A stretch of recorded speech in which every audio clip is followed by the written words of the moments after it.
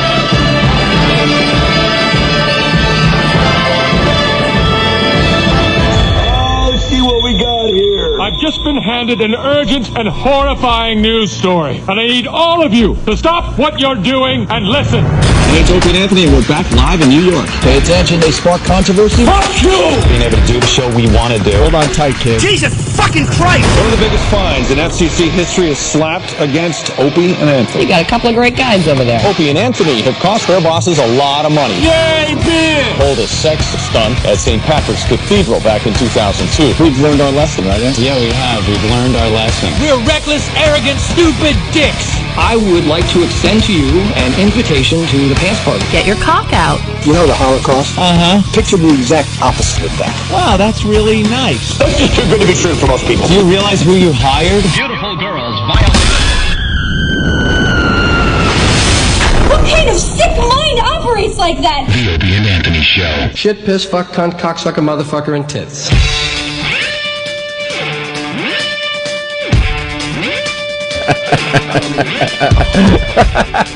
Oh, brother. Yeah.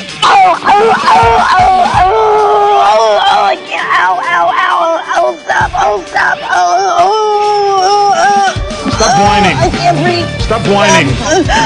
Stop whining. Oh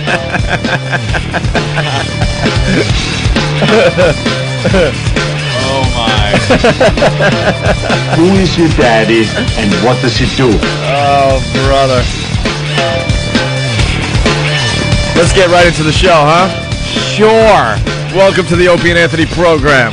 How are you? I'm doing good. How are you, Anthony? Very well. Are you all set over there with your internet and your email and your instant feedback? And I'm on the backup computer. Just my primary computer totally cheesed up on me. And then I had to go through the password thing again, where I had to change my password because it's very secure around here at XM. Very secure. You're not allowed to have the same password for more than, I think, 15 minutes. You have to change it every 15 minutes or something. Ridiculous. why do we have to have secure passwords, you and I? I don't know. I've had the Do they same... understand what we use this system for, the internet? I read the Show instant prep and feedbacks porno. and pornography. That's it. I don't think it has to be all that secure for me. I don't care if other people use the computer. We're not trading secret codes to launch missiles. No.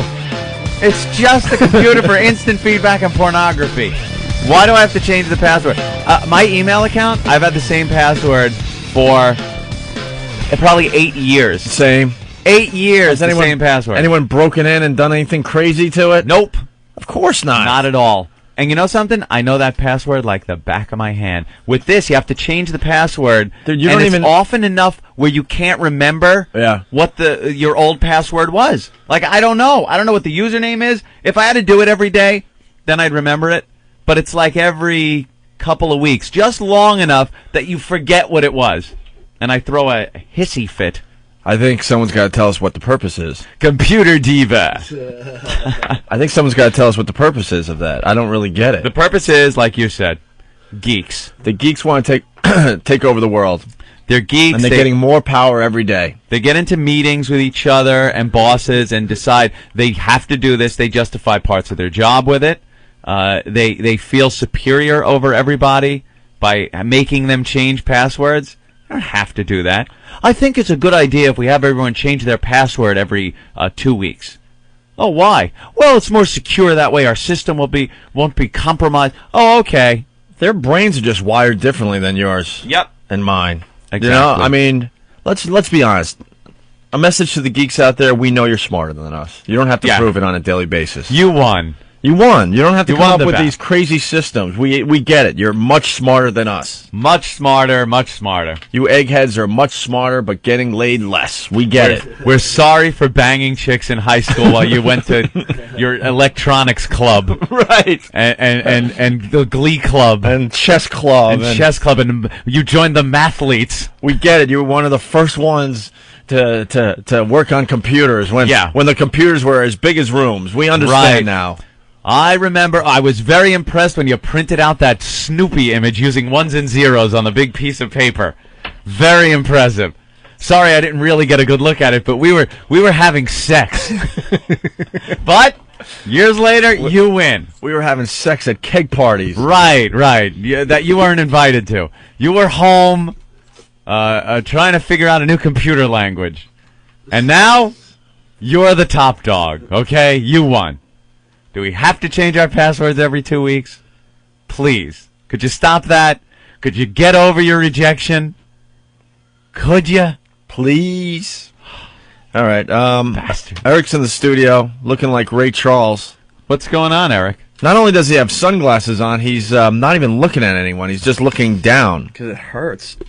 My eye is killing me. You got the pink eye back? They're going crazy. It's whenever they do some kind of installation or instruction in this place, my eyes go nuts. And they put all the new shades and everything yesterday, and my eye just, it lost it. See? Jesus, what's wrong it's all with you? red. Why don't you go home, man? You should go to an I had to come to work. ophthalmologist or something. Okay. Is it leaking? It's tearing a little bit. I just put new drops in there. Did you go to an eye doctor? Everyone's just moving away from him. I did last time. Yeah. But I'm still using the same medicine. Maybe you should go to an eye doctor. Eyes are kind of important. It's not like fingers where if you lose one, it's okay. You lose one. Oh, well. You lose a finger, you're like, I got plenty more. As long as it's not a thumb, who cares? But one eye, it's like, the old 757, you lose an engine. You know, there's some concern there because now you only have one. Yeah. Oh, you can make it around. Probably be able to land. Everything will probably work out fine, but you must really get concerned with that second engine. You'll bump into a few things, but you'll make it around. Right. Yeah, you won't have any depth perception. Yeah. But who needs depth perception? When you hit something, you're close to it.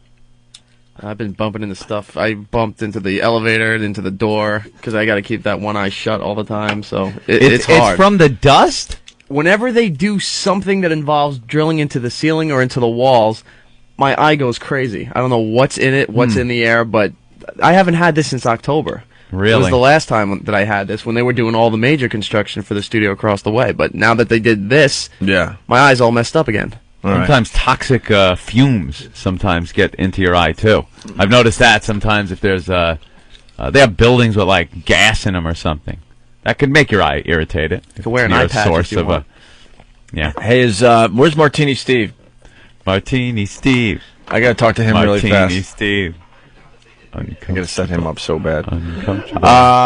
Let's see. Oh, and we got to talk about why the show cut off at 10 yesterday as well. Holy jeez. I was listening to the replay yesterday. Yeah. And all of a sudden, Joe Rogan, we're having a great time with him on the phone. And I listened to it. You know, being here is one thing. But when you're listening to it on the air and it just cuts off, I started laughing. I go, oh, boy, we just pissed off a whole nother group of people. Oh, man. Like the morning people that heard it live, pissed off. Yeah. And now you get the replay people, and I was listening along. I knew how this was going to end. And I'm like, right when it happened, I'm like, oh, there's a whole new batch pissed off. And then you get the night people. Night people pissed off. And I go to the instant feedback at home, and you just see, what the fuck, you guys stink. What the hell happened? We're all in the same boat, though, because what happens is the phone cuts out here in the studio, so we don't even know the end of the story. Everything cuts out. All we know is some crazy drug story with Doug Stanhope that he was telling. What was it, DMT or? Oh, I don't know what some it was. Kind of psychedelic drug that they were taking. Like the most powerful psychedelic ever. He said it's like mushrooms, I don't know, times 1,000,000 or something like that. And Joe's setting up the story.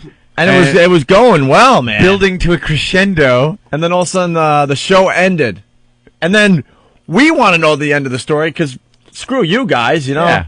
As long as we find the end of the story, we can go home and live our lives. Right. And all of a sudden, the phone crapped out, too. I guess everything just turns off right at 10 o'clock. At 10 o'clock, this place just completely shuts down. The signal that's going out from us and the microphones, the computers, the telephone computers, we couldn't even call him back. Right. And pick it up. We had to go to another office. So maybe sometimes he's up. Yeah. He's in L.A. If he's up, maybe he'll call and finish the story for everybody. Sure. It's like a cliffhanger. But a lot of people very pissed off that the show just dumped out at 10. Matt from PA, what's up? Hey, man, what's going on? Hey. That's what I was calling about. It's the best interview you guys had since you guys come back on, and then we missed the end of it. Now, that isn't saying much, by the way. It was a very good interview, but, you know, we got to look at our past performance of phone interviews. They've really stunk. Yeah, definitely. You know, I mean, it sucks, man. I mean, these guys work for NASA, and they can't figure this stuff out. Well, they figured it out. This is it's working exactly like they wanted it to. Yeah, that's the problem. Like, these geeks that run XM satellite radio, they don't really understand programming. So that they think logically it makes sense to just turn off everything right at 10 o'clock. Right. But if you do a radio show like ours, you know, every once in a while we're going to need the leeway to go late. We're just going to we just need that. But here's the problem. Let's say we went an extra 5 minutes with Rogan to finish up the call. And it wouldn't, now the people that listen to the end of the show, they wouldn't be pissed off, right? Where's that 5 minutes coming from? The beginning of the next replay? So now you're going to get the replay people pissed off that they missed 5 minutes of the beginning of the show.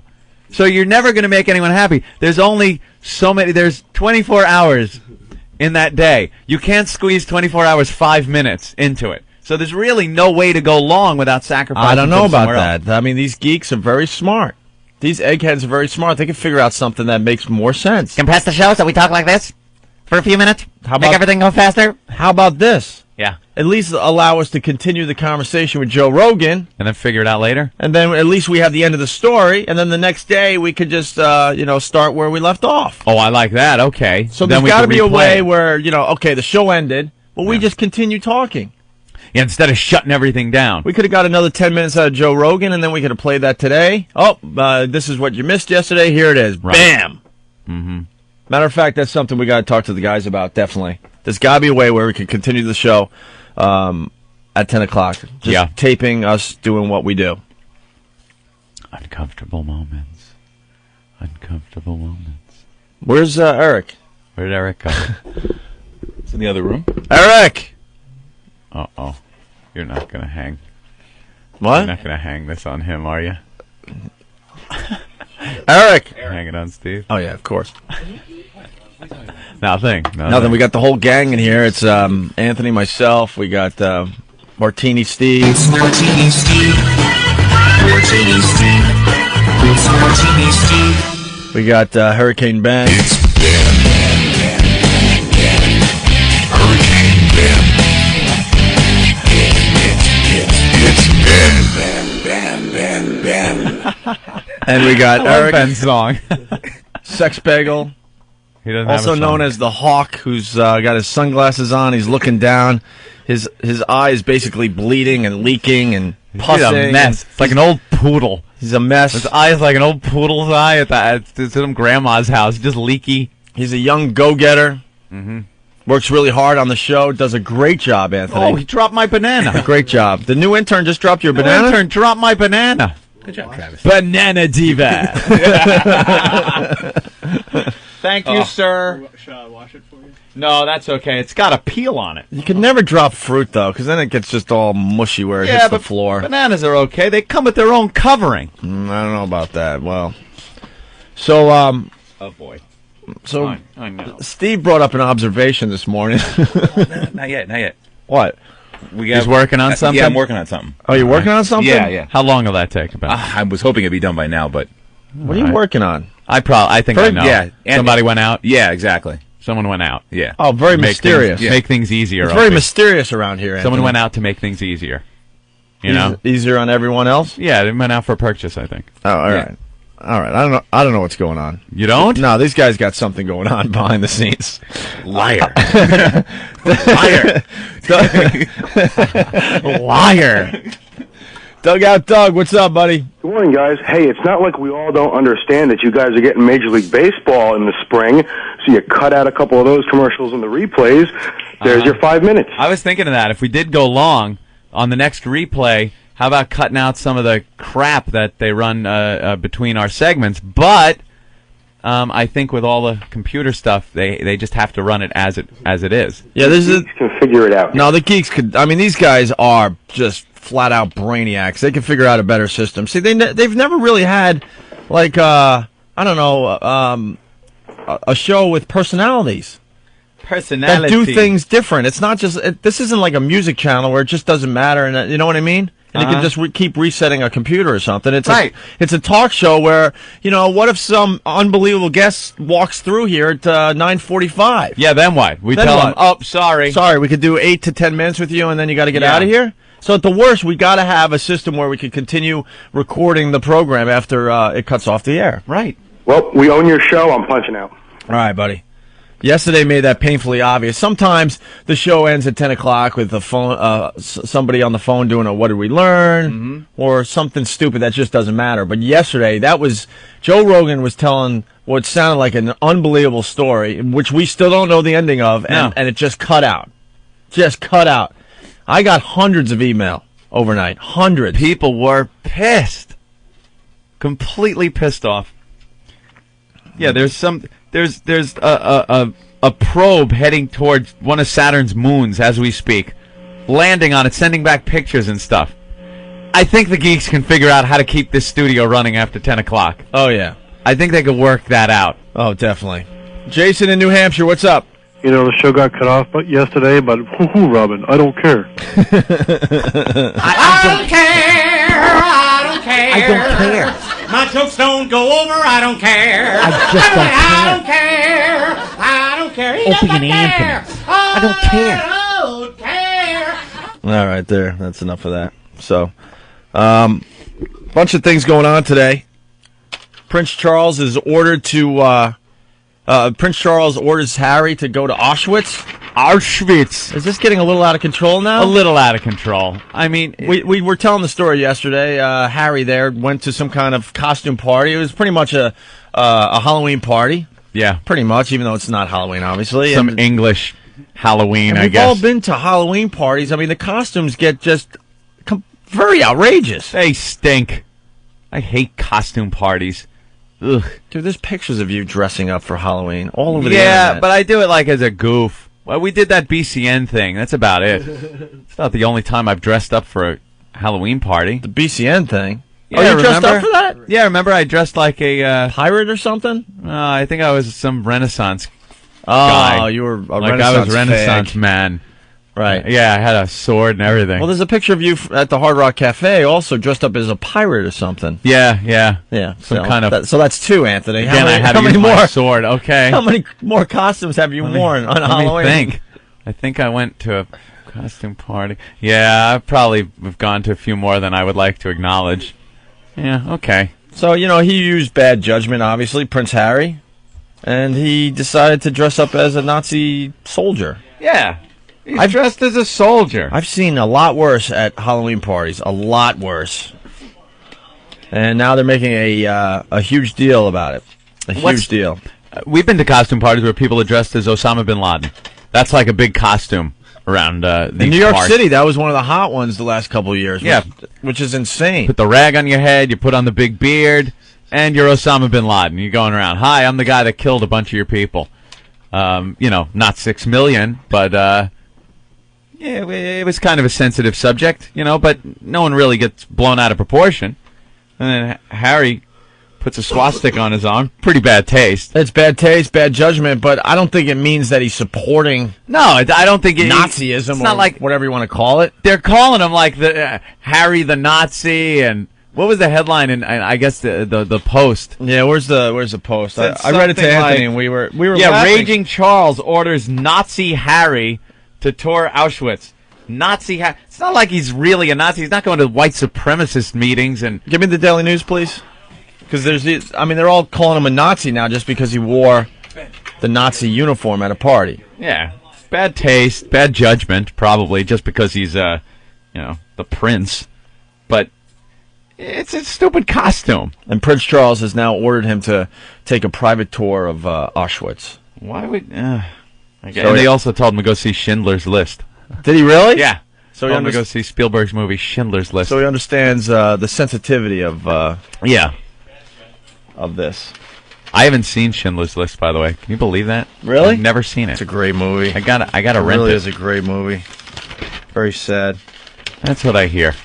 Very sad. I don't Okay. like those depressing movies, though, sometimes. Does it end happy? No. Does some people get out? Oh. Some people get out, right? Yeah, I guess. They're on the list, right? It's Schindler's List. Is that what the movie's about? And people get out? Oh, okay. So it's happy. Right. Well, that's the big story in New York today that he's going to go to Auschwitz for a tour. That's the front page. Yeah. Yeah. What do they do? They do tours over there? Yeah. Do they do tours? What do you mean, Eric? Yeah. Yeah. I've been on it. You've been on the Auschwitz tour? You've been on the Auschwitz tour, and where is that, Poland? It's creepy as You hell. went? Yeah. How the hell? Why did? When? Where? Why? How? 99. 1999. Mm-hmm. You go. We were doing a whole bus tour through Europe, and we got there, and it's really eerie because there's a smell that you can't define. Still, that lingers No, over I that think we place. can define the smell. I think it's easy to figure that out. You just That's walk through. interesting. It's very quiet. Yeah. It's very dank, and you just walk through, and you just get chills as soon as you walk through those main gates with the bus and everything else. And they're just walking. They don't take you to everything. They just show you a few little things. Yeah. But Not a souvenir stand or anything, right? No. Because I figure with a tour it would be, No, like we're Auschwitz used to t-shirts tours. and- Like you hop in a little car that drives around like a people mover. Mm-hmm. Nothing like that? No, they've got these signs posted in different areas explaining what was at this particular section. Like, say a building has been condemned or they took it down for some reason, that this was the holding pen. This was where they would eat. This was the guards' bathrooms. This Yeah. is the actual chamber. And Yeah. very creepy. Can't believe he went. I know. I thought he was just talking out of his ass. Now, there's a lot of people who go on those tours. Did it make you, I don't know, change your opinions or feelings about anything? Did it affect you? Change? I don't know. Change your opinion. Not like he's going you from insane? not like he's going from one extreme to the other. I'm not saying like he's a Jew-hating anti-Semite. You could have chose your words a little better. Did Change it your change opinion. It him? made it sound like like beforehand. It was like that whole thing was overrated. No, that's what I mean. I'm not talking going from one extreme to the other. I'm talking about like change you in a way that you now have a different outlook on this, or Oh yeah, different. I mean, you go. I don't know what it is, but when you walk through, you know what's happened already before you see everything, and the hair just stands on end. And it wasn't just me; a lot of other people were feeling it too. And I would you say walk out pretty of much there, everybody. You walk out of there. How can you not? I mean, not that I'm not like anti-Jewish or anything, but I walked in there, and you come back out, and it's like, oh my god! Now you fully understand just from hearing, because it was way over there. Yeah. And before my time, but now you got a real appreciation of it from seeing what they did. An appreciation.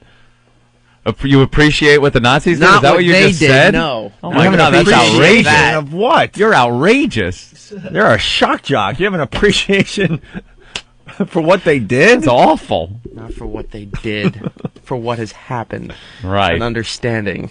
You appreciate what happened. Never mind. I can't wait. No? And they say I mispronounce. Oh my god! You have I don't think the word appreciation should be anywhere near your experience. He appreciates what happened there. He's very appreciative of what happened at Auschwitz. That's pretty much what I heard. That's what I'm taking away from this. He has an appreciation. All right, well. Want to try to explain yourself a little better? Yeah. Okay, bad choice of words. All right. All right, let's try again. A better... Take the Nazi armband off while you're talking about this, too. A better understanding of what has happened. A better understanding of what has happened. Okay. That's a little better, I think. All right. You understand what happened there at Auschwitz. Okay. Why would you understand?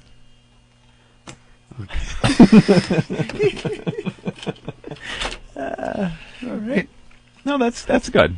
So you think Harry will get a better appreciation for what happened there if he goes visit? And he'll understand. Understand, maybe be a little more sensitive. Has it made you a little more sensitive to Jewish people? Not that I wasn't beforehand. All right. What do you have against the Jewish people? Nothing. You live in Brooklyn. There's a lot of Jewish people that live in Brooklyn. I have no problems with them. A lot of Hasidic live there. I actually haven't seen those yet. Did you maybe wave one through traffic where you would have maybe cut him off and flipped him the bird? But then you think back to your appreciation for Auschwitz and all that happened there, and then you just let him in, maybe. No? No. All right. No. I'm just trying to get a feel for it. Eric has an appreciation for Auschwitz. You have to pardon That's what I learned today. Pardon my ignorance. I haven't been there. I didn't stand on that ground, look around, and get that deep appreciation for... Hopefully we could go on a field trip and appreciate just as well as you. Yeah, yeah. And have an understanding. The most I can even think of... what they did. The closest thing I could think of is going down to the Ground Zero. Right here in Manhattan. World Trade Center.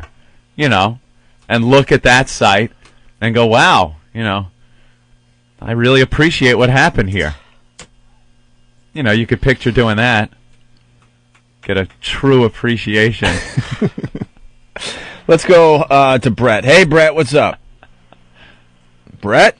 Yeah. Hello. That's you. Let's go. Is Eric still there? Oh, yeah, let's go.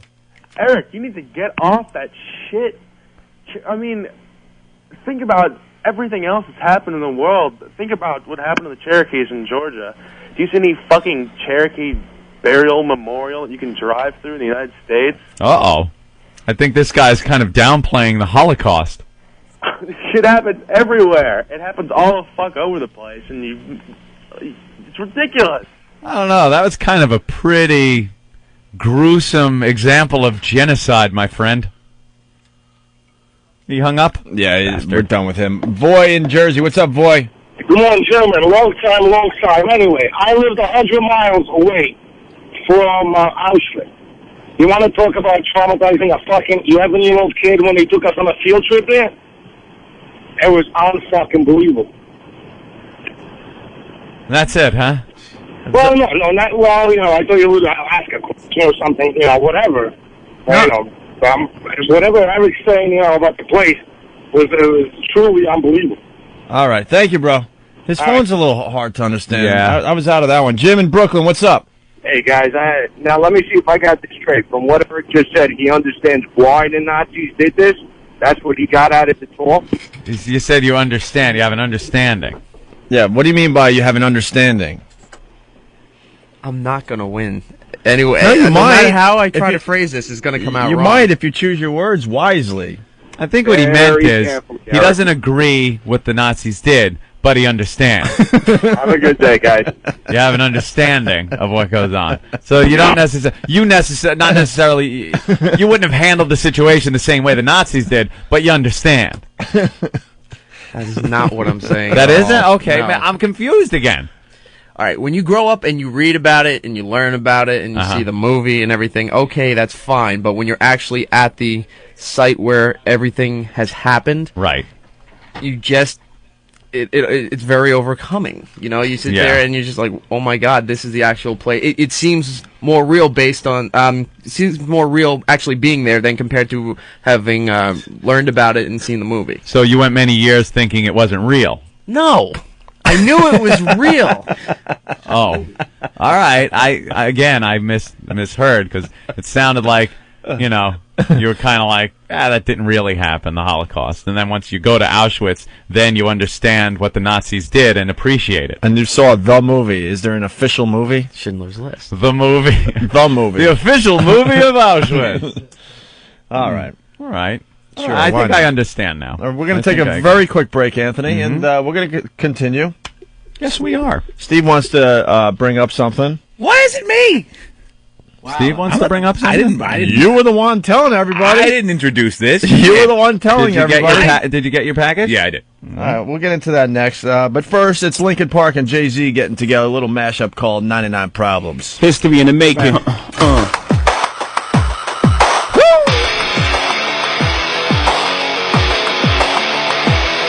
If you having girl problems, I feel bad for you, son. I got 99 problems, but a bitch ain't one. I got the rap patrol on the cat patrol.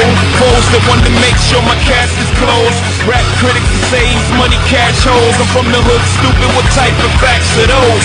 If you grew up with holes in your zapper toes, you celebrate the minute you was having dough. I'm like, fuck critics, you can kiss my whole asshole. If you don't like my lyrics, you can press fast forward. Got beef with radio if I don't play they show. They don't play my hits, well, I don't give a shit. So, rap mags try and use my black ass so advertisers can give them more cash for ads. Fuckers, I don't know what you take me as or understand the intelligence that Jay-Z has. I'm from rags, the richest niggas, I ain't dumb. I got 99 problems, but a bitch ain't one. Hit me. Sometimes I need to remember just to breathe. Sometimes I need you to stay away from me. Sometimes I'm in disbelief, I didn't know. Somehow I need you to go. Forget our memories, forget our possibilities. If you having girl problems, I feel bad for you, son. I got 99 problems, but a bitch ain't one. Hit me. Forget our memories, forget our possibilities. If you having girl problems, I feel bad for you, son. I got 99 problems, but a bitch ain't one. Hit me.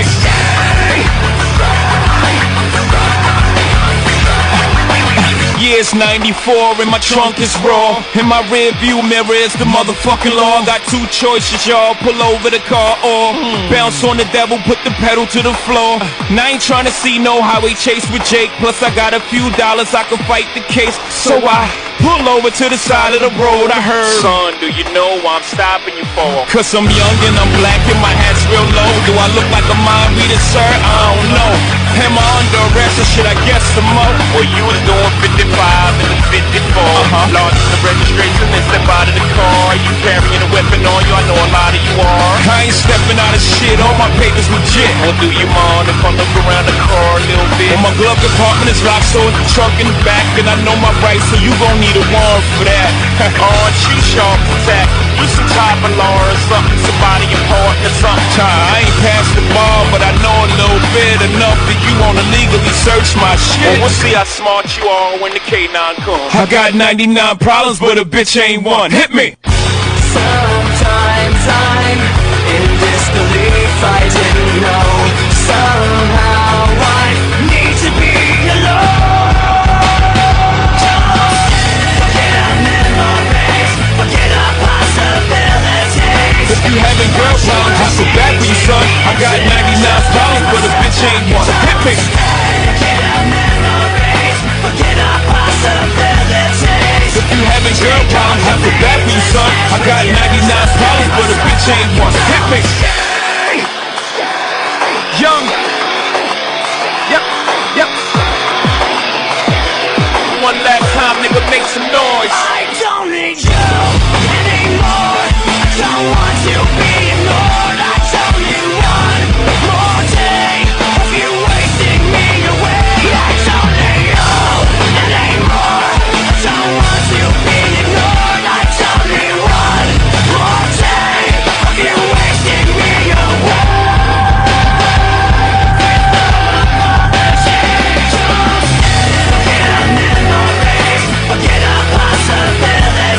If you having girl problems, I feel bad for you, son. I got 99 problems, but a bitch ain't one. Hit me!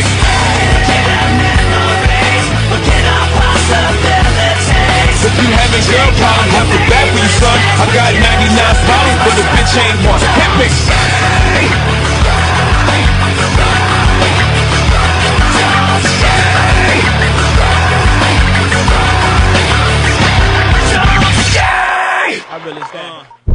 In a starchy world, mired in imperfection.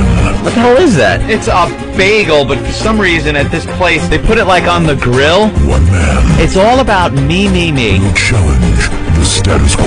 They don't have a toaster? That annoys me. Navigating treacherous terrain. There's crap all over it. Like I'm seeing grease. Confronting the unknown. And there's something green on it, which could be a pepper or a booger. It's awful. With a platoon of interns. You sheep. And military precision. Go! Fix it! The world will witness a revolution. Bagel Diva. Coming soon. Come on. To a bakery near you. Are you kidding?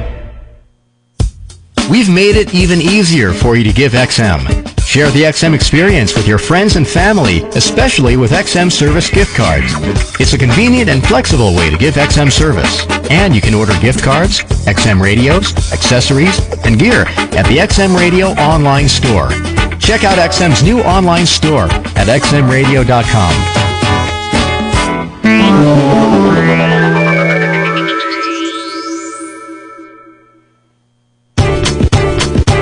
It's not just for you.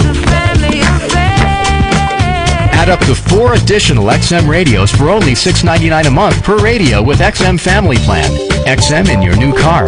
A complete Sky-Fi 2. A portable MiFi. Get XM wherever you go. And with all of your XM radios, save with XM Family Plan. Certain restrictions apply. Go to familyplan.xmradio.com for more information.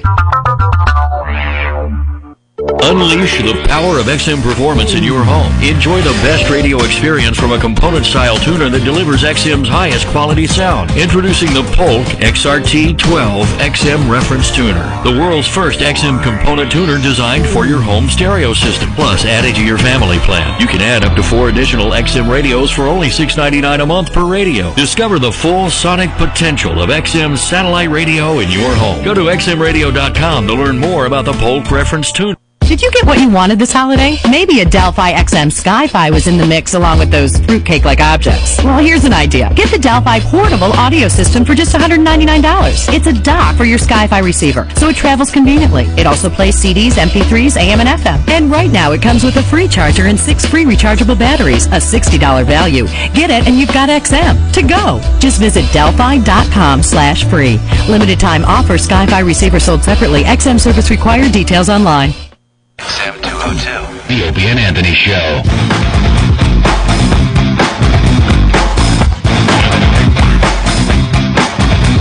Very busy show today.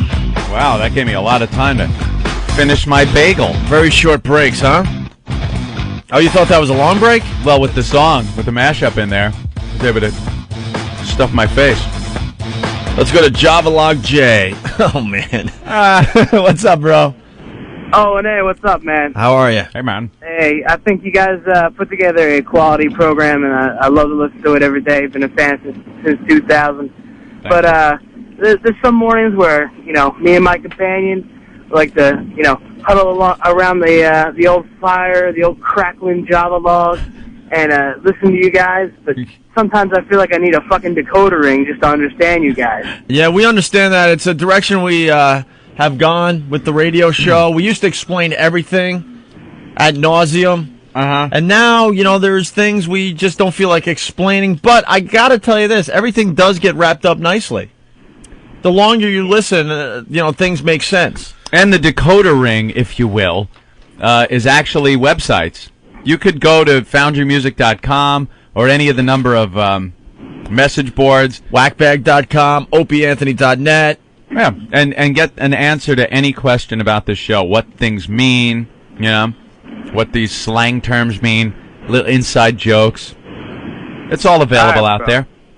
All right. Great to hear you back on. All right, thanks, bro. This show is a big puzzle. Out, bro. You think it's a big puzzle sometimes, and you got to search out the pieces elsewhere. Yeah. Sometimes all the pieces aren't available on this show itself. You got to go to the internet. We're like a school project. You have to do your research in order to completely understand it and get a good grade. Yeah, it's very true. Very true. All right, Martini Steve heading back into the studio. Yeah, Martini Steve. Certainly is. Martini Steve. He's on fire. It's Martini Steve. We're all very distracted because we got here like we do around 5 a.m. and we're show prepping and looking at audio and listening to audio and looking at the pictures and going through the newspapers and just trying to get the whole show together. And Steve, started talking about a member of the show to everybody. Anthony, Yeah, I know. He's got a big mouth.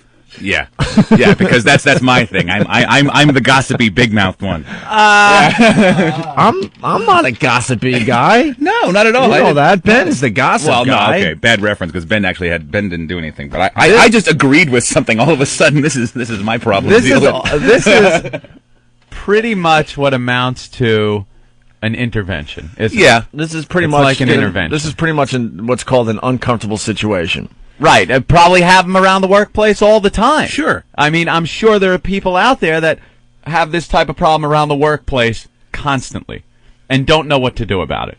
And if you've ever read Ann Landers or those advice people that sometimes they get written in with problems like this, and they say, look, you're doing the person a favor, just confront them with it. Right. All right? You think that's a good way to go? I guess. It's kind of an intervention. It's going to be very uncomfortable, so we might as well bring the whole staff in here to make it even more uncomfortable. I personally hadn't noticed. Well, it only Opie said he had noticed for a while. Long time. A long time. Steve concurred. Yeah, I agreed. Wholeheartedly. I agreed. Well, it's just when you're working in close quarters with people, you notice, certain, quirks and certain habits, and after a while, something bubbles to the surface, and fans out across the room, and you have to address it. Does anyone have a clue as to what this might be about? Anyone? Without saying it. Anyone? Who wants you to can. It's okay. Show of hands. Show of hands. He knows. He knows. He knows because he was helping. Eric, show of hands. And do you know what this is about at all? No? Ben, No. do you know? I know. All right, Ben knows. I know. I know. of course. Okay. Wait, everyone raise their hand that knows. All right. Steve, One, Ben, 2, 3, Nathaniel, 4, the 5. intern, Derek. The new young go-getter has no clue. It's only his second day. Danny has no idea. Danny. So then obviously it's either Danny or Eric. Why?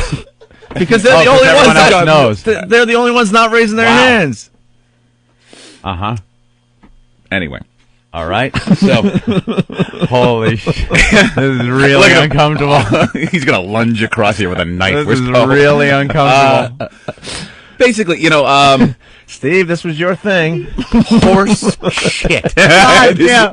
Opie. Come on. 57th is right downstairs. Take Steve out. Plenty of buses drive by. Exactly. You could just launch him under a wheel. Exactly. Why do it figuratively when you could do it literally? Exactly. This was Steve's thing. So, yeah, Steve, What's you have a bag in front of you? I got a bag in front of me. Basically, there's something in there. Now, if you pulled out the contents of that bag, wouldn't everybody now it would be on alarmingly, to what this is probably about? It would alarmingly obvious. Alarmingly obvious. Basically, we all run around and shout ideas to each other, and you're especially when you come in the morning, sometimes you haven't had time to prepare adequately. Sometimes you haven't, if you wake up late, you might not get a shower.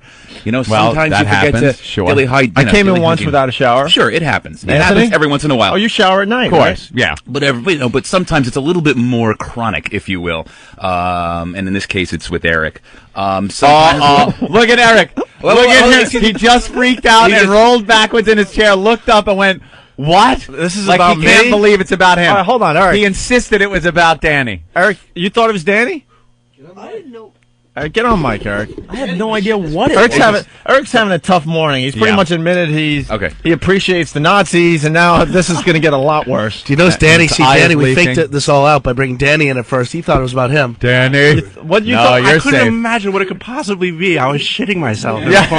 What was going on? It's about your shitting yourself problem, Danny. What was going on in your head?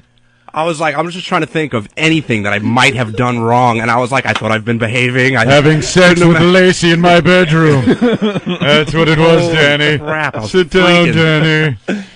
Eric, so it's to you now. Uh-oh. And there's about 8 people in the studio. He's looking on. He's you have any freaking. Eric, you have any idea? It's not your leaky eye. No, that's pussing. It's not leaky eye. No, you can't help that. That happens. Eric, any idea? No. No idea. No. Come on, play along. What do you think? If you had to guess. Something that people... You're walking over to somebody and... Steve's not the only one. When he brought it to my attention, I was like, Jesus. I was like, now that I think about it, you're right. Eric will walk up to either Ben or I, and we're typing stuff in on the prep sheet, and he'll have like a stack of papers. Oh, don't forget to add this. Or don't forget to add this piece of information. And all of a sudden, you get the inviting waft of Staten Island in your face. Oh, boy. Oh, look at him. Oh, no, I can't look. I can't look. Oh. And so... Oh, is this uncomfortable? As a humane gesture... I sent Nathaniel down to Dwayne Reed to pick up some, a few common items that we can have here in house. So just in case Eric's rushing, he just threw the mic. He just tossed the mic. It's so just in case Eric's in a hurry, because I know he's got a long commute in the morning. I got to defend Eric. Steve, I think this is brutal that you would do this in front of everybody. Jesus, like it's my idea. I do want to defend Eric. The guy probably puts in about 16 hours for this radio show every day. Exactly. Maybe he just doesn't have time. Well, now he can, because as of right now, he will now have his own. What do you got? His own tartar control toothpaste. You got some Colgate. His own toothbrush. It's a toothbrush. What are the bristles on that? Is it medium, soft? This is awful. Gem head, soft. Still soft. Soft. Okay. So it doesn't all the way up. hurt his gums. He's got some scope. Oh, scope. and so that he doesn't get any buildup in between the teeth, which often can cause halitosis. You get some reach, some waxed dental floss. Dental floss. So this can now be kept here, Eric. Here, you want to hand that to him? All right.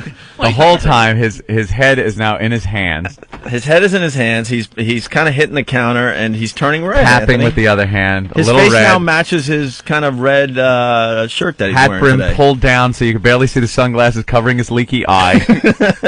And a very unhappy look on his face. Yeah, that was considerate. In front of huge amounts of people. Yeah, Steve, you're a real swell guy in front of the whole nation. Yeah. As we said before, I'm sure this happens, though, in workplaces all around the country. And it is best to just step up, I guess, and, take care of it. Hey, sometimes you walk in and your tucked-in shirt is a little bit uncomfortable for people, so you have to learn to untuck your shirt. Untuck your shirt. Yeah, Eric Logan's got to learn how to untuck his shirt. Oh, yeah. Really? Oh, when he came down to the blackjack table in Vegas, I was like, what are you doing? Untuck that shirt. Tucking. But Eric, you came in, you ran in, and you were placing all the CDs down on the latest audio for today's show. What is this? Brush your teeth. Top and back and front, bottom in between. Brush your teeth. Top and back and front, bottom in between. Now brush your teeth. Brush your teeth.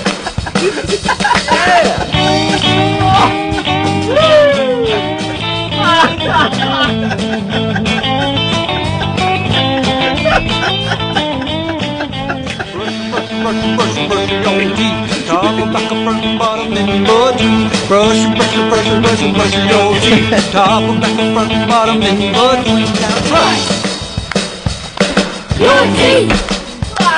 Come on. Brush your teeth.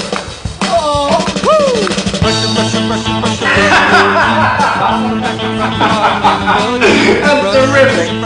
That's terrific.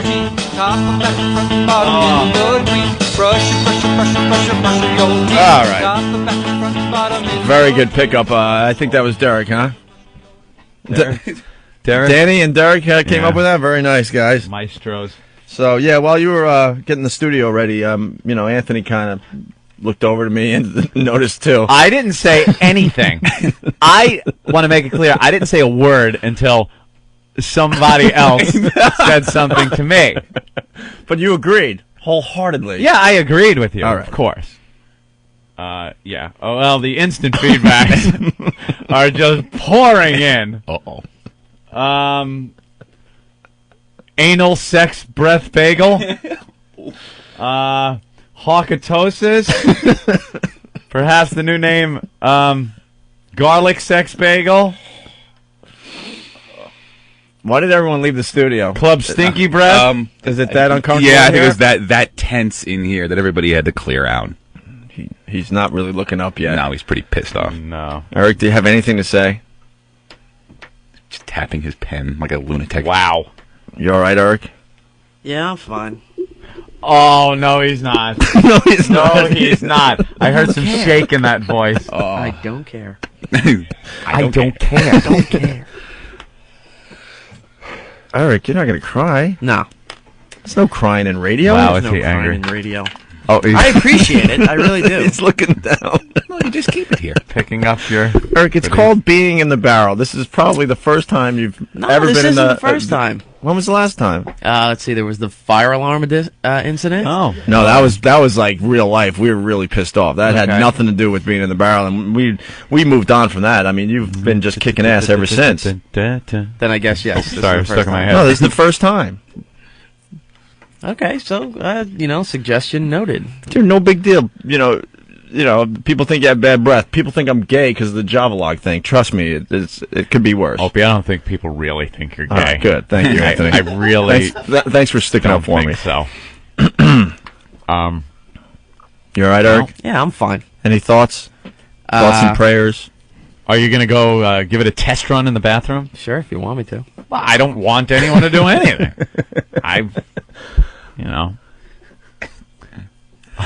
Oh.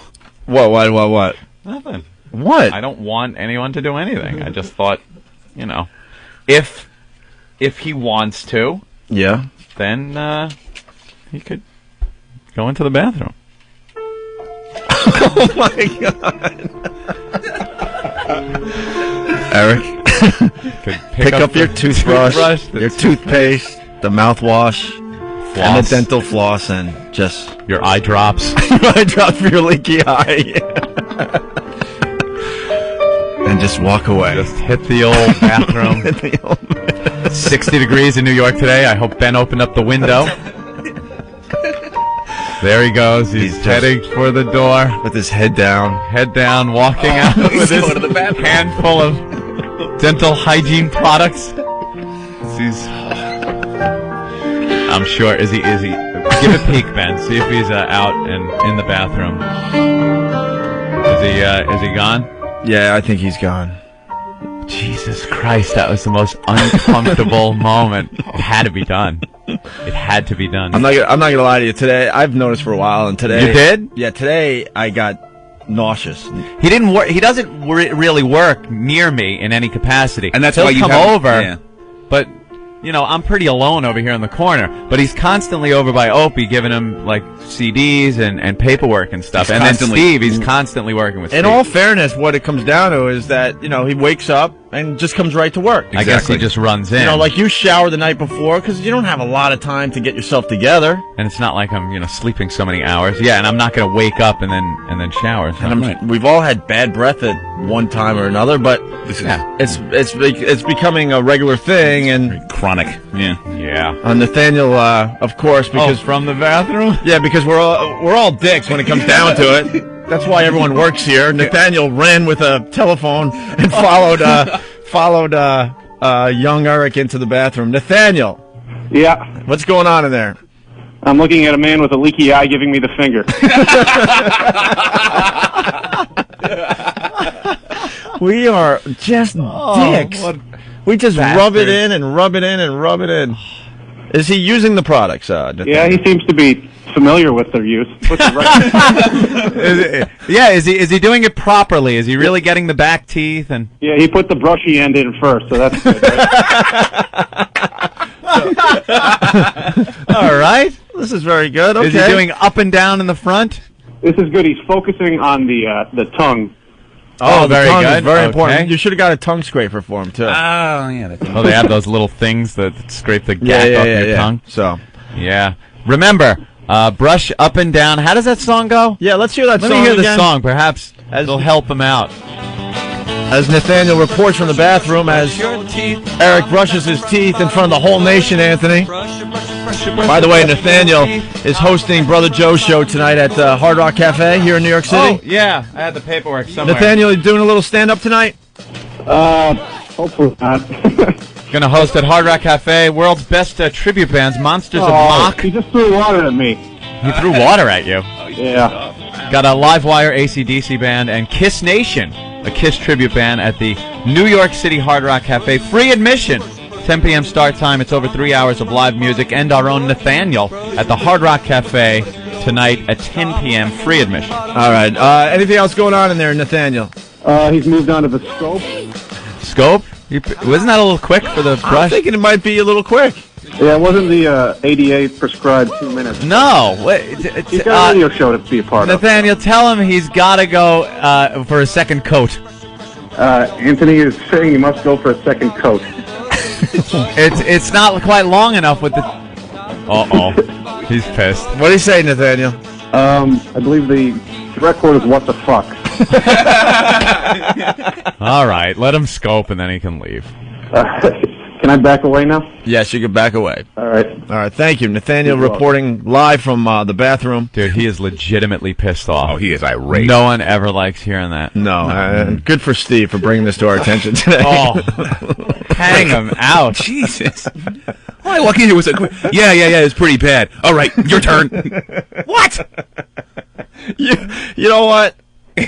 Maybe this came from me, maybe. But you had a lot of enjoyment. Yeah, I did. You know what? Getting an intern to run to Dwayne Reed. Okay, yeah. You had no problem facing Eric and telling him. No, I really didn't. You know, Eric is working his ass off, and he constantly is bringing stuff, bringing in audio, bringing in news clips. By ass, you don't mean mouth, right? What'd I say? He's working his ass off. Oh, yeah, sorry. You don't mean mouth. Yeah. No, not at all. But it's just after, 57 times of this, shit wagon scent hitting you in the face, you just... Oh, my God. You just get like, all right, dude, go away. Just leave me alone. Wasn't that funny when he was talking about Auschwitz and said that this smell stuff? And we knew what we were going to talk about when he said it. We all started laughing. That was whole Auschwitz mouth. That was great to have everybody in here, and then slowly but surely he's realizing, it's either me or Danny. Oh, isn't that the worst? He's looking around like, it couldn't be me. He's got his arms folded, all confident, like, I can't wait to tool on Danny. Yeah, that's the truth. Yeah. He might be pissed off because he was in the barrel, but he would have jumped right on the pile and went after Danny if it was Danny. Anthony, what's going on? Morning, boys. Morning. Hey, man. Good for you, Steve. Don't take no fucking crap from nobody. Stand up. It's fucking inconsiderate halitosis bagel floating around the whole fucking office. That's horrible. You know, that's just like the fucking dirtbag who doesn't wipe their ass all the way and they stink like shit the whole fucking Oh, cranky ass? Yeah, crank swamp ass. That is really nasty when someone's got cranky ass. You know, we used to do a bit on our old show where we would break bad news to people. Maybe we should do that today if someone has a really good one. You know, someone who walks around like that is either inconsiderate or ignorant, and either way, they got to be fucking told and put in their face. Good for dropping the bomb, Steve. Good for you. All right, thank you, Punch Anthony. it out. Bye. Punch it out. You know, we used to break bad news. Remember that, Anthony? Yeah, I think we did one with some guy had a bad toupee on around the office, and we called him up and told him, just knock it off. You're not fooling anybody. Right. Bad breath's a good one. Yeah, swamp ass. Someone around your office is pissing you off because they're ruining everybody's little work day with maybe hygiene or habits or something like that. Yeah, we'd be willing to break the news to them. What the hell? We do it here on our own program. Sure. Dan in Warren. What's up, Dan? Hey, we had this retarded kid in high school. He used to go out for sports and stuff, big shit stains in his pants. But he stunk in general, and his nickname was Enrique. Enrique. Oh, with the emphasis on reek in the middle of his name? Yeah, his name was Eric, so we called him Enrique. That's Enrique. great. That's Very it, guys. nice. All right, let's Chuck from Montana. What's up? Yeah, bad breath is the first sign of gastric reflux. No matter how much you brush. Oh, his Headphone, bro. phone sucks, but he's saying it might be acid reflux. All right, enough of that. Poor Eric. Now he's like kind of just keeping to himself in the office, feeling like a little outcast. Yeah, a little bit. I don't think he. Thank God he wore his sunglasses today, Anthony. He's gonna I know. He's not gonna be able to look anyone in the eye. Thank God for that leaky eye. So Jim Norton is at Zany's in Chicago, the one in Vernon Hills, I think. Mm-hmm. So Norton's not here today, but we found a replacement. Could you honestly call him a replacement? I don't know. He's filling in for Jim Norton today. Filling the void, yes. Filling the void. We figured, I mean, Anthony and I could do the show without anyone else if we We've had done to. it many years. But, you know, this new format, it's a three-guy thing, and we figured give some other people a chance to get a lot of mic time when Norton, you know, from time to time, Norton's going to hit the road to do his comedy gigs. He's a working comic. So, Rich Voss is filling in today. Oh, listen. Yeah. You hear that? The country go, oh man! Oh, I could actually hear it through the windows. Oh.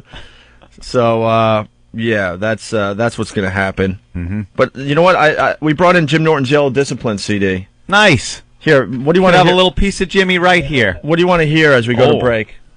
I don't know. Oh, there should be times on these, shouldn't there? Well, they're all kind of short. Are they? Yeah. What piques your interest out of those titles? Just looking at the titles, Sex and Racism. Sex and Racism? What track is that? That would be track 9. Okay. We could play a few of these throughout the day. Yeah, we'll feature Jim Norton's CD today for him. Yellow Discipline. You can get it off eatabullet.com. Because a Britney log looks like it could be funny. Yeah, and he's playing Zany's in Vernon Hills in Chicago all this weekend. But here's Jim Norton. You have to excuse me. I'm getting over a cold. I hope. Nowadays, you sniffle, you start going over your entire history. Oh, the condom broke with her, and he was Haitian, and he was Haitian, and...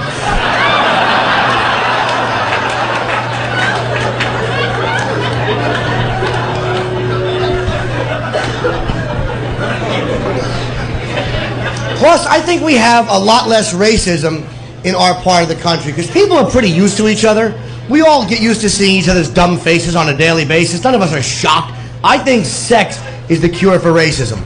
Because people are the same when they're naked. People react the same. I've slept with white girls, black girls, Spanish girls. There's no difference. None of them enjoyed it. Women of all races and creeds agree that I have the sex appeal of leukemia. Commune with nature. And Opie and Anthony. The Opie and Anthony Show. Feel the love. Oh, holy shit! It's an Opie and Anthony Wow Sticker Stop.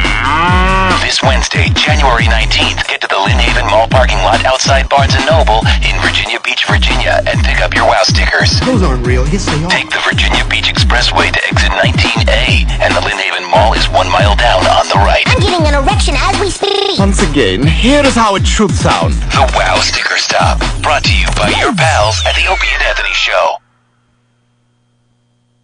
It's the XM Radio Ski and Snowboard Report presented by Steamboat Colorado. Come see why folks have coined Steamboat the land of the free, home of the brave, and playground of the red-blooded powder hounds. Visit steamboat.com where they picked up a couple feet of snow over the past week. Powdery snow everywhere you go thanks to big snowstorms. 20 inches early this week at Squaw Valley. Powder skiing on 100% of their terrain. Timberline, Oregon just got 6 inches of snow to 75% of their trails. Sun Valley, Idaho is on 75 pack powder slopes. The Seattle Ridge and the Bowls are open. The canyons in Utah on 138 trails. They got 2 feet of snow this week, and a chilly weekend for Vail and Aspen, where both spots picked up a foot of snow over the past couple of days. Snowmaking back in a big way at Snowshoe Mountain, West Virginia. More than 50% of their terrain is open. And Sunday River in Maine, with 42 miles of skiing, will open the weekend on loose and frozen granular on 8 mountains. I'm Chuck Devine with the XM Radio Ski and Snowboard Report. XM News, talk, sports, and information. It's everything, all the time. XM 202. XM 202. The Opie and Anthony Show. Pulling off freaks.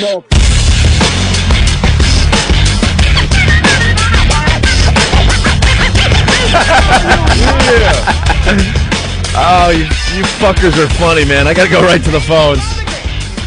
Gotta say hi to Dave on Long Island. Dave, go ahead. Yeah, I was just wondering if Steve was going to hit Ben with some hair products on Monday. And then they can go and freshen up in the bathroom together. Keep the nest down, yeah. That's going to be Steve's next project, to get gel for Ben. Well, fireworks. A little mousse. Very good, Dave. Thank you. And real fast, we got to go to Kay. Is this a girl? Hey. Is this a girl? Kay? Carrie. Carrie? Yes. Are you a girl? Yes, I'm a girl. We love girls. I'm a trucker girl. Awesome. We want more women to call this damn program. What, the women can't afford XM or something? We had a lot of women listening to us when we were on commercial radio. Come on, girls. We love girls. I'm even better because I'm a trucker girl. All right, cool. Well, so what do you got slow today? down. I just have to say that I once quit a job because I worked with somebody. The manager just had this frank, awful, but I quit. I couldn't handle it. You quit a job because of it? Yeah, well, it wasn't a very good job, but it was a job. But you quit because the boss stank. His mouth, he just had really bad breath. Wow. But that's kind of mean to do that to Eric. I agree, man. agree. Maybe Steve just had a bad night or something. I don't know, and had to take it out on someone. So, all right. Thank you, Carrie. Thank you. Okay, bye-bye. Was a little insensitive. Huh? Was a little insensitive to bring up on the air. It was really uncomfortable, but Steve is brutal. Yeah. Is that what this mic? What's this mic stink from? Right. It's horrible. Was somebody eating the back of my ear? Oh, brutal. Oh. Is that your breath? Right, dude. Jesus He Christ. took care of the problem. Look, he's chewing gum and everything. Chewing gum. Your breath would smell better if you blew somebody. It's horrible. I just Jesus told the Christ. the poor kid that it was over. It's not over. Look, he's got to wear sunglasses so his eyes don't tear. No, he's got another problem with an eye today. He's got leaky eye. Leaky eye. It's pussing. It's It's all red. What? Your eye is pussing and your breath. Jesus Christ. Dude, you're brutal because, we go to break. I run to the bathroom. I take a leak. I see Eric on the way back in. I'm like, dude, it's over. It's cool, How does your way eye to take leak? it? How does an eye just start leaking? Well, get on Mike, Eric. He's got like pink eye or something. When they do construction around here, like the dust and stuff irritates It's his not eye. pink eye because pink eye is really contagious. see it. But yeah, check it out. Oh, it's not leaking as you just rubbed it? Oh my God. Man, Eric. Oh my God. Yeah, it's my day, isn't Ben's it? load flew in your eye, didn't it? Tell the truth. That's horrible looking. It's all red and like leaky. Isn't that gross? It looks like grandma's poodle. Like if you have a grandma that had a little poodle, their eyes are always red and leaking. Oh, you're falling. How old are you? 26. Jesus, you're a mess. Out of shape. Pinky eye. He's not a Smelly mess, breath. Dude, he's on the border of crying. Let him be. Does he really? Do you have a girlfriend? What? Do you have a girlfriend? No. Really? Maybe you could find somebody whose other eye is pink. Pink eye couple. What's going on, boss? Oh, nothing. I just got back into town. Yeah. You did? I was in, well, we flew down to West Palm. Have you ever, listen, I'm a Jew. I was on this plane. I swear to God, it was like 300 Jews, 90 years and above. I swear to God, I thought they were casting Cocoon 2 in Florida. I swear to God, I thought it was a spaceship to heaven. Okay? I go, I'm going to die on this plane. It was like the fucking Flemmobile. That's all you heard. And I swear to God, when they landed, the pilot goes, does anybody need a wheelchair? Raise your hand. Like 600 hands went. I just walked right off the plane. These old, wrinkled. You went to Auschwitz? Yeah. You should have just went to West Palm or places in Brooklyn. You didn't have to go from West Palm. You from West Palm? Yeah. And now he lives in Brooklyn. Yep. What's that big hotel? It's beautiful down there. The Trump one? The No, Bellagio? No, the real big one, like with the long driveway at the end. We drove to look at. We didn't stay there, obviously. Of course not. But, no, we stayed at like a motel, whatever. And we just drove there to see where the nice people stay. Beautiful, some nice. I mean, money. You talk about money. How'd you do with your gig? It's horrible. Well, it was okay. It wasn't bad. I was on stage and there was a lady taking pictures. So I found out it was the owner's wife, just taking pictures. So she was getting up. I mean, it's the owner's mother. So she's leaving. I go, are you married? Are you seeing anybody? It's just, I figure, I like them old down in Florida. I hope he's witnessed that. I'm married. I go, it'd be great, if we hooked up, because maybe I get a raise coming back here, because of my stepson. And then the owner got a little tipped off because I'm hitting on his mom. Yeah. It's a numbers game, you know what I'm saying? What's the oldest broad you've ever bedded? The oldest broad? Yeah. This one broad, she had a really pink eye. I never bedded. Oh, I did once, like a 50-something-year-old lady years ago up in Springfield, Mass. And I was younger than. She was tight, though. I'm telling you, man. Oh. She was tight. Jesus. 50-something. She was like a grandmother. Yeah, of course man. she was tight. She hasn't had sex in 20 years. Yeah. I'm telling you that shit. I'm telling you, once I broke through the cobwebs. You ever, and she wasn't bald because she shaved. She just lost all her hair down there. She was an older one. A few gray ones poking out. Oh, it was nice. Oh, very good. But now I don't have to do that anymore. All right. I think people are going to moan again here, Anthony, but I think I want to talk to Lady Di today. Why? I might have some information, and I got to get to the bottom of it. Oh, really? Yeah. Some new information or the same old crap? Some very good new information. Yeah. Is Ben around to maybe call Lady Di, see if she's awake? See, that's why we love Eric. Look at him. He jumped up and he's taking care of it. There he goes.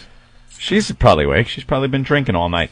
All right, Anthony. What'd she do? Moving on with the show. We were talking about the old Bugs Bunny cartoons and all that yesterday, and how the cartoons used to be kind of racist and making fun of Japs and stuff. Yeah. Remember all that? Violent and racist back in the day.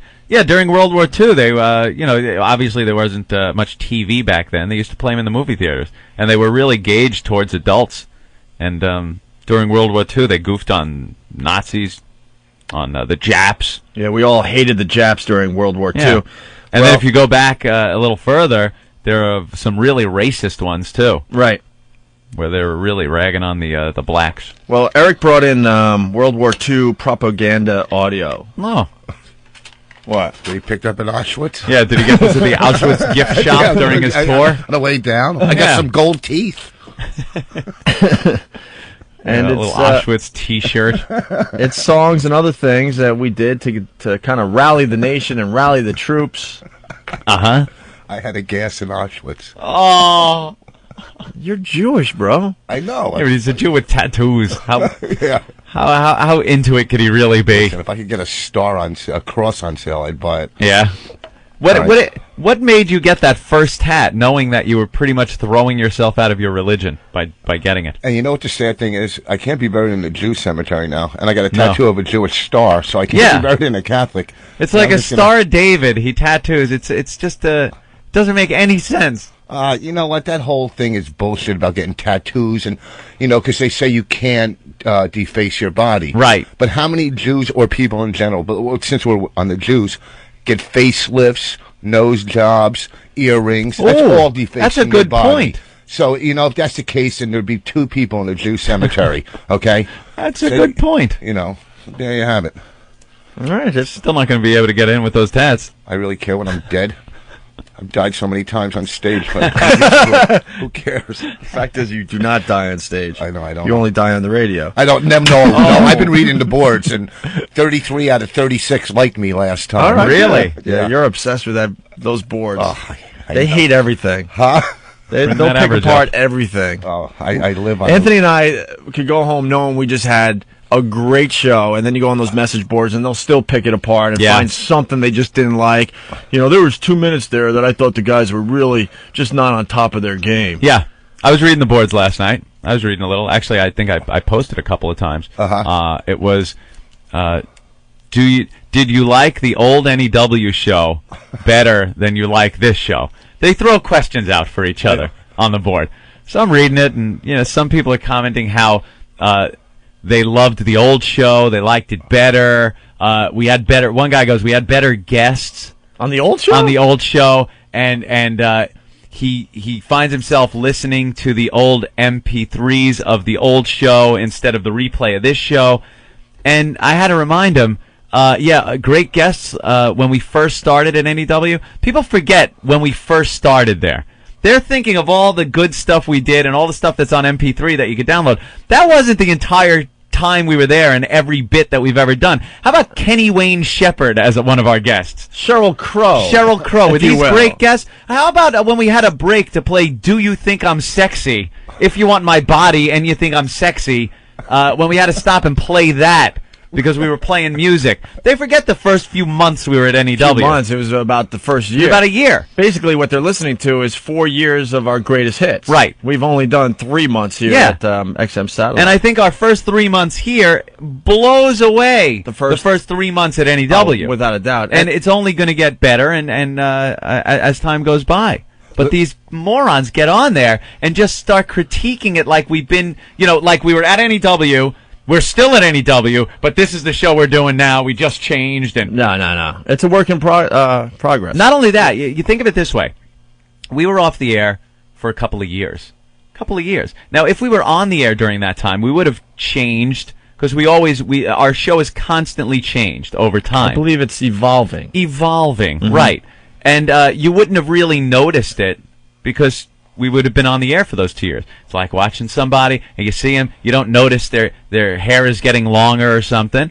But if you don't see them for a couple of years and they never got a haircut, you'd go, wow, the guy got long hair. Wow, he really changed. Yeah. It's one of those things where if we were on the air, you wouldn't have noticed the change. But in 2 years, we changed as people. We have different opinions about life, things.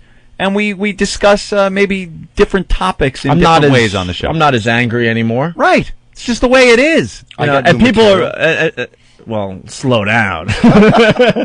And the reason I'm not angry as much anymore is because I'm happy here. There you go. I was absolutely miserable at WNEW. Yeah. I felt like they just didn't get our show and the potential it had, even though we got syndicated and stuff, but it took forever to get syndicated, and they still didn't respect us or what we did, even though we were getting huge ratings all over the country. We were still being treated like second-class citizens, you know, and I took out my frustration on the management and the people we worked with and the equipment because no one cared. Here they seem to, believe it or not, they seem to get it a lot more than the old place. So I'm not going to fake the anger. No, I'm actually happy. Someone else posted, they didn't care. I liked when they didn't care if they got fired or not, and then used Sex for Sam as an example. It's like, excuse me, and I even posted on this one. I said, excuse me, there was never a point where we didn't care if we got fired. The day before you guys got fired, we were supposed to do that tour, right? It was going to be like in the Voss was setting up this huge comedy tour. Colin, Patrice, Norton. So the day before I go out and buy a new Mercedes, right? And the next day you get fired, and I'm sitting with a $450 car payment and nothing. Yeah, nothing. And me and Opie are high-fiving each other, going, "Yeah, we did it. We got fired, just like we wanted to."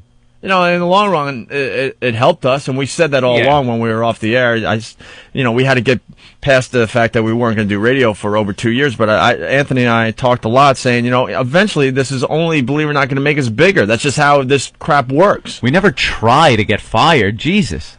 You insane? Norton and I would do it nights. That was the depression. That was that was one of the tamer things we've done. Yeah. Believe it or not. And you go, what? Are you kidding?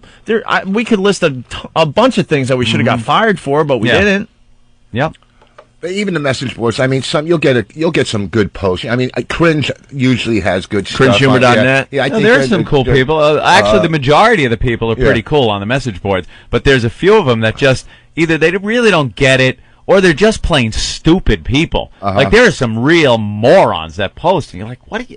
You're a complete idiot. I used to read the message boards from Last Comic Standing, and when we did one show where it was a roast. We roasted Jay Moore. It was a roast, and people on the message boards go, "Well, they were kind of mean. He was sarcastic. It's a roast, you fucking idiot." Yeah, don't you get the definition of a roast? You know, when you're being completely sarcastic on this show, and you say something, and someone posts like you meant what you said. Yeah, it's only 50,000, Jim Norton. Yeah. You know, hey, Jim, maybe lighten up. 50,000 isn't a lot for you, but for that is us a perfect example. I'm like, are you kidding? It was the sarcasm. Obviously, $50,000 is a lot of money. That's the joke. You know, Jimmy's sitting there complaining that he lost out on $50,000. He was supposed to get a huge raise just before he got fired. And Opie goes, "Relax, Jim. It's only $50,000. It's no big deal." Meaning, that's a lot of money. I'm just Get the busting his sarcasm. balls, you know. And somebody writes, Opie shouldn't say $50,000 isn't a lot of money. It makes him look. And you gotta respond. You gotta respond with, "You are the dumbest son of a bitch I've ever read from." You do. That's why you can't can't take the message board seriously. Well, you can't, but there's certain people. You know, there's one guy, Kid Nigger, Africa. I don't remember his name.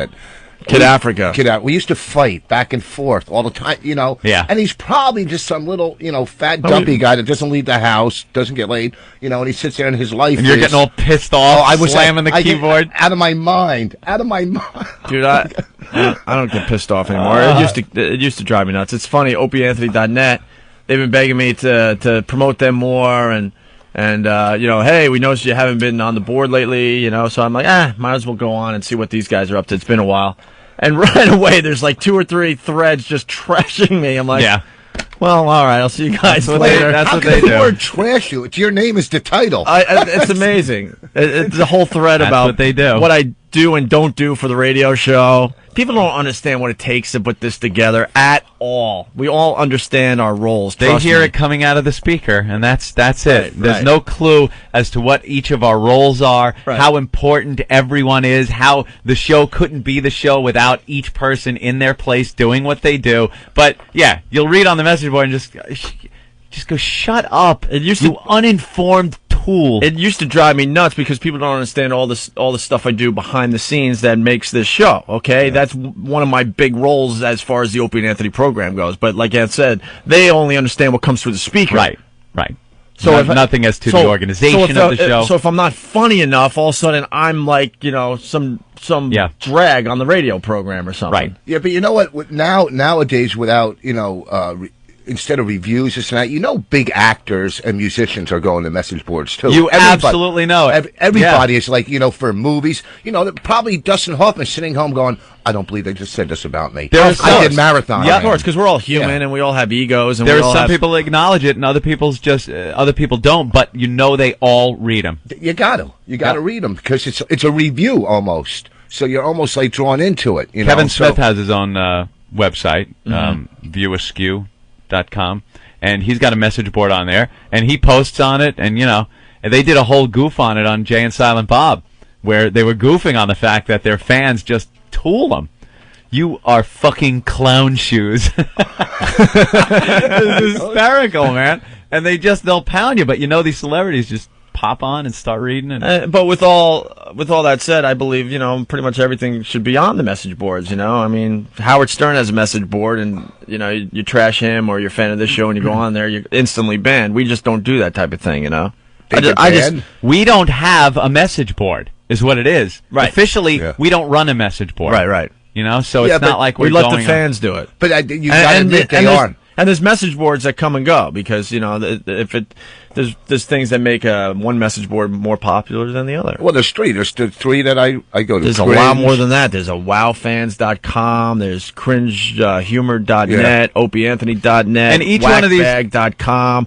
There was Save Opie and Anthony. I don't even know if that's around anymore. There are some of these websites that these guys run, and they have their own rules and regulations on them as to what they want added on there and what they won't allow and language they won't allow, things like that. And that's their prerogative, you know? It's their message board. I love when people go on there and go, why was my post deleted? Freedom of speech.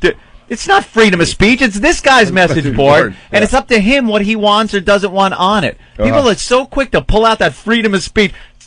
You pay the bandwidth charges, asshole. Right. And then we'll see. Then you can say what should or shouldn't be on there. I had a message board on my website. That lasted a day, like the first 3 posts. Go fuck yourself, you stink. I want to bang your daughters. You know, this coming down. It's coming down. You're like, I can't deal with this. This is coming right down. All from Jimmy Norton. Kill yourself. See, Anthony and I have been doing this internet thing we were one of the first radio shows. We really were. I mean, we were way in the beginning when Ant was updating. After the show honestly, when not many people had computers in their homes yet, and this is only going back like 10, not even 10 years. It's when people still had like those old 486s in their house, and it was you watched pictures scroll down, and it took forever to download a little piece of pornography. Still does on mine. Yeah, we got excited because we had a real popular show in Boston, and our website back then, if we got 100 hits, we're like, oh my god, wow, this is unbelievable. Now we get.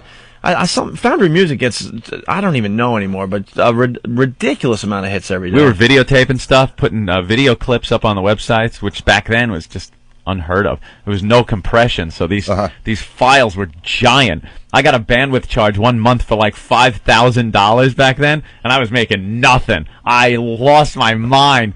I did not know, because who knew, I had this server, and I didn't read any fine print. I'm like, I'll put stuff up on this website and people can download it. And I'm taking video of these girls that are coming into the studio doing things and uncompressed. I'm taking uncompressed video and putting it up for people to download. And they're downloading it and bandwidth up the ass. And I get this bill and I lost my mind. I called the guy at the server and was just like, you got to help me out here. I can't pay this. I can't do this. You got to help me out and tell me what uncompressed means. Oh, no. Call Lady Di. She's a computer expert. No. She'll help you out. Are we going to get Lady Di on the phone? We keep getting her answering machine. All right. Well, I mean, it could wait. Maybe she's laying by the phone with the vacuum cleaner going and her shoe off a little askew. Oh, my God. Very good. So, but write whatever you want. Have fun. It used to get to me a lot more than it does now. I know it gets to Voss. That's why. Not as much as, after that last... All right, so World War II propaganda audio, Anthony. From cartoons. Eric, where did you get this from? The website's right on the bottom of the page there. Oh, okay. It's an authenticity site. You know what? Lady Di's on the line, so why don't we take a quick break, and we'll get to the This isn't a tease. We just went off on a tangent. We'll do the propaganda audio, and we'll talk to Lady Di when we get back. And going into break, Anthony, pick another one. Our meaty-breasted friend is in Chicago. We got Voss sitting in today, and we're featuring tracks from Jim Norton's Yellow Discipline CD that you could get at eatabullet.com. Huh. What do you want to hear? Wow. I want to hear... Let's go for something else other than... I don't even know if it's sex. Aspen sure is expensive. Oh, nice. What track? Going? 8. Yeah, it's about getting a hooker in Aspen. No, of course. It's all... You know what you really take for granted in our part of the country, too? The 24-hour convenience you have. It really never shuts down. You can always go out and get whatever you want, whenever you want it. 3 o'clock in the morning, you can get truck tires, pizza, and a bag of heroin. From the same Puerto Rican. It is not like that in other places. I was in Aspen, Colorado, performing at a comedy festival. And Aspen closes at 10 o'clock. Because it's a ski town, and they're all yuppie douchebags. Let's get up early, get on the slopes. I hate skiing, and when people are killed doing it, good.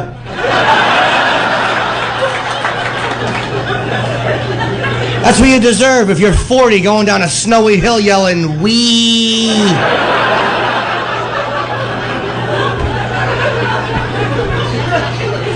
But I didn't know it closed. I had never been there. So it was like 2 o'clock in the morning. I was starving. There's nothing open. I'm like, all right, I'll call an escort service. Maybe she'll have a snack in her purse.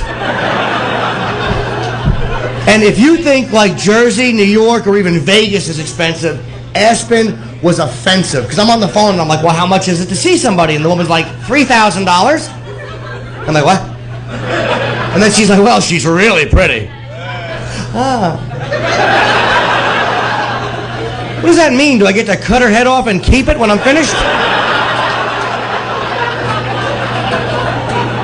So I can show my landlord why I'm not paying rent? Huh?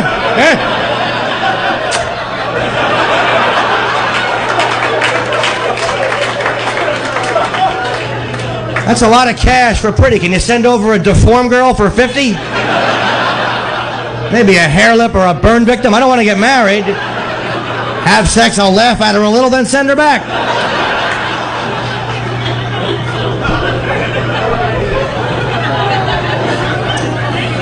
Then I had to ask the really important question.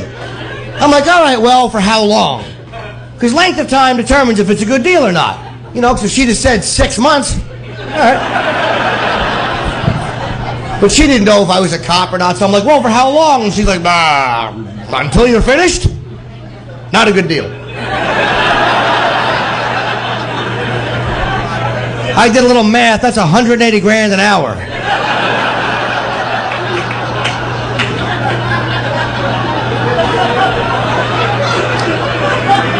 Because I am like a burglar in bed. I don't even wake a girl half the time, just kind of jostle her. Oh, that. Nothing.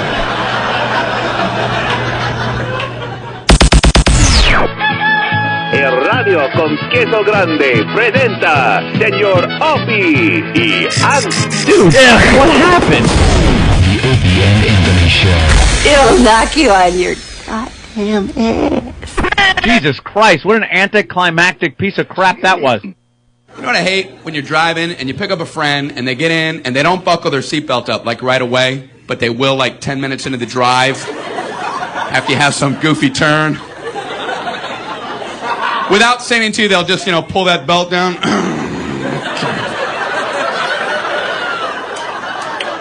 Oh, you got a problem all of a sudden? So what I do, as they're looking down, I go,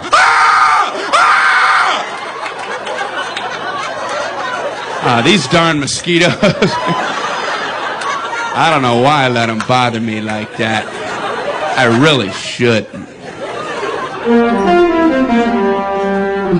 Yes, indeedy, boy. I got a jaywalking ticket yesterday. Motherfuckers ain't got shit better to do than to fuck with you for jaywalking. And that lets you know how deep the government in your business. How the fuck else I'm gonna get across the street? Whoa! You know what I'm saying? You're jaywalking. Well, ain't that a bitch? It's like the first motherfucker that did that shit, his name must have been Jay. You know what I'm saying? Jay's like, I'm tired of being the last one at the bank.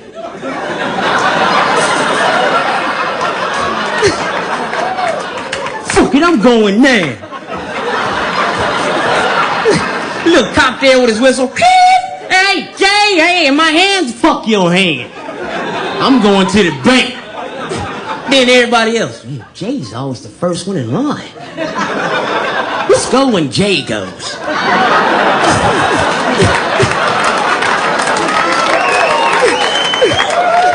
You know, this shit became an epidemic. They're all jaywalking. You know what I'm saying? What they gonna do when somebody in a wheelchair do it? Call it Mike Rolling?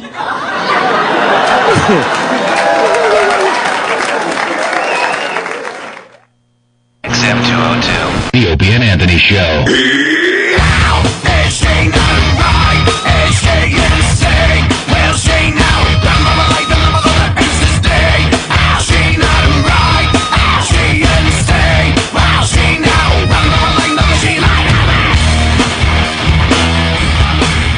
All right, you're checking out the Opie and Anthony program. Love the gambling. Yeah, we were just talking about gambling during the break. We got Rich Voss filling in for Jim Norton. Not really filling in. Yeah. Rich Voss is here today. Let's just... I don't buy the gambling addiction thing. Are you kidding me? I used to what? It's not like drugs where you can say you had a relapse if you do it. Listen, here's what triggers. Gambling is the same as drugs because if you're addicted, if it clicks, there's times I've stayed up 24 hours, just nonstop. But everyone's done that. Yeah, but gambling. how many people go up to the room and come back down and sell gold off their neck, go to porn stores, right? Take golf clubs, do whatever they can. To gamble? To gamble. I mean, I sat at the table. I was just so... You are an addictive mess. And lost $5,000 at the crap table in 3 or 4 hours, which is relevant. I saw people lose, 25 or 50 grand, but I would lose money. I would yell at people playing craps. It's so funny when the crap table's hot and people are winning. Everybody's high fiving, like you can have the head of the clan and Farrakhan high fiving. Hey, this is, and then you start losing and you look over and you go, you fucking stupid zipper, throw the dice softer. I'm yelling at people. I swear to God, I smashed the table. I was throwing off a fucking crap table. I threw my hands in the air once, and the lady behind me, the waitress, had a tray full of drinks, and she was right behind me. I threw my hair. All the drinks went flying in the air. Listen, you are an addictive mess. I've gotten kicked out of casinos for cursing and yelling, and they're going, "You can't curse here." I go, "It's a goddamn casino with alcohol, smoking, prostitution, everything. Yeah. I can't curse, you I don't fucking like idiots." that whole thing that you can't curse. Yeah, how can you really not can't curse at the tables? at the tables. If you say I didn't know that. Yeah. They'll what else bitch can at you you. do? It's just so weird. There's a fine line that makes something an addiction because we all drink. Yeah. Heavily at times, but what throws you over to the Puts you over the edge. Alcoholic stage. I love gambling. Or gambling, And I play party poker online. It's Texas Hold'em. I played online last night. Royal Flush, first one I've ever hit in like a year of playing. It flopped me a Royal Flush like right off the bat. What'd you win? Knew I had it. I was only in the 2-4 room, so I won about $50. But it was when it flopped, I was like, I won. There was nights in casinos I would just walk on my way to my room, tapped out and have like $5 left, and I What get do you that do with $5? and then I go to get just to keep gambling. I'd play nickel slots for another hour, just to sit there so I have some action going. Oh, something. And then I would look at the penny slot players and go, white trash. Look at those creeps playing penny slots. Rich, as an addictive person who was addicted to gambling and now can't gamble, or you'll have a relapse. Yeah. What is it about the gambling that drew you to it and addicted you to it? Is it you're looking for the big win? Well, is it the actual just gambling? Is it losing? What is it that I started gambling when I was in 4th grade though. We were pitching quarters, playing roulette in 4th grade, Roulette? Where do you get a roulette table? My friend had this game that had 30 games in one, racetrack and horse. And I we played remember that game. Remember that game? Yeah, it was like one thing, and it had a roulette wheel, it had a racetrack, a place for like blackjack. It had everything. Little craps table. So, I was 9 years old. I started gambling. Then, just maybe fucking 2 more hugs as a kid, I'd have a normal life. It's just the 2. Well, everything goes back to, you don't get the attention growing up. Or whatever. So you're lashing out and you're doing looking everything. for something else. You're looking for something. So I started off young. I in Hebrew school, I got kicked out pretty much of Hebrew school. I had to go to Hebrew school, which really sucks. Were you playing the dreidel? No, you go to regular school and then the bus picks you up for Hebrew school. And I would try to. And I used to work the canteen at the Hebrew school where you sold candy, and I would steal the money right at the Hebrew school and then go gamble with it. This is like in 6th grade. I was stealing Hebrew school gambling money. Candy money. Right, and then I got caught, so I got in trouble for stealing the candy money. So where does this all come from? You think? What happened as a kid that just set you down this road, or do you think you're just born with this addiction? I don't know. I just, I get bored easy. You need some action. You going. just need action. You just need it. Rich is the kind of guy that just needs action. And when you're gambling, is it the win? Do you go like, I get so funny. I was in Vegas once, and I'm up like $2,000. I'm Mr. High Roller. I'm tipping everybody, throwing money around, right? I swear to God, and that was like on Wednesday. Come Saturday, I was eating 19-cent chicken sandwiches at AM/PM gas station. I'm fucking right now. I got my friend. High roller. I know, like my friend. Like I'm staying in. I could tell you some Vegas stories. So my friend comes to hang out with me. When I'm working in Vegas. So he got a girl there. So every time he brings the girl back to my room to bang her, I can't come in. I got to go back down to the tables, and lose another $300, $400, $500. So every time he got late, it cost me $500. So I just lost. All the money, and now, I'm I can see him throwing money around like he's rich. I was a mere bag of shell. Why he gave $100 to the repairman just to take the clicking out of the phone. I was in Vegas, like when me and my wife got divorced. When we got divorced, so we were separated for. We were separated for 2 months. We're separated for 2 months, but we lived together still. Through the separation, we still bang every now and then, but we do. And it was it's horrible. You're going through a divorce, but living together. So I was going to work in Vegas, and as I'm working, as I'm going out there that week, she's moving out. She's taking everything, moving out, and taking the kids. So I know I'm going to come back from Vegas to an empty house. Yeah. No more kids there. And so now I'm in Vegas. Now I'm in Vegas, and I get there. I'm down. Every bit of, I've already lost I lost money before I checked in. Where would you like your luggage? Back in the fucking car. Okay? That's why I want my luggage. All right? So, I'm already down a couple grand. My wife, I would walk off stage and just walk out and cry. Oh, right? my God. Because this is horrible. you're in Vegas and you see, like in the summer, there's happy families, and there's couples, right? And they're all, playing, and I'm broke. Childless. With your failed marriage? With my failed marriage. I'm telling you, I spent a week in Vegas crying. That's horrible. And then I'd walk to the tables and I would lose more money. I had nothing. That's it's awful. depressing. That's really awful. Poor Rich. It's so awful that that Anthony's finding something to make it sound even more awful. That's all right. I let him worked off the hook. I worked. Let me say hi to Dave here. Dave, what's up? Hey, boys, what's going on? Hanging out with Rich Voss today. We got Lady Di on the phone. We got lots to do today. Awesome. All right. Gambling is definitely addiction. I had a roommate that had an online internet gambling account, and he deposited money in his account by calling a 1-900 number and charging it to the phone account. Of course, I didn't know this until the phone company threatened to shut off my phone. Oh, you were in on him with the phone? That's right. And 1-900 number, $1,500 phone bill. Go. And he was taking the bills, and he was hiding them, so I wasn't even getting them. Wow. Wait, I don't understand the scam here. He was online gambling, Okay. and the way you deposit money into your online account, you could call a 900 number, and they'll bill it to your phone. So they get the money, you put it in your account, but it's being billed to your telephone bill. Oh, okay. So now he's sharing the phone with this guy, so now this guy's in for part of the money. Right. The phone's in my name. Everything's in my name. So you're totally screwed. Have no credit, so, everything is in my name. He also happened to have a little bit of a drug problem, too, so that's probably connected. So that's what makes me think the whole gambling thing with the addiction, very addictive personality to begin with. Well, if you wanted to help him, really what you do is, as he's hitting his bottom, you make him perform oral on you for money. And then he hit, then you know you hit bottom. But who could get, I could never gamble online. I want to see what's going on. How do you trust what's really going on, with the computer? How do you know if you're. I ask Ant that all the time, because he know. plays after the show, just a little bit. He's just having fun, and I'm thinking, is there cheat codes involved? You know what you got to do? You find one of the most reputable online ones, and you play on that. You don't play with any shady online companies. Reputable. I was in Pittsburgh last week. A guy had the back of his neck pierced. It's by the spine. Yeah. Right. He goes, well, the best piercer in town did it. Oh yeah. Well, you know what? Only 2 people are crippled. Okay. So how do you know who's reputable? I mean, yeah, but by just the sheer volume of people that play it.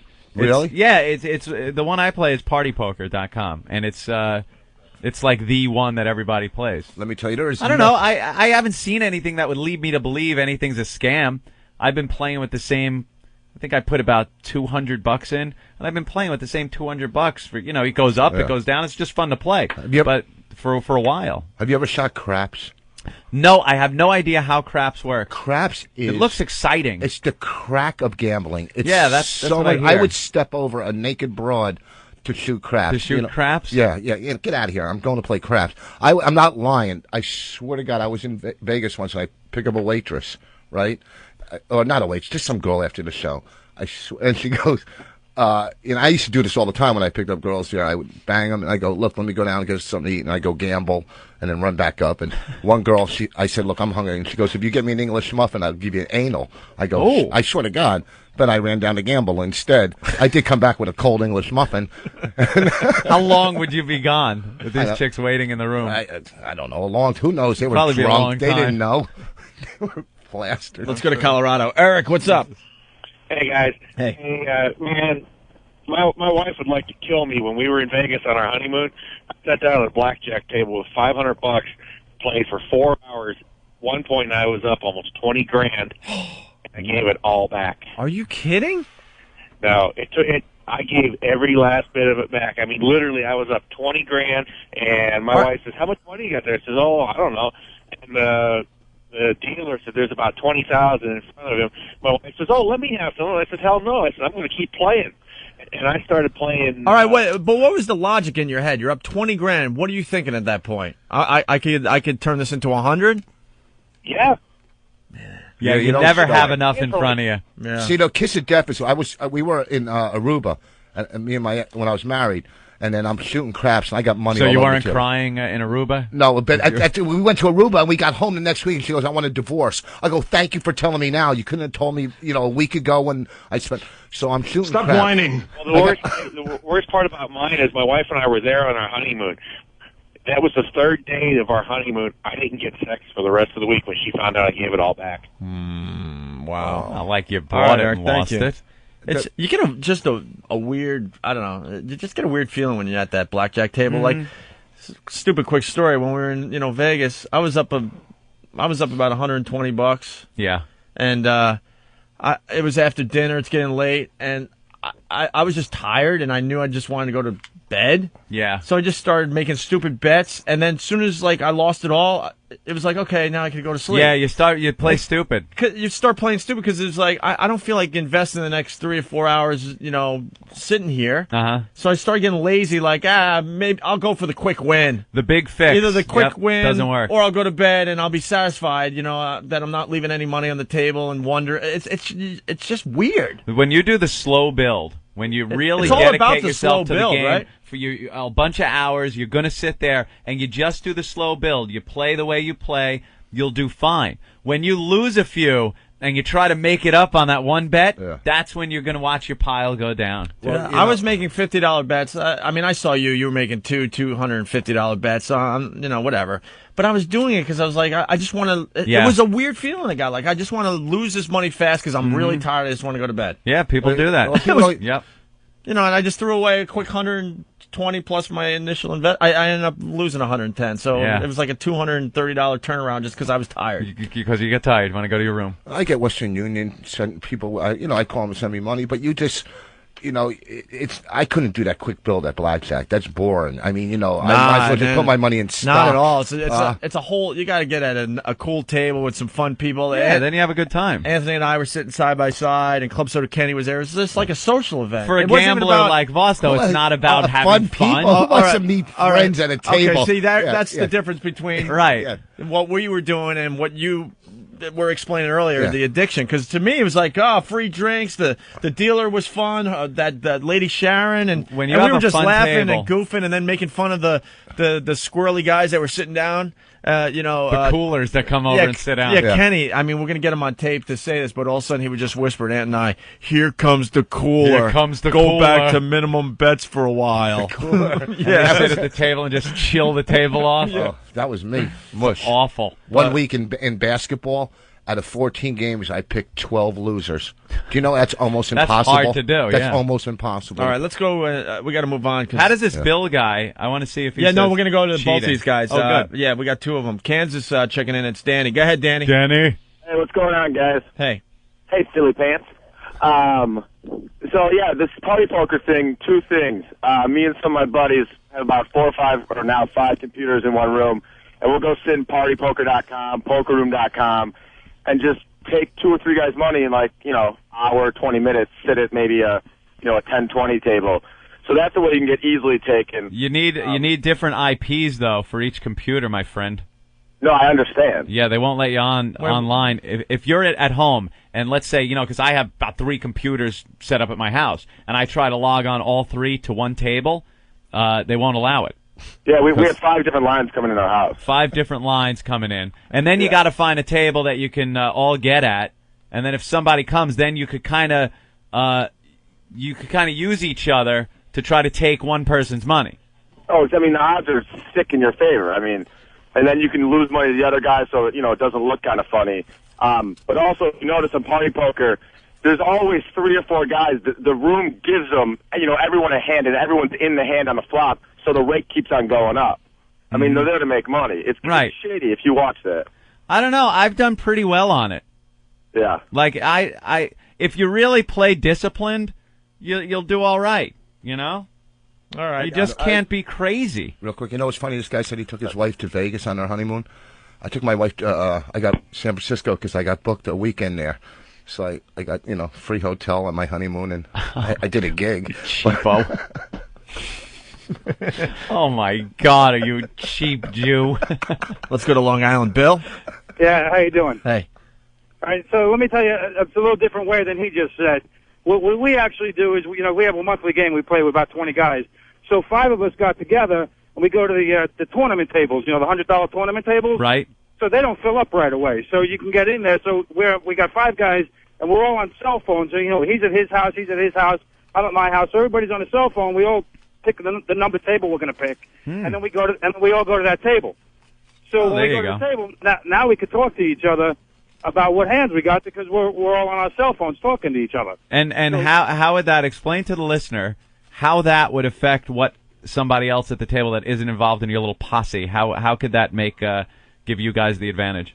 Well, it only gives us the advantage. Like, we'll just share the money around. If I don't have a good hand, like right away, we all know what our up cards are because you can see your cards. Uh-huh. So if I have a 2-7 offsuit, I'm already out of the hand. But if I'm in the hand, I got decent cards, a pair of 6s, and somebody else that I know has cards has a pair of queens, I'll bet my hand up because I can afford to lose some chips if I want to lose some chips, or if I'm already down, I'll bet my hand into his hand just to give him the money, just so he can have more power at the table. And it's only a 10-person table, so if you have 4 or 5 guys in on it, one of those 5 guys, you have a good chance of winning. It would give you an advantage, yeah. All right. We just spread the money. We just spread the money around, and we win. We win all the time. There's always money in our account. Yeah, I'm sure there are people doing it, but I don't know how many people are actually conspiring at the 2-4 table. Well, you know what I mean? And that's what I'm playing on. Table, but yeah, it's the same in Vegas.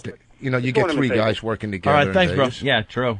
Yeah, they watch out for that though. One more. Mm-hmm. Rob, what's up? What's going on, guys? Hey. How you doing, Kiki Kikerman? Is he talking to me? Who else could he be talking to? That's hilarious. Yeah, my dad used to have an account with one of those offshore betting agencies, and their clocks were on a 2-minute delay. So he was able to go to OTB, see the winner of a race, and then call it in really quick. And he would clean up once a month. You can't keep doing it because they would catch on. But it was one of the best scams that he ever did. Never heard of that. You just call me Kiki Kikerman, and your father's stealing to support his family. Kikerman. I wanted to say welcome back to Stinky to the O&A show. Welcome back to what? Welcome Stinky back to the O&A show. That'll leave a bruise. All right, we're gonna move on. We got Lady Di that is waiting to talk to us. Opie's got some new information, is what I'm hearing. I think so. Yeah. If it doesn't go anywhere, we'll definitely cut her off short. Yeah, gotta hurry up with Lady Di. Her phone card's gonna run out. Oh, I know. She's been on hold for a half hour and she can't pay her phone bill to begin with. So we got a little something here, and we'll be back. Hello. Hi. Hi. Bill. Who's this? Pat. Hi, Pat. How are you? No, this is the wrong Bill. Well, Pat, I have some bad news. What? Bill died today. You're kidding? Oh, my God. Yeah. It's tragic. Who's this? He was in a car accident today. Oh, no. Who is this? It's John. John? Yeah. Oh, boy. Oh, my God. I don't believe it. Yeah. I was just talking to him. I know. Where did it happen? This afternoon Where? on the highway.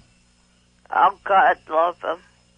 Yeah, big pile up. Well, be sure and give the kids my condolences. Okay. Well, I gotta go. All right, John. All right. Thanks. Bye. Bye. Opie, Anthony, Dance Party Weekend. Wait. Nah. The Opie and Anthony Show. Comedy gone too far. We've made it even easier for you to give XM. Share the XM experience with your friends and family, especially with XM Service gift cards.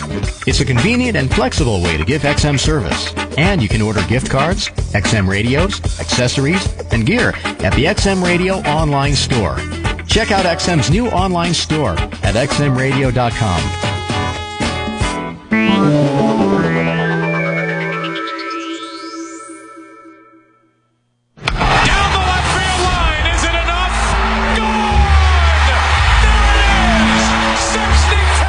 The hopes and dreams of 30 Major League teams are told on XM Satellite Radio like never before. Hear every play, every team, from spring training to the World Series. Hear it on XM Satellite Radio, the official satellite network service of Major League Baseball. It's radio to the power of X, all included as part of your basic monthly service plan. Have you ever been listening to your favorite song on XM when someone starts yapping during the best part? Hey, Julie, where you at? What can you do? Well, with the new Delphi Sky-Fi 2, you can replay the song. It's the first satellite radio with replay and pause features. Listen to your favorite songs over again. Sky-Fi 2 for the car, home, and on the go. Add it to your family plan or give it as a gift. Go to xmradio.com to learn all the cool features about the Sky-Fi 2. Now available in stores. It's everything 24/7 XM202. The O&A virus. It's everything all the time.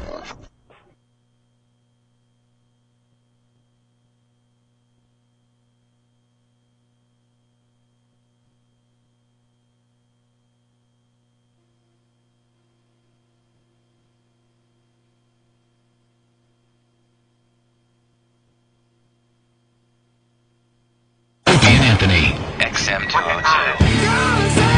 Remember,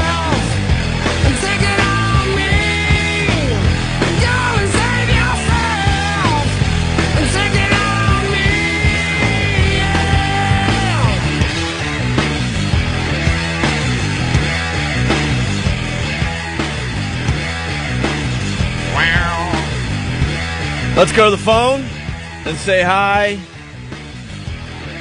to the cooler. It's Lady Di, everyone. Lady Di, what's going on? Hey, what's going on? Ugh, how are you today? Okay, pretty good. How did the job interview go? Huh? Don't say hi to anyone. We're getting right to business. He doesn't care how you're doing. How'd the job interview go? The job interview? It went very well. I had to fill out an application, and I have to call him back today to find out if, Well, you act like everybody fills out an application. It's not a big deal. I filled out an application. She goes, it went very well. She went in and filled out an application Was that a and big left. task for you, dummy? And they said, don't call us, we'll call you. How you doing, Mr. Boss? He doesn't. He's not going to answer that. You know, just go ahead. Let's. What was your job interview for? At a restaurant. As a waitress. I thought it was an interview. Yes, but they had me fill out an application. I gave them my phone number first, but now they have me fill out an application. As a waitress? Yeah. So they didn't interview you. They basically, there's help wanted signs. Right. I see them all over the city, and Sure. you go in and the worker there goes, oh, God, another one of you zeros. Sure, here's an application. Fill it out, and maybe someone will get back to you. Thank you. Yeah, we don't But want to you're one call of probably stat- 100 people that have to walked them. through that restaurant to fill out that application. We don't want a statuesque blonde as our Yes, hostess. I know. Wouldn't they want Want somebody Lady Di. that's not going to ruin their appetite? I mean, Yeah, really. No. They told me that they had me fill out an application, and I'm supposed to call them back sometime today. They We're not told open you. yet. They told you to call them back. Well, actually, he's supposed to call me back, but I think I'm going to call him back. Yeah, don't call us. We'll call Where- you. So you never talked to no, the no, you never talked to know. a manager or anything or the owner of the place, right? It's the owner of the place. But you never spoke to him. All you did was walk in, say, "Hi, can I have an application?" No. Filled it out. I walked in and I said, I asked for the owner, and I sat at the bar, and I had Sprite. I didn't have anything to drink. I had Sprite, 2 glasses of Sprite. Well, look at you, showing some self-control. You were able to not drink during a job interview. During your job interview. That's great. That's right. All right. And she probably told the guy that too. Yeah. You know, I'm not drinking. I'm not drinking. He doesn't even know that she's an alcoholic mess. He doesn't know I drink anyway. Oh yeah, no, they can't tell. Yeah. They can't look at you and say what went wrong. Yeah, they can't tell by the stringy hair and the tomato face, the yellow eyes, right, and the broken blood vessels in your nose. No, that's not true. The Karl Malden nose. we couldn't tell you were an alcoholic. Really, 2 different color socks and 1 sneaker. We couldn't tell you had a problem. All right. No. So you sat down at the bar, and who gave you the application? The owner. The owner was actually there. Yeah. And did you speak with this owner and tell him your qualifications? Yes. And what did you say? Well, he knows because I put it down in the application. He knows I used to be a waitress before, because I was a waitress before. During your acting career, right? Huh? Yeah. No, go ahead. How long ago was that? How long ago?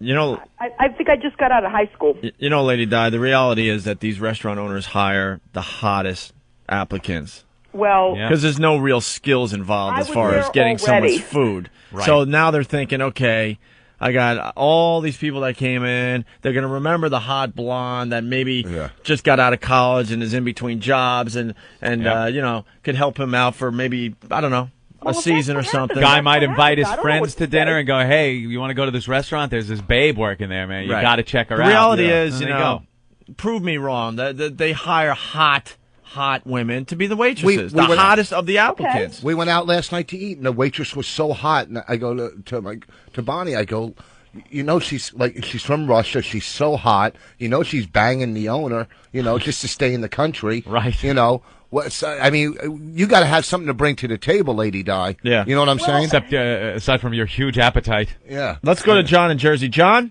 Hey, what's up, guys? Hey. Huge appetite. Shut up, John. John. Listen, I worked at a restaurant there, and when we'd be hiring, these chicks would come in, and they'd ask for an application, and you'd say, "Yeah, here you go, fill out the application," and somebody will call you. And if the chick was hot, you'd put a little mark, like an H in the top corner, and when she was a disgusting mess, you'd put another little mark. You'd have like a little code. So this way, the manager would be going through the applications, and I'd sit there in his office while he did it, and he'd go through and he'd take the little, the one mark. He'd say, "All right, we'll call her back, let her interview, see if she's going to work." And the other ones go right in the fucking garbage. Yeah, I mean, discrimination that's is where your fucking application went. Yeah, discrimination is happening big time in the restaurant business. Trust me. How do you feel about that, Lady Di? Your old garbage application. I'm not, I'm not saying a word. If they hire me, that's great. Well, they're not going to hire you. Where was it? In Jersey? Yeah. Where, on 22? No, not on 22. No, in Garwood. All right, Julie in New York. You know what they did with her application? Just colored in a little Laurel and Hardy mustache at the top corner. Let everybody know.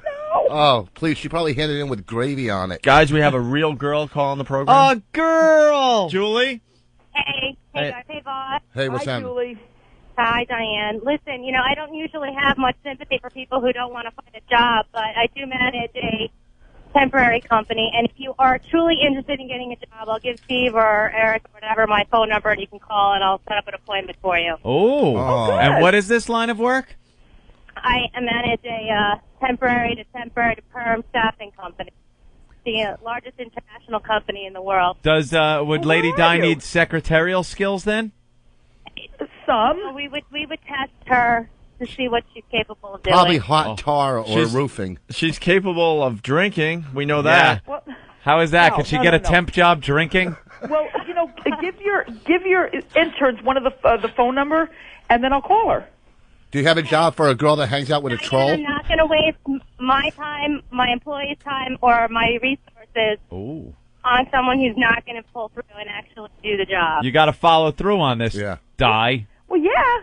All right, Julie, the reality is The reality is she doesn't have the qualifications for something like this, but we'll give it a shot. No, come on. Industrial work. If she can move a box. Can you move a box? She walks one around every day. It's old and smelly. All right, hold on, Julie. Work in warehouse. All right, we'll get Julie's are a info. warehouse.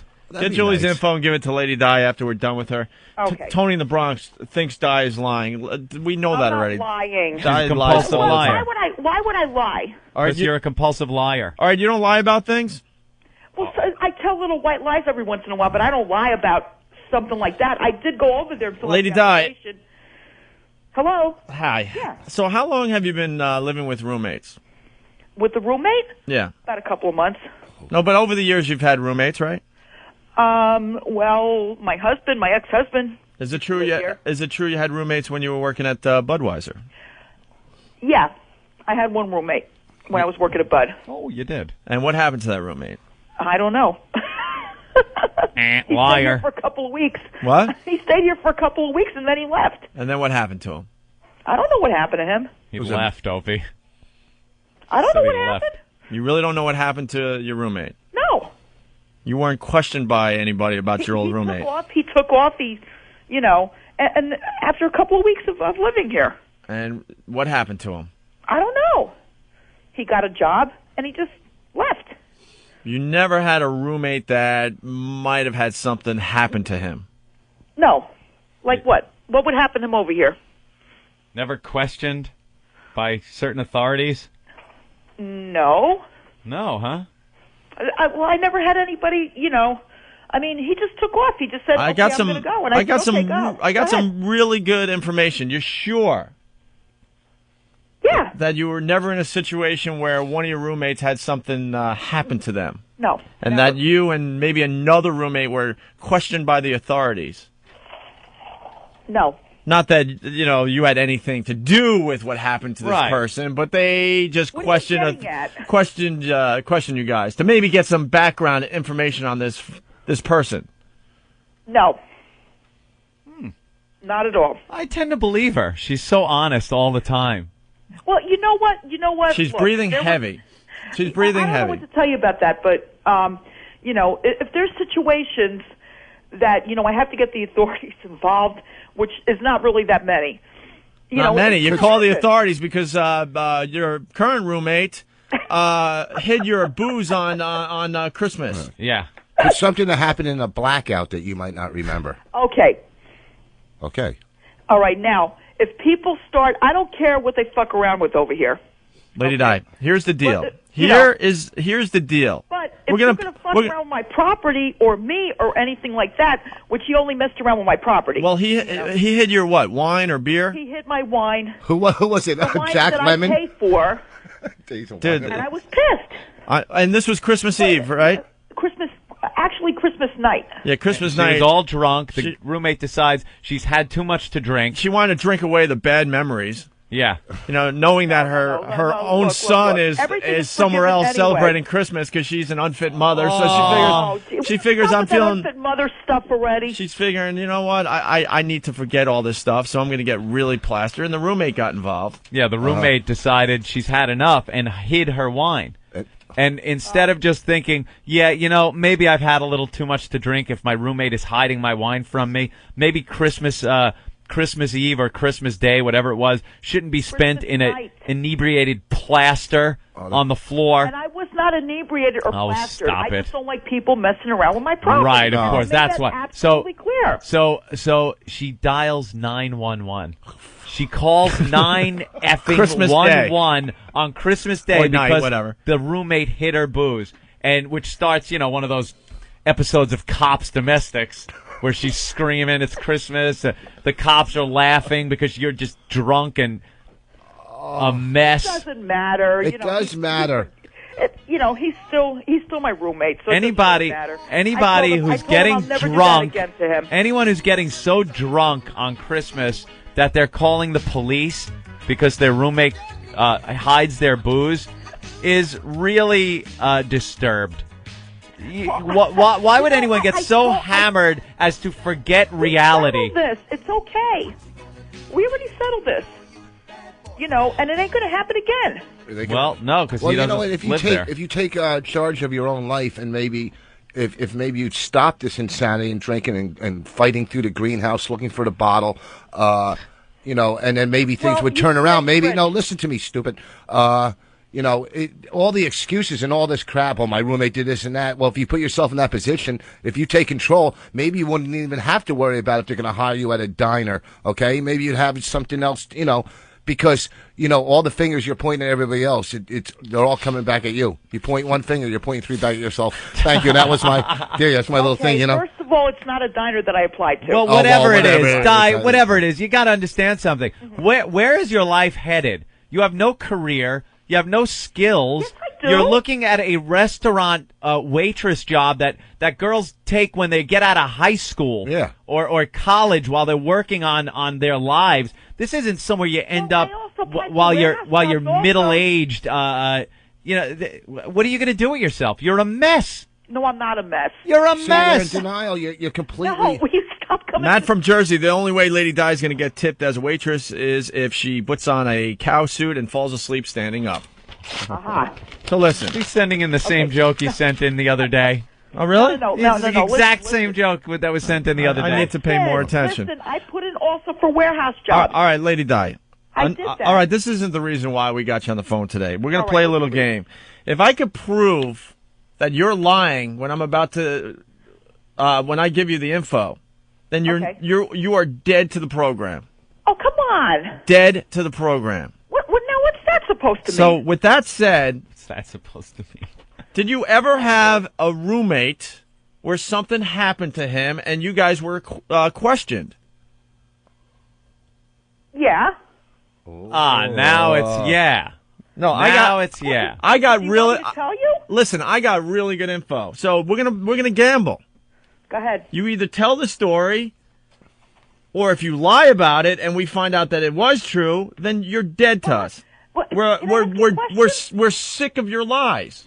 I'm not lying to you. So instead of me giving the info to the entire country, why don't you tell everyone what happened to one of your old roommates? She says I'm not lying, yet she said no, it didn't happen, nothing, and now... Wait, hold on. The old roommate that I used to have over here right. left. Okay. No cops were called, nothing. What happened to him? He just left. He got a job and he left. That's it. How do you get a job if you died? No one died over here. Well, not over there, maybe. No one died, period. You never over had... here that I know of. You never had a roommate that died. No. And the police came over to question you and maybe somebody else. No. Well, I got to find the email and talk to... All right. Di, you know that if we do find out that you're lying, you will never again be on the show, and we are completely serious about it. That? No, I'm not lying to you. Never a roommate when you were working maybe at Budweiser? Okay. Yeah? Did you have a roommate when you worked at Budweiser? No. No. I mean, I had a boyfriend, but I never had a roommate. A boyfriend? Well, my son's father. But you really couldn't consider him a roommate. Well, I don't know how you can consider him a But boyfriend. but I don't know what to tell you about that. How about the guy that died? What guy that died? I don't have the email in front of me, unfortunately, because I'm an idiot and I deleted all my my mail. But the guy's a faithful listener to the show. I'm sure he'll send it back again, and I know who he was. But it was some guy. Come on. It was some guy that worked with you at the Budweiser plant that wrote me and says he swears that you had a roommate that ended up dying, and there was you and another roommate that was questioned. Bullshit. Not questioned as in you had something to do with his passing, but they definitely, questioned you guys because you guys were all living together. No, wrong. I don't know who this person is that used to work with me, but no. That is not true. Well, if we find out that it is true... Well, you can find out whatever you want, but that's not true. We will have no more use for you. I never had two roommates anyway living here at the same time. Huh? I never had two roommates over here. How long have you been where you are right now? I've been here 10 years. 10 years. How about a transient you just picked up to stay at your house?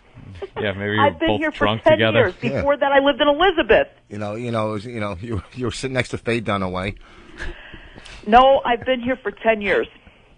Been here 10 years. I'm a drunk And, mess. originally I was married and my husband was living here. My ex-husband was living here. No, there's something going on. There's definitely something going on. Oh, shoot, I just hung up on it. What an idiot. Good. Glenn from New Hyde Park. Hey, guys. This fat slob 2 seconds ago said she had a roommate when she worked at Budweiser. Now she says she didn't. She lies like it's a constant barrage of lies. I can't stand. I hate her. She's an awful, awful human being, and I hope she dies. Punch it out. Just call her Lady Lie now. It's not Lady Di. Lady Lie.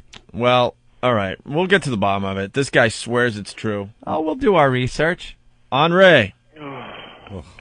I just woke up to this again. Every morning I hear your stupid voice. She's gone. Oh, no, wait. She's back. Hold on. Diane, All right. she should be gone. Hold on. We'll put her on with you. Hold on. Please, go ahead.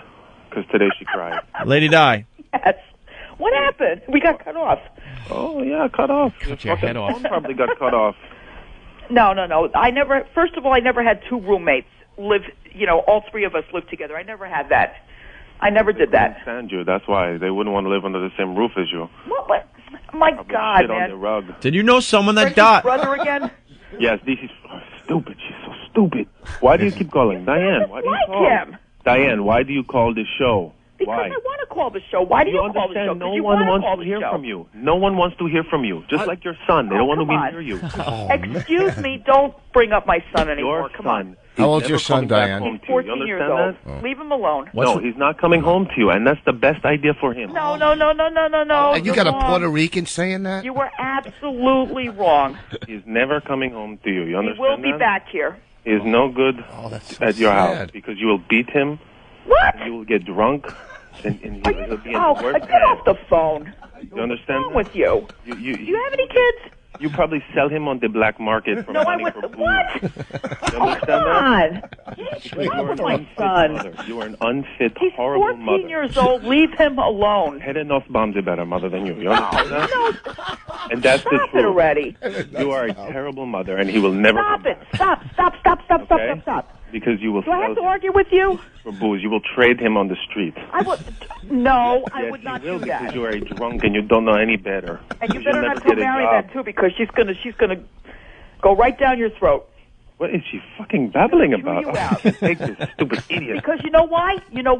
Because are you there? No, he doesn't need to be He there. hung up on you. Yeah, he was done with you. I'm glad he hung up he on did me. a great job. Look, too. that's He made a great point That's about selling Marion's your son on the street for godson. booze.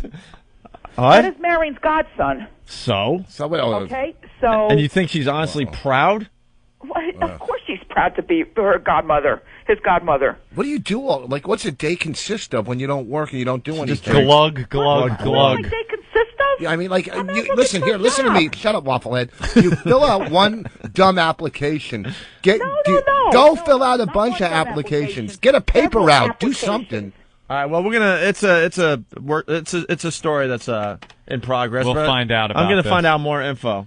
Go ahead. You should make her go to 90 meetings to get back on it. You just got to do something. No, we positive. tried. We had a guy that was willing to get her in the program and walk her through it, and she blew him off already. So that's why I have no sympathy for her at Probably all. have him on the phone right now. At all. How old? You can't ask how old you are, but when you graduated high school, who was the president? Who was the president? I mean, how old are you? She's You're about 40. 40. I think Ronald Reagan. All right, Lady I think it was Ronald Reagan. I'm not, Lady Di, we're done with you. Okay. Done. Aw, see? One last chance. Did you or did you not have a roommate that died? No, I did not have a roommate that passed away. All right, liar. What do you mean, all right, liar? All right, liar. I'm not kidding. Keep lying. Thank you. I'll talk to you later. Bye-bye. Bye. All right, there's Lady Di. There she goes. This guy Lady lie. swears it's true.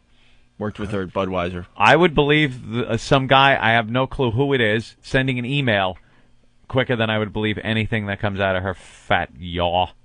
There's a story there. Oh, how sad is that life? I mean, oh, this guy that died upstairs from my mother's house. Did I ever tell you this in the bag?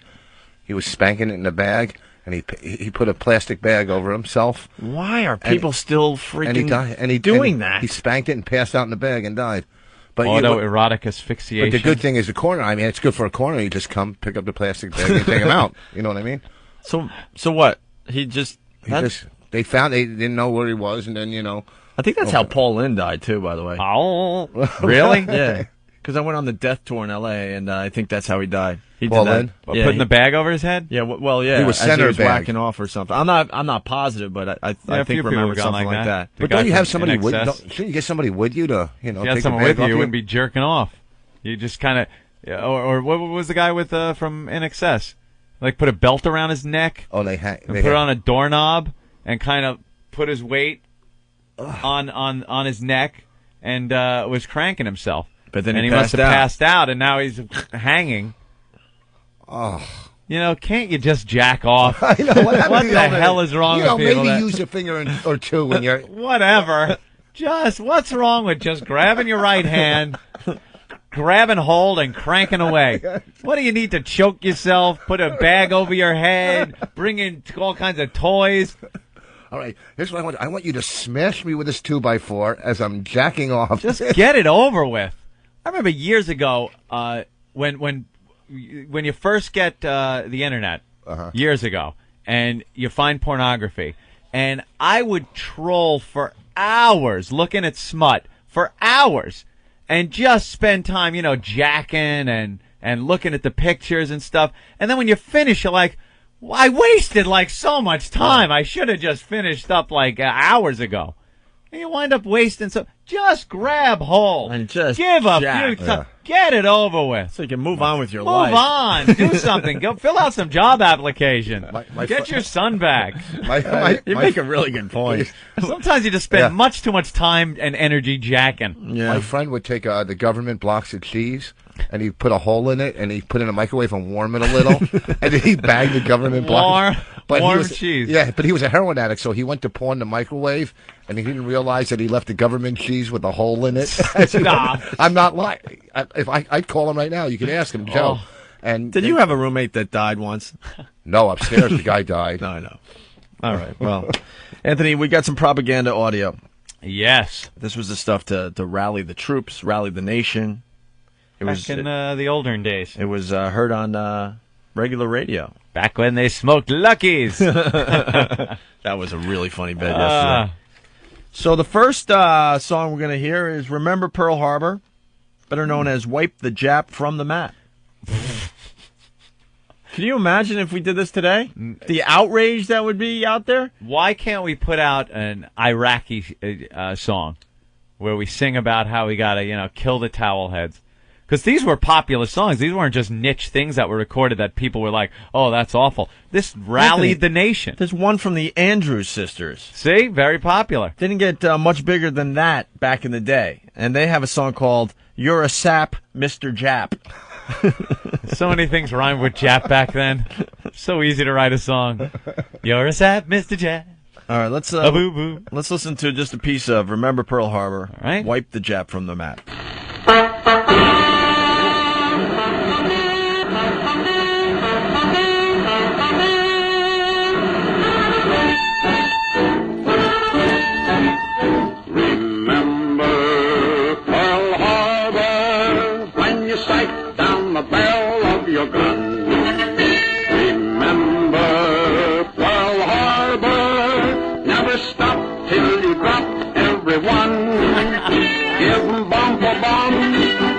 Shell for shell, kill 100 rats for every boy that fell. Remember Pearl Harbor, wipe the Jap from the map, give 'em hell. Brush your teeth. Brush. Oh, sorry. It sounded like that. Down on the wide blue sea, a warrior isle of sunshine. So peacefully, then from the sky without warning, the vultures swarm to attack. Hiding behind their peace talk, they stabbed our boys in the back. Remember Pearl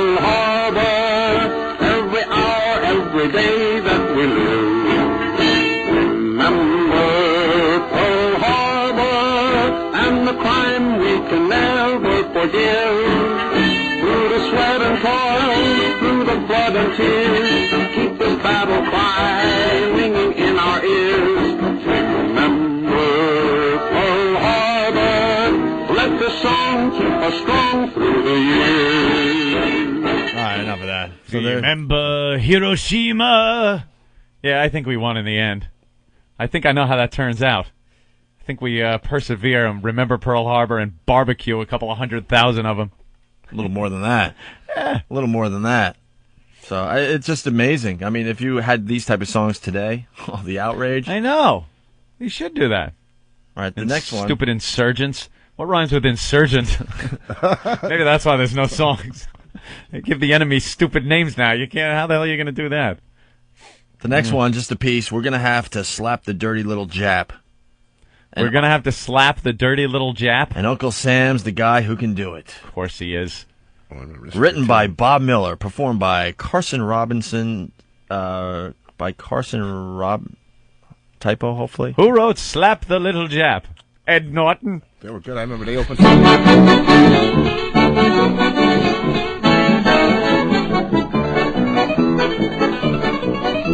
We're gonna have to slap the dirty little Jap, and Uncle Sam's the guy who can do it. Yeah. We'll skin that streak of yellow from the sneaky little fella, and he'll think a cyclone struck him when we're through it. We'll take that double-crosser to the old woodshed. We'll start right on his bottom, and we'll go to his head.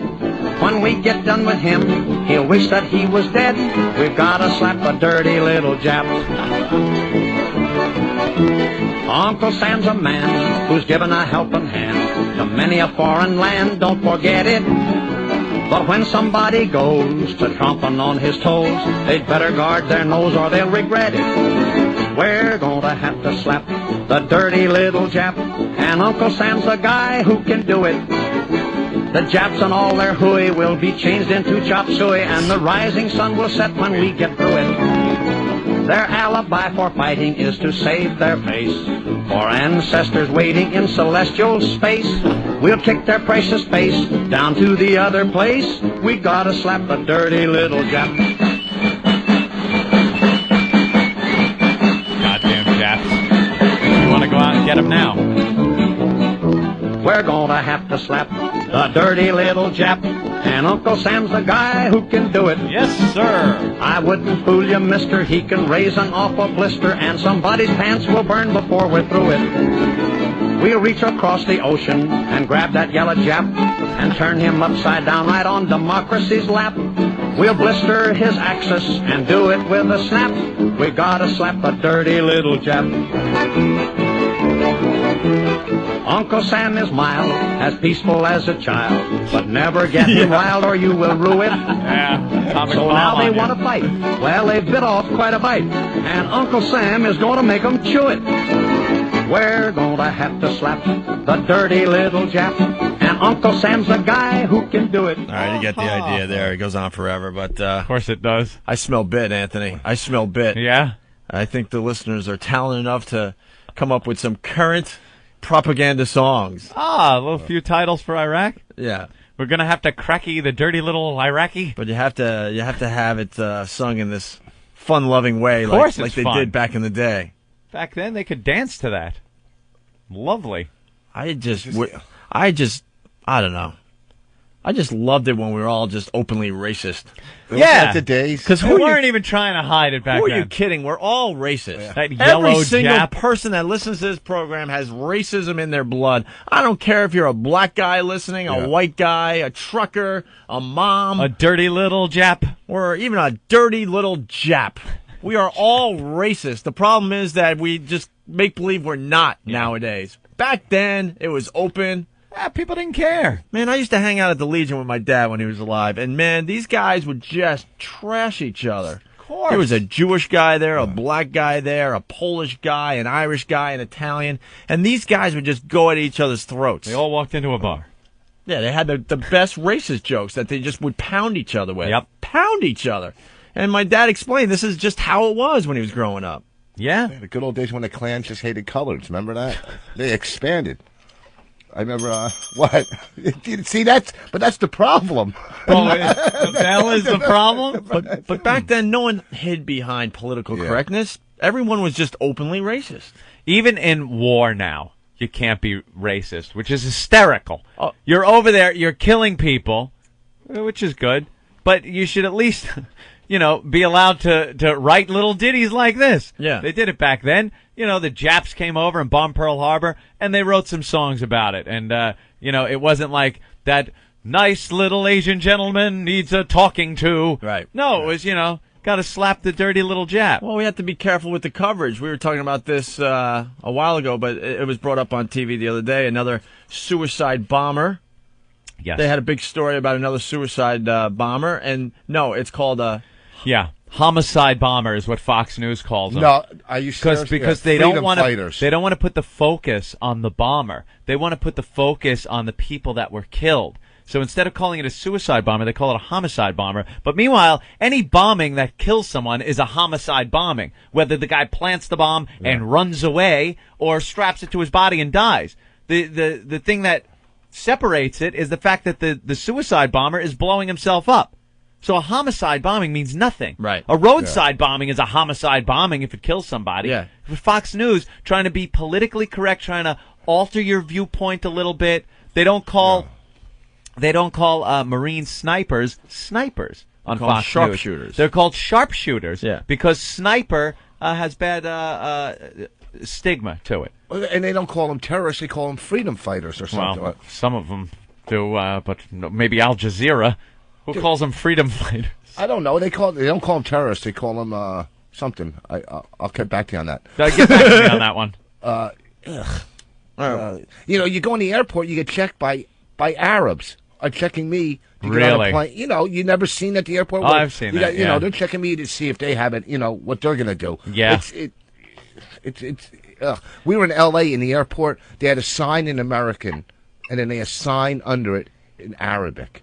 Why? Really? I'm not lying. A big, whatever. Don't do this, do that. In Arabic and American. That was good. Anyone that reads it, you can see who's looking at it and sweep them right up. Oh, that's a good. Take them in the back and work them over with the phone book. Yeah, whose eyes are going from left to right? Yeah. See whose eyes are or is it going right the to wrong left? way. Or how do they read?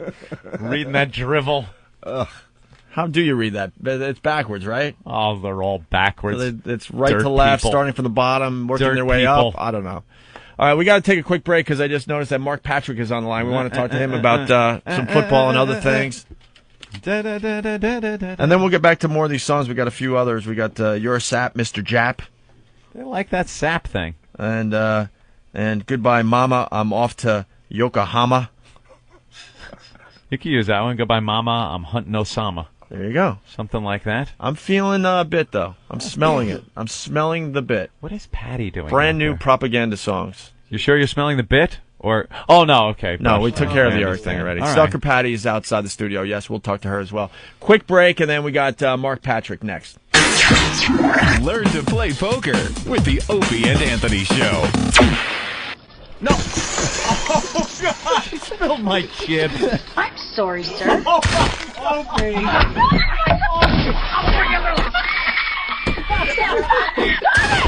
Now clean it out! That's right. Be a poker player, just like your father. The Opie and Anthony Show. Are you happy now, Opie? Are you happy? He shoots. That's his ACC basketball. It's the ACC today. Tie your shoes nice and tight because ACC basketball is breaking you down. You better box your man out because we're grabbing the boards. Round ball, baby. It's the ACC today on XM Satellite Radio. Out off the ricochet. It's Friday, the 14th of January, 2005. I'm Ari Bykowski with the ACC Today. The UNC Tar Heels at the Dean Dome have been dominating. They rank 4th in the coaches poll. Roy Williams has his team clicking. On Wednesday, Carolina took on 8th-ranked Georgia Tech. Felton with a pitch ahead to Scott. Scott coming down on the left. Dropped it back to Jawad Williams for the two-headed slam. I didn't see Jawad coming. I don't know how in the world Melvin saw it. Tar Heel Radio Network, a division of Learfield Sports on the call. This game, no contest. Heels sting the Yellow Jackets 91-69.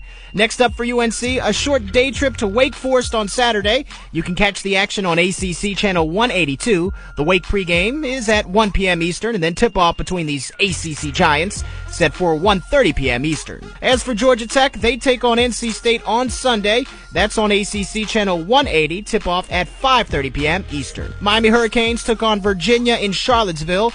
Frank Haith has his Canes playing very tough. Brett. Up Roby and Diaz, a long three left, and he drills it. Guillermo got free on the left side, and he knocks down a three. Miami has opened up an 8-point lead. It's 72-64. Cavaliers sports marketing on the call. The Canes moved to 2-1 in the conference. They knocked down the Cavaliers 91-80 behind another great performance by Guillermo Diaz. He dropped 26. For the Wahoos, doesn't get much easier. They travel to Durham to take on Duke on Sunday. The action's on ACC Channel 181, tip-off at 8 p.m. Eastern. And that's the ACC Today on XM Satellite Radio. XM 202. The Opie and Anthony Show.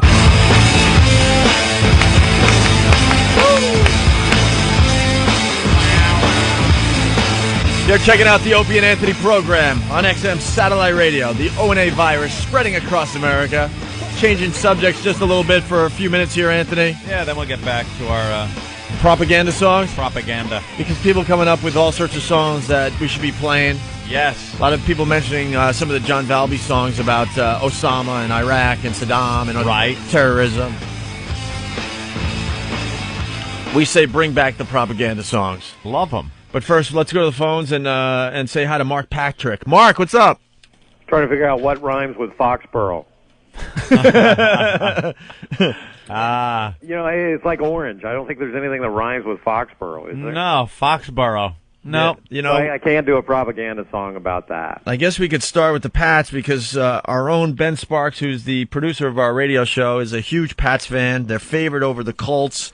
And I don't know. I don't mean to add to the propaganda, but I just learned through NFL security sources that Ben and Ricky Williams have been planting weed. Yeah.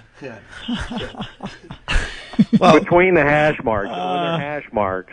The field's going to be a mess anyway. Well, they haven't covered the field. Yeah, what is this about now? They're cheating.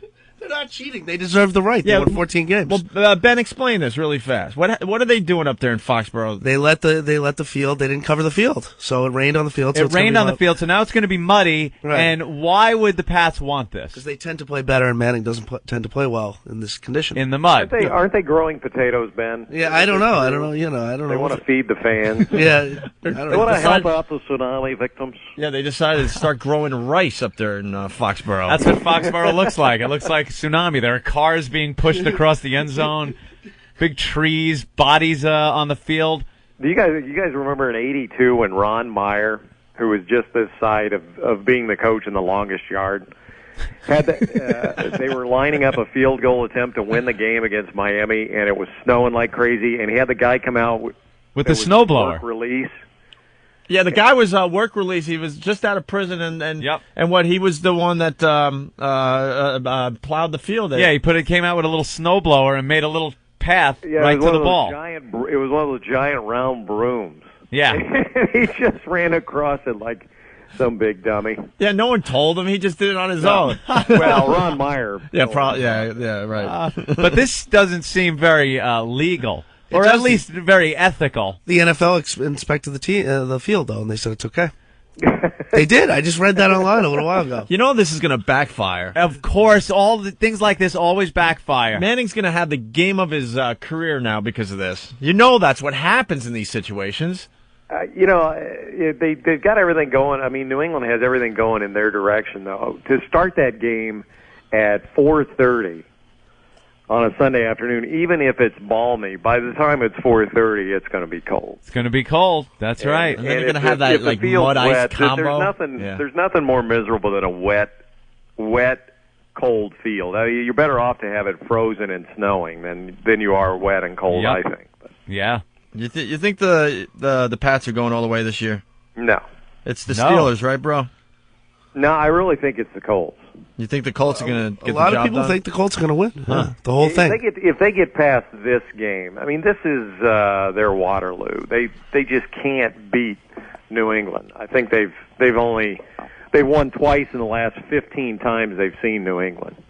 And Peyton Manning's got some kind of weird psychological thing to overcome in this game. But if all of that, saying all of that, they've really lost the last two times they've played them in Foxborough just because of turnovers. So if they can stop that, I think they're a better team because New England's secondary is just beat up right now. Yeah, we're missing Ty Law and Poole, so yeah. But, we'll see what happens. Oh, he's making the excuses. I'm not making any excuses. I get all the like a confidence. typical Boston fan. Nope. I love these Boston fans. Ben is doing what I think Colts fans are doing with the field thing, Yeah. I mean, everybody's setting up an excuse just in case it happens. All right, how about my Jets? Oh, boy. Come That's on, a Mark. tough- that's a Come tough on, nut. Mark. Help me out. How about the Jets? Do you own the Jets? I know. Don't you love how people do that? Don't you love when, for example... when they beat San Diego, they became my Jets. Oh, yeah, I know. I understand. And had they lost, it was those damn Jets. We do make fun of that. Like when the Red Sox won the World Series, everyone was calling Ben, congratulating him like he had something to do with it. Yeah. And Ben just said just now, he's talking about injuries to the team. He goes, well, we lost. We lost. lost. We lost. That's true. I did say that. We, us. We do get carried away with our rooting, thinking that we really do have something to do with it. But if Pittsburgh, you're known as Leon Hess for most of the time. It's just your radio name, right? If Pittsburgh takes out Pennington, they don't have a backup quarterback. I mean, because Quincy Carter's not even going to be with the team. Yeah, what's going on with all that, Mark?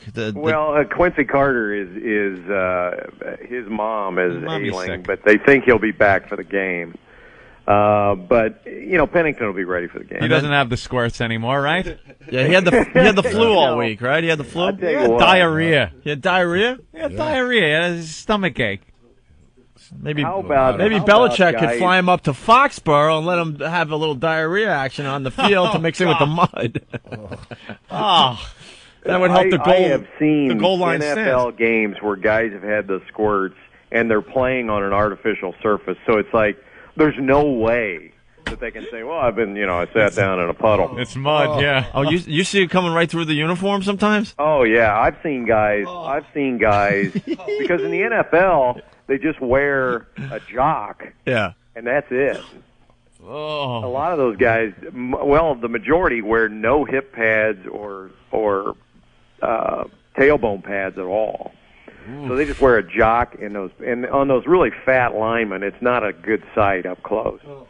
Who'd want to cover somebody and really get close to him if there's he's always stinking like Well, I think there's me. Yep. And there's always been stories of these guys that decide not to shower for a whole week and make sure their breath is really bad, just to throw off their opponents on the line. it's true. Huh? Tragically, that's true. Yeah. The thing is, they also have to ride like team planes and buses, which really makes guys want to sit next to them on those trips. So quickly, what do you think? Jets, Steelers? Yeah, I just think that home field advantage is going to be too much. Although the Jets gave Ben Roethlisberger fits first time they got together. But I just think the running game with the Steelers playing at home will probably be too much. But the Jets kind of struck me as one of those teams that for whatever reason, when it comes to playoff time, have kind of got some sort of edge working for them. that is weird. On it's paper, one of those weird things that's kind of inexplicable. Like you're not supposed to go to San Diego and win, right? Right, you're not right. supposed to go to Pittsburgh and win, right? Yeah, on paper it just doesn't make sense. They should lose, but then they have that weird thing going on where you can't count them out. It reminds me of the Falcons a few years ago when they went to the Super Bowl. And yeah, we had the Falcons at the Super Bowl, and I'm sitting here waiting. Right? What, did the show cut off at 10 o'clock again? Well, no. I mean, if you guys remember, they win. Nobody thought they were going to win the first round. They went up and they won in Minnesota to win the NFC Championship game. And Gary Anderson missed the only field goal he'd missed all year long for Minnesota. And all of a sudden, the Falcons were in the freaking Super Bowl. And everyone's then they got smoked, and everybody goes, "Well, how'd they get here?" Yeah, exactly. Who killed them that year in the Super Bowl? In the Super Bowl? Yeah, who was that year? That was was it Denver? No. St. Louis. No, Denver. That was Denver. Yeah, I think it was Denver's second time, right? You notice how knowledgeable we are, Mark? Yeah. Let's. But I mean, the Jets faked it pretty good on that one, didn't we? Not exactly Mike and the Mad Dog here. So Calvin Hill is playing with who now? Yeah, we're just trying to get a quick football wrap. This isn't a sports program. We're all like, we'll go with that. The Falcons, sure. How about that though? If we went back. If we go back, it's easier to remember. Like, I can tell you the starting lineup for every major league team in 1969. Wow. But I can hardly tell you today because of the way guys are. It's same with football players. You mentioned Calvin Hill. Because you can hear Howard Cosell saying all of them, can't you? Yeah. Hello again, everyone. With the diminutive OP in it.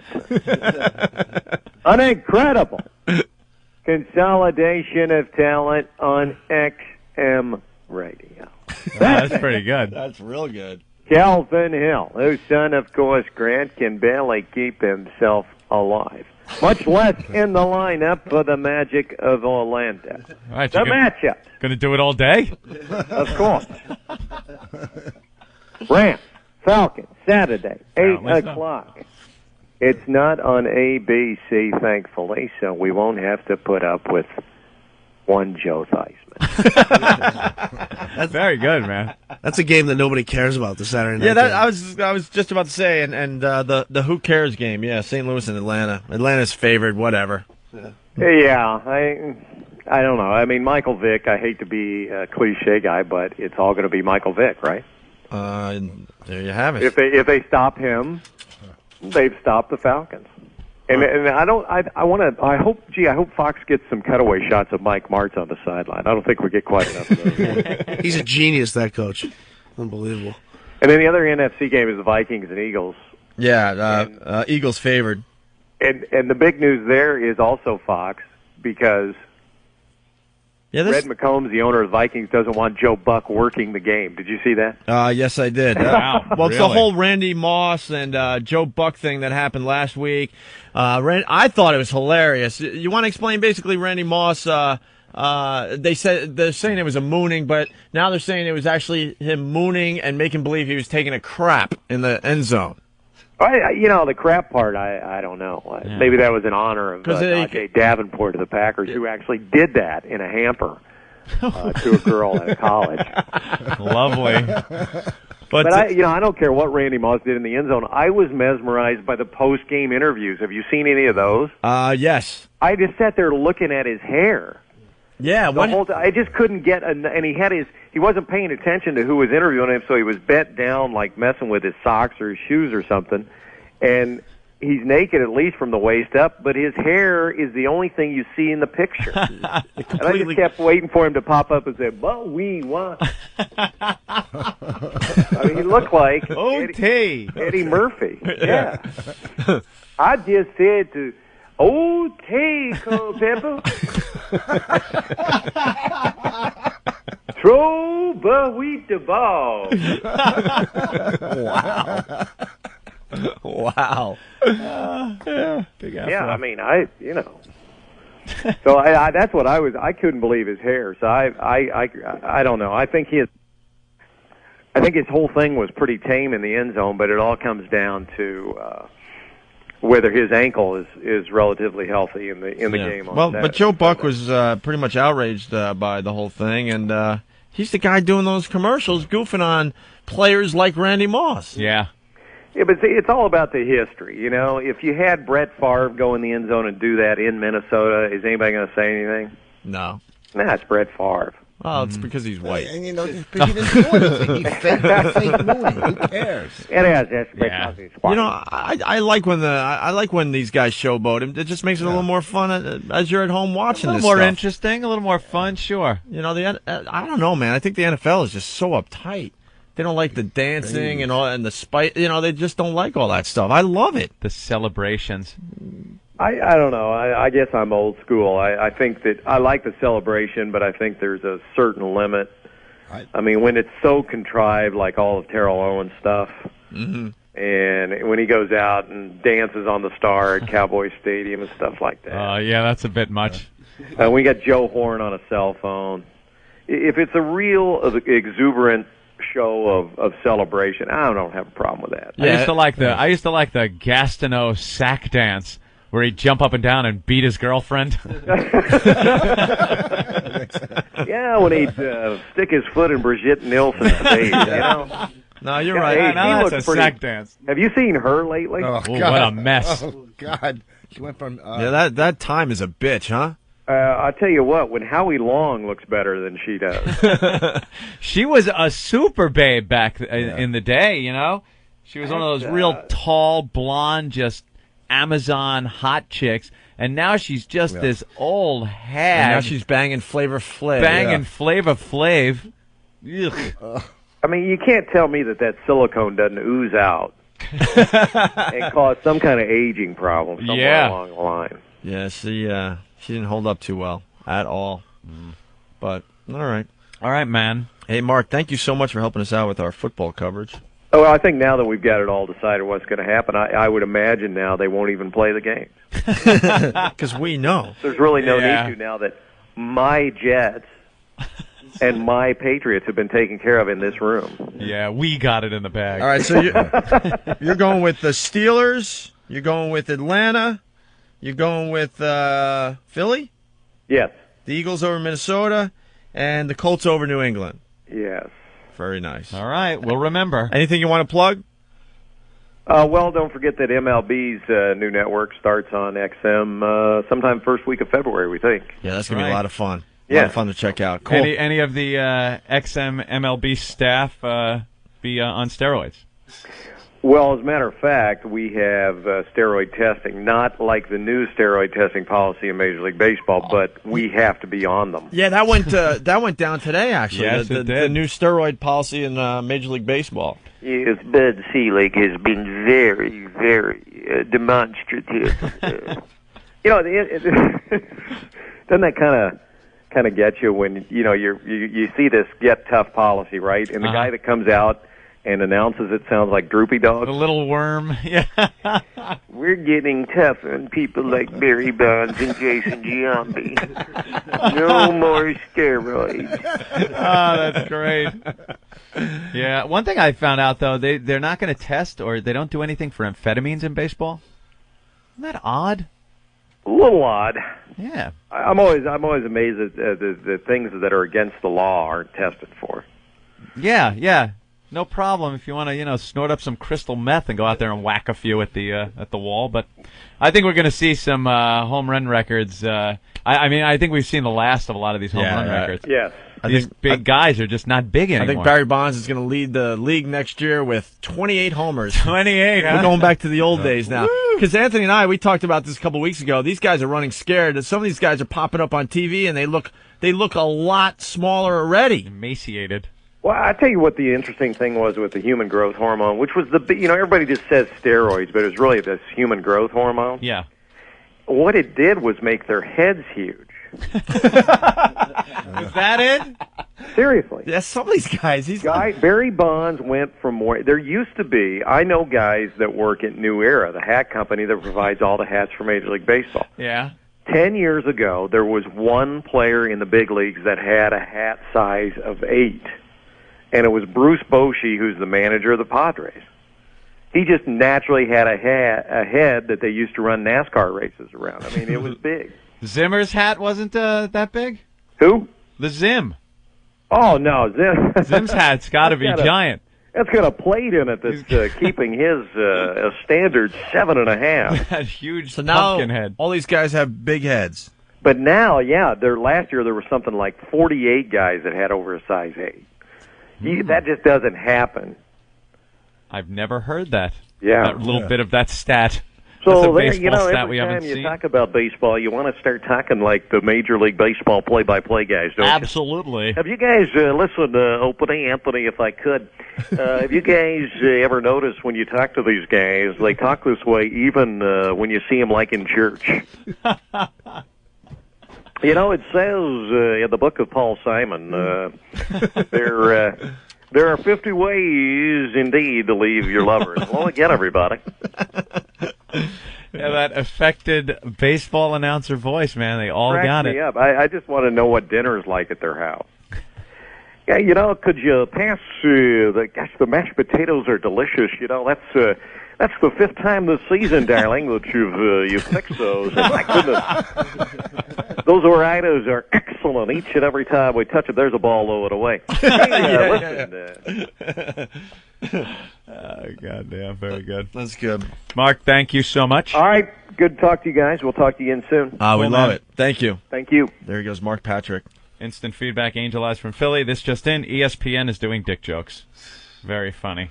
We're trying to get a little more That's a funny guy a right little more there. variety on our show. Yeah. We were trying out Mark. We're trying to get like a little more sports on our program. You're just mixing it up a little, that's all. A little bit. Stalker Patty has to leave. Did she leave? I think she left. Oh, no. I told her yesterday she came in. Oh, that's too bad. I told her to come in tomorrow, and she said, I have to go to work early. Oh, poor Stalker Patty left. 2 days in a row that she left. Oh. I have to be at work by 9, so could I come in at 7:30? And I was like, yeah, sure, Patty, whatever you want. What a shame. What a shame. It's said that she has a job, and Mary, whatever they want, does. Lady Di. Oh, before we leave, we were talking about sports. Well, here's the latest sound clip from Randy Moss. All right. Because I guess the NFL fined him, what, $100,000 or $10,000? 10,000, right? 10 grand. For what? And because it was... Dude, I saw it. He didn't do anything. These guys are just so uptight that run the NFL. It's just funny. Well, let's hear it. That's not him.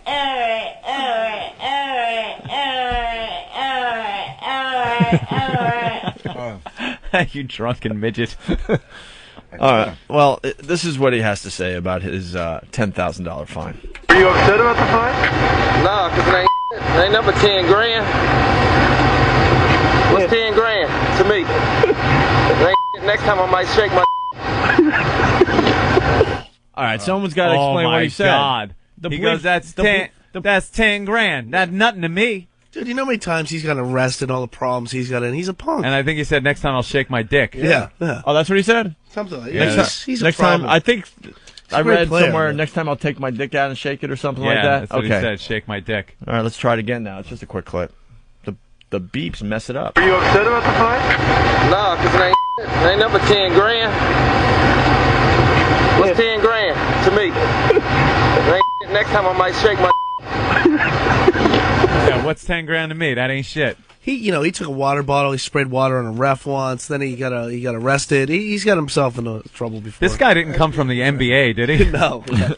That criminal league. He's a good player, though. Moss is a good player, but yeah, wow. He's still a thug, and there's nothing wrong with that. Nah, you know? you need all that stuff in the You need a NFL. guy to say, yeah, you it know makes what? it more fun. Yeah, but they used to just contain it to the Cowboys. I know. Now it just seems like every team has this thug mentality. They can apologize, you know. Guys at IBM don't apologize. What's 10 grand? 10 grand. I give that to my friend Bub. Bubby in prison. Ben, what else we got for Bubby, the program today? We missed the Stalker Patty thing. That's all right, though. We got Will Arnett, who's on the show Arrested Development, coming on. To say hi. Go. Yeah. More Rich Voss. Is Jim Norton checking in from Chicago? Yeah, what the hell, man? I saw him on the hotline for like a second. I'm sleeping. Then he heard Voss, and all of a sudden, I swear to God, the phone hung up. So I don't know what that, No, he knows I'm here. No, I know, but Called him the other maybe day. we just want to, see how his flight was. And It's not like walking in on your chick with some guy just because he calls up and Voss is sitting here. Who's that? Did I hear a comic's voice in there? No, it's no one, dear. He was very happy about his flight arrangements to New Orleans, he was telling me. So. Oh, I was too. Yes. Yeah. I checked my email and everything was spelt out. Everything exactly the way we want it. Airplane Diva. Game on. We're going to Mardi Gras. Game on. We're going. going to be We're in Mardi booked. Gras. We'll give you the dates if anyone else is going to be down there. Hang out with us and party with us, okay? Lady Di, real fast. Yes, hi. How you doing? Make it How's fast. everything? Make hey, it Opie, fast. Opie, I heard you talking about football. I have a shirt for you. Oh, A Jet shirt? I don't wear. You don't wear T-shirts? I don't wear shirts with sports logos on it. Is it from your dead roommate? Huh?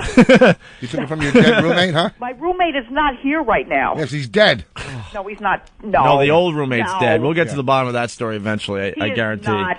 He's down the shore. Oh, yeah. All right. Well, He's coming back, I think, today sometime. I don't need your Jets shirt. I don't need Look, anything look, from look. you. I Lady, just wanted the to- refrigerator die. Opie. I wanted to let you know, I talked to Marion. Please don't say anything about my son anymore. Because she's not happy about that. Are you there? I don't care if she's happy or not happy about anything we do in this program. How about not being happy with the fact that he's going to grow up? How about the fact that you can be not happy about the fact that he's growing up without the love of a mother that is incapable of taking care of her? Here you go. Of him. He has all my love. Here you go. Boy, I really spit that out eloquently, didn't I? If you don't want us talking about your son anymore, you stop calling the program, you become a distant memory, and everyone is fine. Okay, Mommy Dear. Here, look at Mommy Dearest. Because it's gonna Everything is okay with my son and I. But it's gonna strap him in. You call the show. Okay. We will be talking about your son. That's the choice you make. But the thing is, they're not saying anything bad about your son. They're saying bad things about you. Your son's probably a great kid. Rich, I understand that, but Okay, your son's probably a great kid because Yeah. someone else in You your know. extended family realized there was a problem with you, and decide, well, we got to take the son away from her so he has a chance at a normal life. Yeah, who decided it was time to take the kid away from you, Di? So I applaud that person in your family. Di, who decided it was time to take the kid away from you? The kid It doesn't matter. You know you're the drag in the family, right? Every family has one person that people are like, oh, God. yeah. Oh, we'd be They're not invited we'd be to a family perfect gatherings. Yeah, we'd be a perfect can't family say if that it wasn't about for me. this. There's always one where you actually look at them across the table and go, you know, if we weren't related, I wouldn't even talk to you. Oh, no, that's They make you- You're the one in your family. They make you clap when you leave the room so they know you're not No. stealing. No. And they have No, to they don't do they have to fake it during the holidays. So, Lady Di, how's the job hunting going? Lady Di, they As call they me nervously Diana. kind of look at you like, I already know the answer. She's a drunk You slob. were the reason why they invented re-gifting. No. Because nobody goes out and buys you anything. They just take old shit. Excuse me. Listen to me. You're I have done. a few gifts. Yeah, you got gifts. Lady Di, get your You get don't your have a act. gift when it comes to people. Just get your act together. Well, you know, Marion bought me a few things. So, Is she really? Yes. Oh, good. Lady Di, And, you know, I bought her a few things also. as Anthony used to say, Lady Di, not only No, Not on- you said that. Not only a name, a good idea. No. Goodbye. You're the one. Enough. No. One of my favorite things Anthony has come up with. Unfit parent. All right, we're going to get back to some of sad. these propaganda songs. We got, are we going to get to the Michael Jackson thing? God, some of that stuff that's coming out. Where did my prep sheet go? And also, This guy's going to prison. Also, we got to talk about Paul and Yoko. They're at it again. And, you know, maybe we'll get into that next because that's just crazy stuff. Yeah. And also, I don't know. As we go to break, someone reminded me that there are current propaganda songs out there. Yeah. Our old pal John Valby, who I think is playing Jersey tonight somewhere. He doesn't need a plug. He sells out wherever he goes, but it would have been nice if he called and said hi if he's in the area. But as we go to break, I think we have a little ditty from John Valby. Another one, story song. We come from Alabama, but we're in Afghanistan, where Navy SEALs and Green Berets hunting for a man. They say he has a bearded face, a diaper on his head. I heard we won't be going home until that fucker's dead. Oh, Bin Laden, no, don't you die too quick. I've come to fuck your fanny with some anthrax on my dick.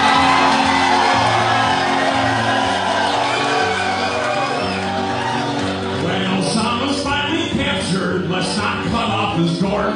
Let's handcuff both his testicles and drag him to New York.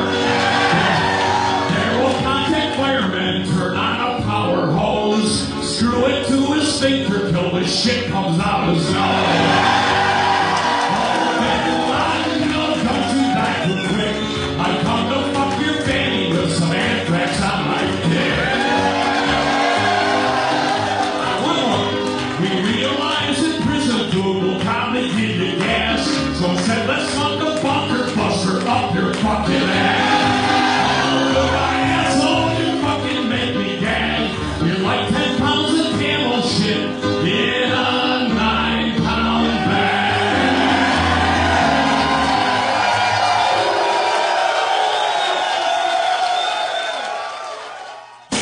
The very worst of the Opie and Anthony FU line. Yeah, I just want to give a big FU to Lady Di. I think you're about 3 huffings away from Anna Nicole Smith.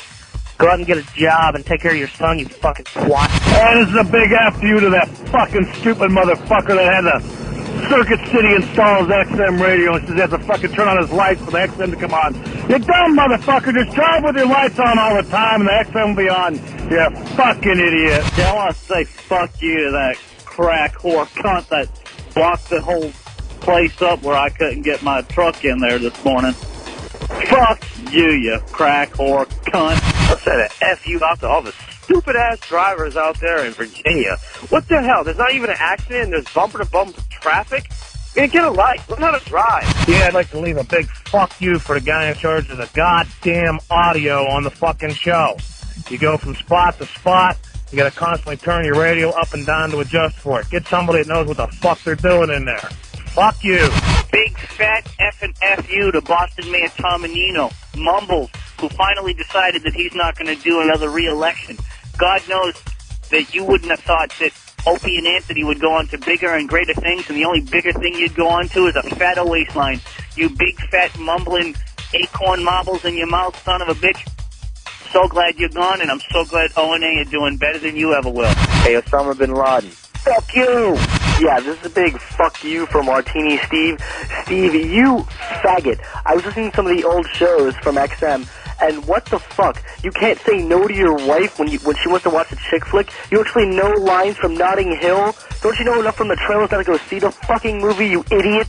God, fuck you, Steve. Go fucking burn in hell. Yeah, this is Tony from Mississippi. I want to give a big F you to a friend named Ben. He wouldn't play Monster Rain with me last night. Fuck you, Ben. Yes, Robert De Niro for Little Jimmy Norton. Call the Opie and Anthony FU line at 1-866-FU line 1. 1-866-FU line 1. Well, fuck you very much. Down the left field line. Is it enough? Gone! There it is! 62! The hopes and dreams of 30 Major League teams are told on XM satellite radio like never before. Hear every play, every team. From spring training to the World Series, hear it on XM Satellite Radio, the official satellite network service of Major League Baseball. It's radio to the power of X, all included as part of your basic monthly service plan. It's an Opie and Anthony Wow Sticker Stop. This Wednesday, January 19th, get to the Lynn Haven Mall parking lot outside Barnes & Noble in Virginia Beach, Virginia, and pick up your Wow stickers. Those aren't real. Yes, they are. Take the Virginia Beach Expressway to exit 19A, and the Lynn Haven Mall is 1 mile down on the right. I'm getting an erection as we speak. Once again, here is how it should sound. The Wow Sticker Stop, brought to you by your pals at the Opie and Anthony Show. We've made it even easier for you to give XM. Share the XM experience with your friends and family, especially with XM Service gift cards. It's a convenient and flexible way to give XM service. And you can order gift cards, XM radios, accessories, and gear at the XM Radio online store. Check out XM's new online store at xmradio.com.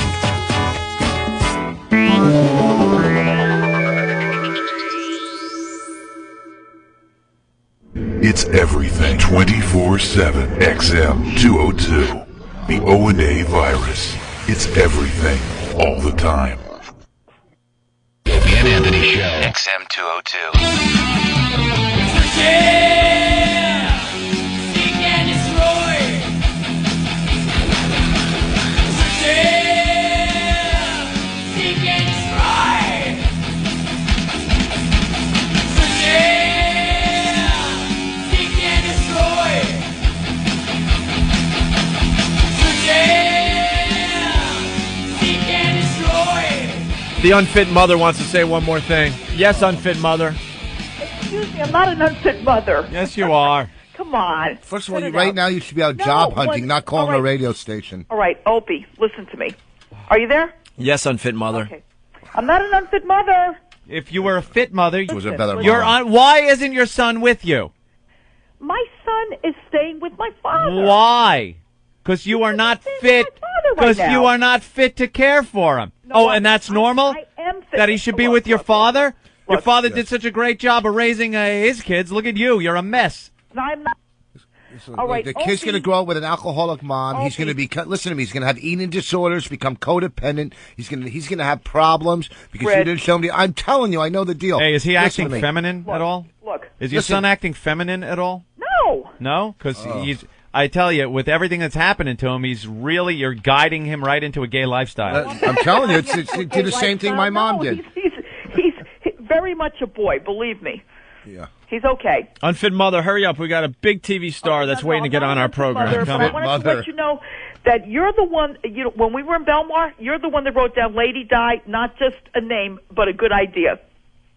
Remember that? What? When you signed the picture for me. Right. Well, for now on, I'm going to sign because she asks for autographs all the time. I'm going to sign to the unfit mother. Right. No, don't do that. Get a life. Will you be nice? Unfit mother. All right. Look. Whatever. No. I'm not your an life. unfit mother. Take your life. No. She's the kind of person that no, says, like, no. New Year's, this is going to be my year. And you're thinking, why? You've been a loser for 39 years. Why is it going to all turn around? But you can make it turn 39 around. years. Well, however old you are. Figure. Well, who knows how old I'm you are? 42. Yeah, to the second power. You're going to die and no one's going to care. That is not true. No one's gonna and care. I'm gonna Not live a even your long son. life. The guy at the liquor store. Your son doesn't even know you. Here's the reaction after Lady Di dies. Oh boy. Oh. What is wrong with you? Oh, at least when I die, I get the next I'm going night to live a very long life. Oh. All right, Lady Di. Guaranteed. Thank you, Lady Di. Thank you, Okay, unfit mother. I'll talk to you later. Thank you, bloated liver. There she goes. The cooler, everyone. No. The cooler. Rich. What? Hey, Will. Hi. I'm sorry you had to hear that. It's Will Arnett from Arrested Development. He's like probably trying to figure out what the hell that was all about. Oof. That was crazy. I've never heard that Lady Di, not only a name, but a good idea. Yeah, we love that one. Yeah. This lady's a mess. Her name's Diane. I don't know how it ever got to be Lady Di. I don't know. She is just a waste of a human. What you got going on, Will? I hear Arrested Development coming out on DVD. Arrested Development came out on DVD. Yeah, it's a couple months ago, right? Doing Yeah, pretty well. I have to spit it out like a promo robot. Please go to your store and buy it. Blah blah Yeah. blah. The show critical acclaimed. Yes. What? It's very no. Actually, it's really it's a good show. It's a real good show. I do watch it. Yeah, we've had some of the critics. There's one guy we don't have, but I'm working on him. Who's that? Some dude in Canada. Oh, stop right there. Yeah. You can stop right there. It's a Canadian. They don't count. I'm technically I'm Canadian. Yes, technically, but where do you work? Where do you earn that money? Exactly. Where do you live? Right. I don't get paid in multicolored bills anymore. You're from Toronto? Yeah. Yeah. Oh yeah, look at that. We go You are there from Toronto. We go there occasionally. Toronto. It's a good time. Listen, it's a good time. I don't want to alienate the 4 people in Canada who watch my show. I got to tell you, Montreal kicks Toronto's ass, though. Montreal's a good time. As far as hipness and coolness and Really? hot Hot broads. girls. Oh. Yeah, oh my God, Montreal! If you want to go out and have a great time, Montreal is the place to go. Oh, Crescent Avenue, is it? Yeah, yes. Here's the deal. Anthony and I have been in Toronto and we've been in Montreal. Yeah. When I'm walking around the streets of Toronto, I feel like I wasn't living in the 50s in America, but I feel like that's how they dressed and acted. Yeah, for sure. But then you go to Montreal and they're just rocking and rolling, man. The girls are showing a lot of skin. Yeah. There's peep shows and strip clubs all over that city. Montreal's kind of like what America should be like now, and America's kind of going back towards more of being like Toronto. Yeah, I definitely agree with you. And Montreal, you go. Nobody gets to the club till midnight. They dance all night. Incredibly beautiful girls who actually get dressed up, and not to like, not just cutting off their shorts and thinking that makes them hot, but actually making themselves sexy. Yeah, they're wearing like hot clothes. They look like models. They look like a Robert Yeah, Palmer no, the video. hottest women I've ever seen were in Montreal. Without it, yeah. Second place, believe it or not, San Francisco. Really? Yep. Really? Beating L.A. out.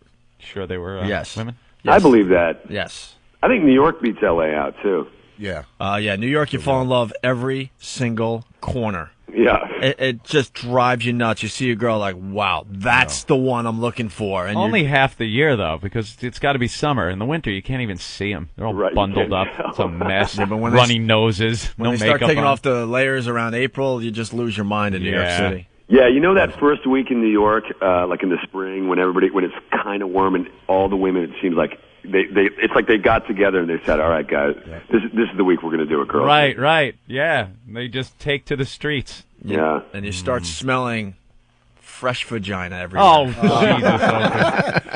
Vaginas in God. the air. Are you a married? Are you a married guy, Will? I am a married guy. You are. How long? About a year and a half. Really? Yeah. Right before the show really hit, huh? Yeah. Sorry to hear. Sorry to hear. Man. Jesus, that's a rough one, man. Don't worry, you don't have to acknowledge what we're saying. Yeah. We'll talk for you. We'll just wink here and know that you understand exactly what we're saying. And my laugh can be interpreted as me thinking you guys are absurd, right? Right, exactly. You get married, you did a couple of, I liked the movie Sally. That was really good. It was a weird one. Yeah. And then, after that, what, Mike O'Malley Show? Yeah, Mike O'Malley Show, and then a string of pilots that nobody ever heard of. And right about there, and then right about there, where all the pilots were just really not working for you, like, I'm seeing in a moment of desperation you hooked up, and then we get this huge hit. Ron Howard involved. I mean, it's great, and all of a sudden you're married. I literally, the timing is like that. By the way, I literally got married the day after we started shooting the series. And it was just going to be another pilot, probably. And I'm sure she's cool and all, but you got to. I am thinking your friends are looking at you like, dude, do you understand what you could do with this? I scored. I honestly did. All right. That's cool.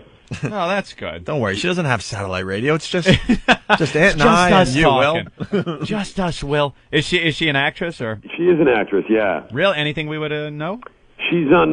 She's the other half of Weekend Update on Saturday Night Live. Get out of here! Yeah, her name's Amy Poehler. Yeah. That's your wife? Yeah, man. Well, then that's cool. Right, you scored.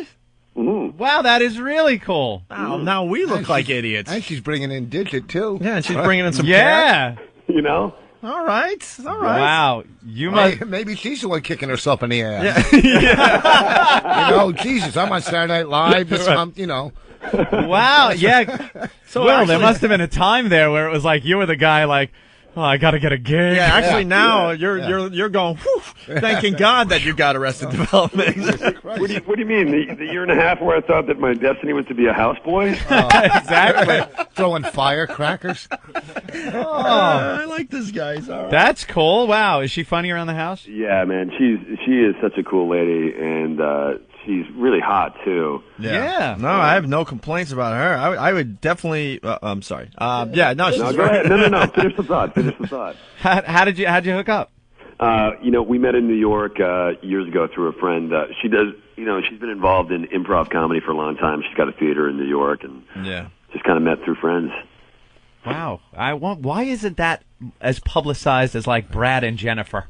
Yeah, well, I had no clue. Who was a better agent? Because neither of us makes $20 million a movie. Yeah, they're not following you around wondering when you're going to have a kid. Following you on vacation. None of that. That's my mom's job. Yeah. Have you ever had the paparazzi in your face? Very, very little. I mean, only when I call them. And please snap off some. I'm proud to say Anthony and I had them follow us around for a while, and it's a very strange experience. Yeah, I remember you guys went through a tough time there. When right. Yeah, the scourge. What does everyone know about us? Come on, what are you going to do? I mean, I live in America, dude. We had. Well, I could talk for myself because Anthony was living in an apartment, so it was a little different for him. But I was renting in the top half of a house on Long Island, and the photographers camped outside my house for a week with lawn chairs and these huge telescopic lenses. They were jumping out of the bushes when I was coming back from the grocery store. It's crazy, right? It was insane. One day, it's a true story. I just want to leave my house. I couldn't figure out how to do it because they had all the angles covered. So they even weren't sure if there was an exit at the back of the house, maybe stairs that went outside.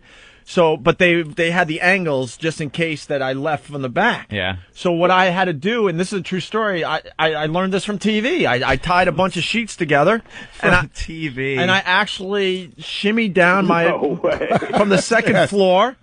I had my brother take my car and park it in a parking lot because they saw the car in the driveway. So he just casually walked to my house, jumped in my car, and left. And I shimmied down the sheets. They were left hanging in the wind.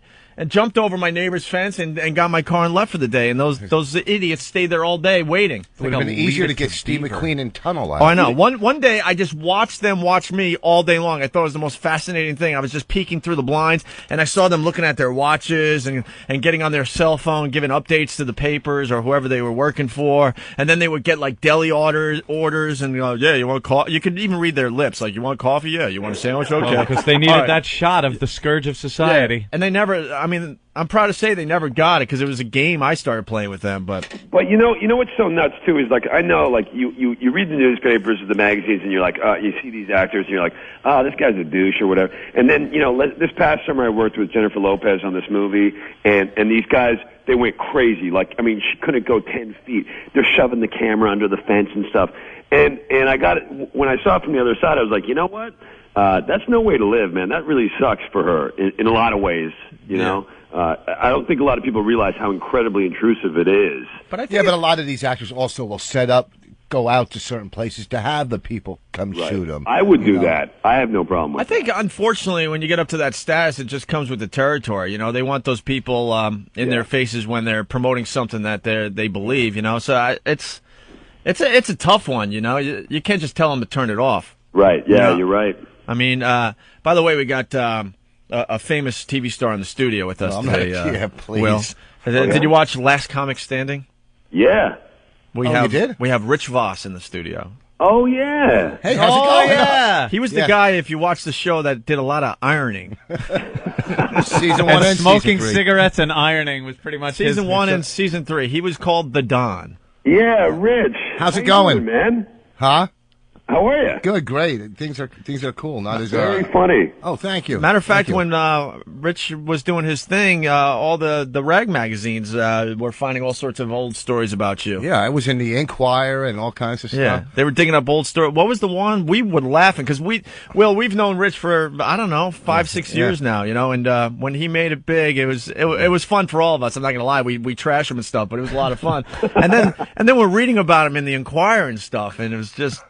I don't know. What was the story? Like when I used to do drugs, I guess going from drugs to sobriety or something. Yeah. I didn't tell whatever the story awful was. Story. I don't know, whatever story. They had a picture of me when doing comedy in somebody's living room. I do a private party. I mean, I used to do a show. I did a show in some lady's living room to 16-year-olds for crack money. It was pretty much for crack money. Will, one of the greatest moments. I mean, when we met Rich, doing well locally and stuff, and then he gets up to this huge huge. And I'm at the Montreal Comedy Festival with a bunch of the guys that do our radio show, and these fat women come walking up to us. It was me, Norton, and Voss, and they obviously wanted a picture, okay? Yeah. So they get all crazy, like, oh my God, that's Voss from Last Comic Standing. You know, he was getting a lot of attention up there with the national press and stuff. And then all of a sudden they look at me. And this was after our incident, St. Pat's, and I'm kind of like nodding, like, oh, here it comes. They're gonna recognize me too, you know? Yeah. And they look at me and like, excuse me, and I'm ready to go. Yes, that was me, and it was stupid. And all of a sudden they go, could you take the picture? A little taste of reality there, huh? Freaking Voss to this day has not let me forget this moment. And then I'm like, but I'm famous too. And they're like, yeah, whatever, dude. We need a picture with Voss to bring home with us. You know, Patrice was on Arrested Development. Was he? Yeah, he played a cellmate. He played the cellmate. Who's that? Patrice O'Neal, big black guy. He's Oh, very yeah. Oh, man, I know. He was really funny. He's a funny comic. He's like one of the best. And he was Rich, on. Actually, I think we got a lot of people in common, too. Who? Comics from New York. Like Brian Callen and all these guys. Oh, he's a great guy. He was in Oz. Yeah. Yeah. Is he on? He's on Arrested Development? No, he's not. He's out here. He's doing that show with Kirstie Alley, actually. Oh, really? Yeah, that fat show? Actress. Yeah. My God, is she is huge, man. Talk about the Inquirer and the Star. Yeah. They can't leave her alone. I know. They can't get enough of her. Hey, what's the deal with Portia de Rossi? She's been in the news lately. I guess, yeah. See any girlfriends coming to the set? I haven't. I've read the reports. I haven't seen anything. Can I say that? No, you can say that. Very, very safe. Very good answer. And I got to tell you, David Cross is hysterical on the show. Yeah, he's a funny dude, man. And the writers of our show, really, those guys are the stars. I mean, every week, honestly, we are just paid monkeys. But guys like David Cross, he brings so much to it too. Like He's a great improviser. He brings a lot to the character. He's great, man. It's good to see that the writing's coming back into this stuff because that's why the reality shows just took off because it was the same old crap on TV. I know. And we were all looking for something new, and then Survivor hit and was like, okay, let's just start filming crap. But with the Arrested Development and the good writing, it gives hope. Everybody does know about. Yeah, sitcom. It's shot differently. Yeah. It's really, you guys are very talented, the actors and actresses on it, and the writing, man. It's like it's a lot more cutting edge than anything else you see. They're willing to take the risks and chances and not worry about insulting people or offending people with some of the content. And it's something you don't really see out there. It's a really, really good show. That's what people want to see, Edgy. They're sick and tired of seeing it. We don't care about Will and Grace and all that crap, They want to see. Cookie cutter, I can honestly say crap. I've never seen an episode of Will and Grace. But why do you think people watch HBO and Oz and Sopranos? They want to see what's they want. They don't want this. Yeah, you're right. You're totally right.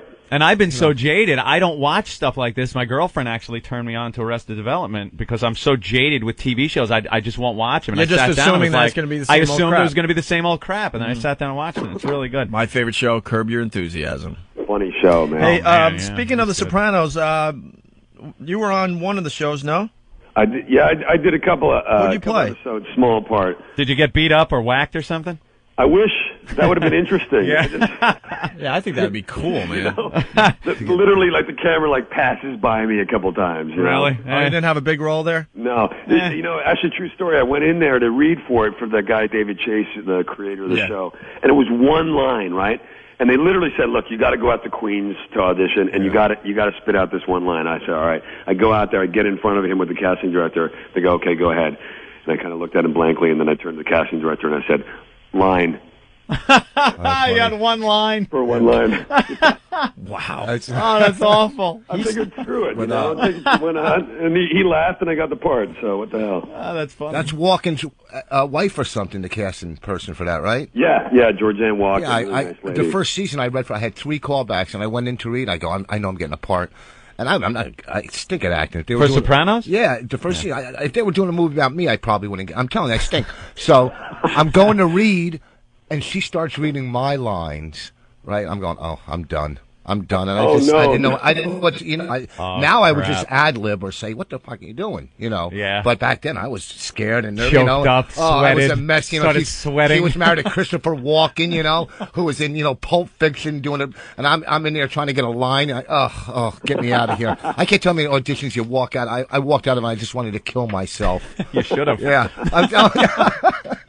Hey, Will. Yeah. Thanks, man. Well, thank you guys. Really fast though, there was one other thing I saw in your bio here: Celebrity Poker Showdown. How'd you do? Anthony's big time into the gambling online. And, I love poker and watching. Oh man, I tell you, I played all right, but let me say this: I got beat. This is the worst part. Is like you do a show like Arrested Development, and you hope that people like it. And you know that it's a quality show. And you got, it's tough to get ratings and stuff. And then I'll be like eating in a restaurant in New York, and a guy comes up and he goes, "Hey," and I think that all of a sudden he's going to go into I love the show, and he says, "Man, I can't believe you folded that pair of 10s." I'm like, thanks. Oh, that's classic. Who'd you lose to? Peter Facinelli. Okay. Do you know him? Help us out. I know the name. He's married to Jenny Garth. He used to be on a show called Fast Lane, and last year with Bill Bellamy. Bill Bellamy. Blah blah blah. And nice guy, whatever. He had a poker coach in the stands. Oh Christ! They Come on, it's a game. Yeah. So what am I going to do? Yeah. Are you in New York or L.A. right now? I'm in Los Angeles as we speak. Oh, sleepy. Yeah, it's 6:30 LA time. I'm firing up the coffee, though. All right. Hey, Will, this was a lot of fun, man. I hope you call back sometime. Hey, listen, guys, thanks for having me, man. If you're ever in town, man, stop by. We have fun in here. I would. You guys are in New York? Yeah, 57th. I live in New York. Well, then come on in when you get back here. I will. I'm going to do that. We're right across from Shelley's Steakhouse. That's where I live. You're lying. At Shelley's Steakhouse? That's a really good restaurant, but we're in between 7th and 6th Avenue on 57th. Let's do it up. All right, so we want to promote the DVD? DVD coming out. We got a new episode airing on Sunday, Okay, cool. Great show, man. Thanks Arrested a lot, Development. guys. Really appreciate it. Nice to meet you too, Rich. Take care, man. Tell Brian I said hi. I will. There he goes. Will Arnett, everyone. That was really good. It was That guy's cool. He's even got the I like cool that. voice. He's got that like cool. Oh, fucking yeah. See, we like. scratchy rock. We're trying. I mean, we're trying to get more guests on our show, but in the past we just hated guests because I know. they all have this just attitude and stuff. So we're Yeah. looking for people that just could hang. That guy could hang. Get the show. Yeah, he's Get funny. the show. There's no publicist going, oh, don't go there. Don't say that. You can't talk about if he wants to bang other chicks. Yeah. What's wrong with you? You know what I mean? We were talking about him being married and then getting the show and like, oh, you blew it. Amy Poehler's Yeah, I know. wife. That's That's hilarious. hysterical. It worked out pretty well. So, all right. Can we get Jim Norton on the phone before we end the week? We're gonna try. All right. Oh, Jimmy. Just tell him to get frequent flyer miles if he answers. Well, he's playing Zanies in a Vernon great club. Hills in Chicago all weekend long. Our own club. Jim Norton. That's why he's not here today. Voss filling in, doing a great job. As we go to break from his Yellow Discipline CD, we've been featuring tracks from Jim Norton CD. He's had this out for a while. He's a little too shy to bring it to the table. Jimmy Shy, yes. When it comes to actually playing his material, definitely. Yeah. I mean, he's a plug whore. Let's not get crazy here. But you can get his CD off his website, eatabullet.com. We figured it would be a great day to kind of, play some of his tracks. Showcase our missing Lil guy. And I've been single for a little while. Being single sucks. If you have somebody stay together, we had like one of those little stupid misunderstandings you have in a relationship. I was having erection difficulties. And we had different ideas as to the problem. She bought me Viagra. I bought her a treadmill.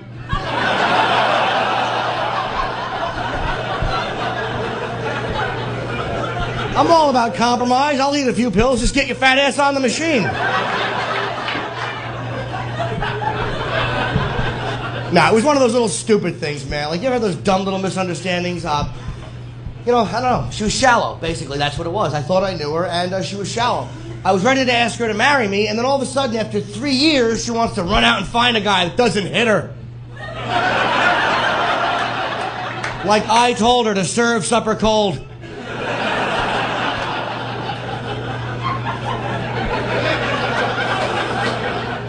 And I don't get nervous on stage at all, but you get me one-on-one with a beautiful woman, I am pathetic. Like, you ever been on a date and it's going well, but you know you're going to ruin it because you suck? You're in the middle of dinner, she does something unexpected, like squeeze your hand like an idiot, you go, and spill semen in your lap.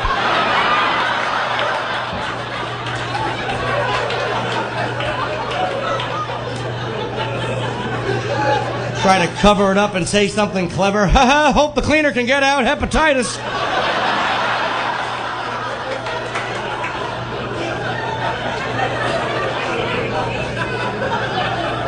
Not that I haven't, that's just a sign of a good cleaner. I hate being with new people. You ever notice the first time you're naked in front of someone, you automatically just start explaining away all your physical atrocities? Like maybe if I say it casually, she won't vomit and leave. As soon as your shirt comes off, you're like, well, I used to do a lot of sit-ups, but it hurt my back. I don't know where these tits came from.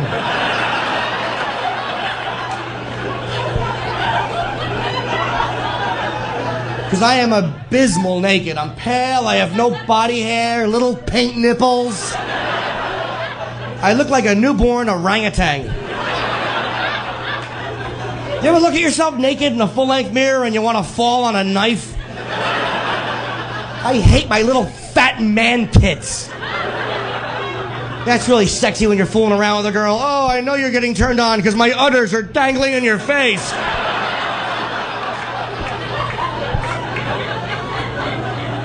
I should be milked into a bucket and then raped with a bottle rocket. Little fat-titted nothing.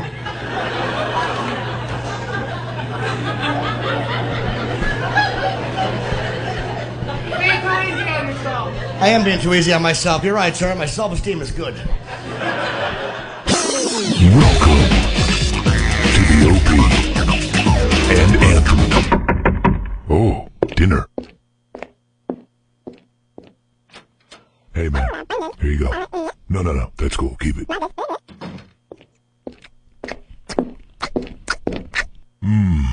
Chicken. The stories.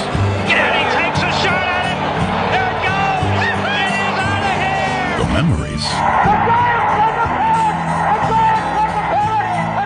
the magic. I don't believe what I just saw. The passion will be renewed this February as spring training opens for the 2005 season. The hopes and dreams of 30 Major League teams are told on XM satellite radio like never before. Smith corks one into right down the line. It may go. Go crazy, folks. Go crazy. Over the next few weeks leading up to spring training, XM will count down the greatest play-by-play calls of all time. Right now. Here's a drive to deep right center. This may be gone. Don't miss a pitch this season on XM. On XM Satellite Radio, the official satellite radio network of Major League Baseball. Why not try XM Radio online for free? You have nothing to lose, except for missing out on XM's 100% commercial-free music channels online. Add to your existing XM account for only $3.99 a month. Sign up for your 3-day trial of XM Radio online at listen.xmradio.com. Know a friend who hasn't heard XM yet? You can send them to listen.xmradio.com for their 3 free days of XM Radio online. XM in your new car. A complete Sky-Fi 2. The Polk Home Tuner. The portable MiFi. Get XM wherever you and your family go. And you can save more with XM Family Plan. Add up to 4 additional XM radios for only $6.99 a month per radio with XM Family Plan. Certain restrictions apply. Go to familyplan.xmradio.com for more information.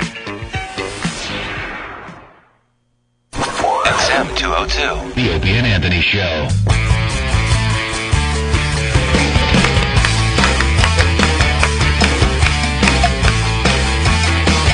We're up to segment 8 of the Opie and Anthony program. Oh, want to thank Rich Voss for stopping by to help us out. I love that last guy that was you interviewed. You got to get on Mike a little bit. Yeah, Will Arnett from Arrested Development. That was a lot of fun. Well, maybe you never know how those things are going to go, but that was a good one. Well, he knew me. That's why I liked him. Anthony, Of course. Electra getting bad reviews. This is kind of the speed round. Where's my prep sheet? I lost mine. I want to make sure we get to everything that we were supposed to, but Electra is getting kind of bad reviews. What's her face? Jennifer Garner or whatever. Jennifer Garner, yeah. She hurt her back doing that movie, too. Some stunt. It's a spin-off of Daredevil, and it's going to be a piece of crap.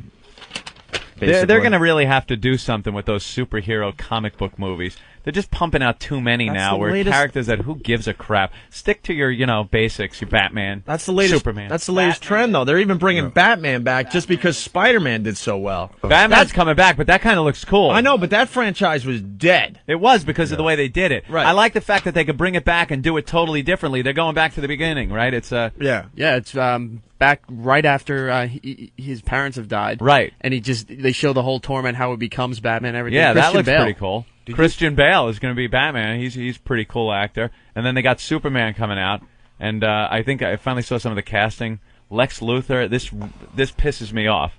It's Kevin Spacey. Yep. Enough Kevin Spacey. And Kate Bosworth as Lois Lane. I don't think Kevin Spacey's going to. You don't think be he a can good pull that Lex off? He's a great actor, man. You see something about him bugs the crap out of me. You see Catwoman? I didn't see that piece of crap. It was so bad they took her Oscar for Monsters Ball back. That's how bad it was. It's going to have to go back to having sex on screen again. That was such a hot freaking scene. Oh, the one where she's with Billy Bob Thornton.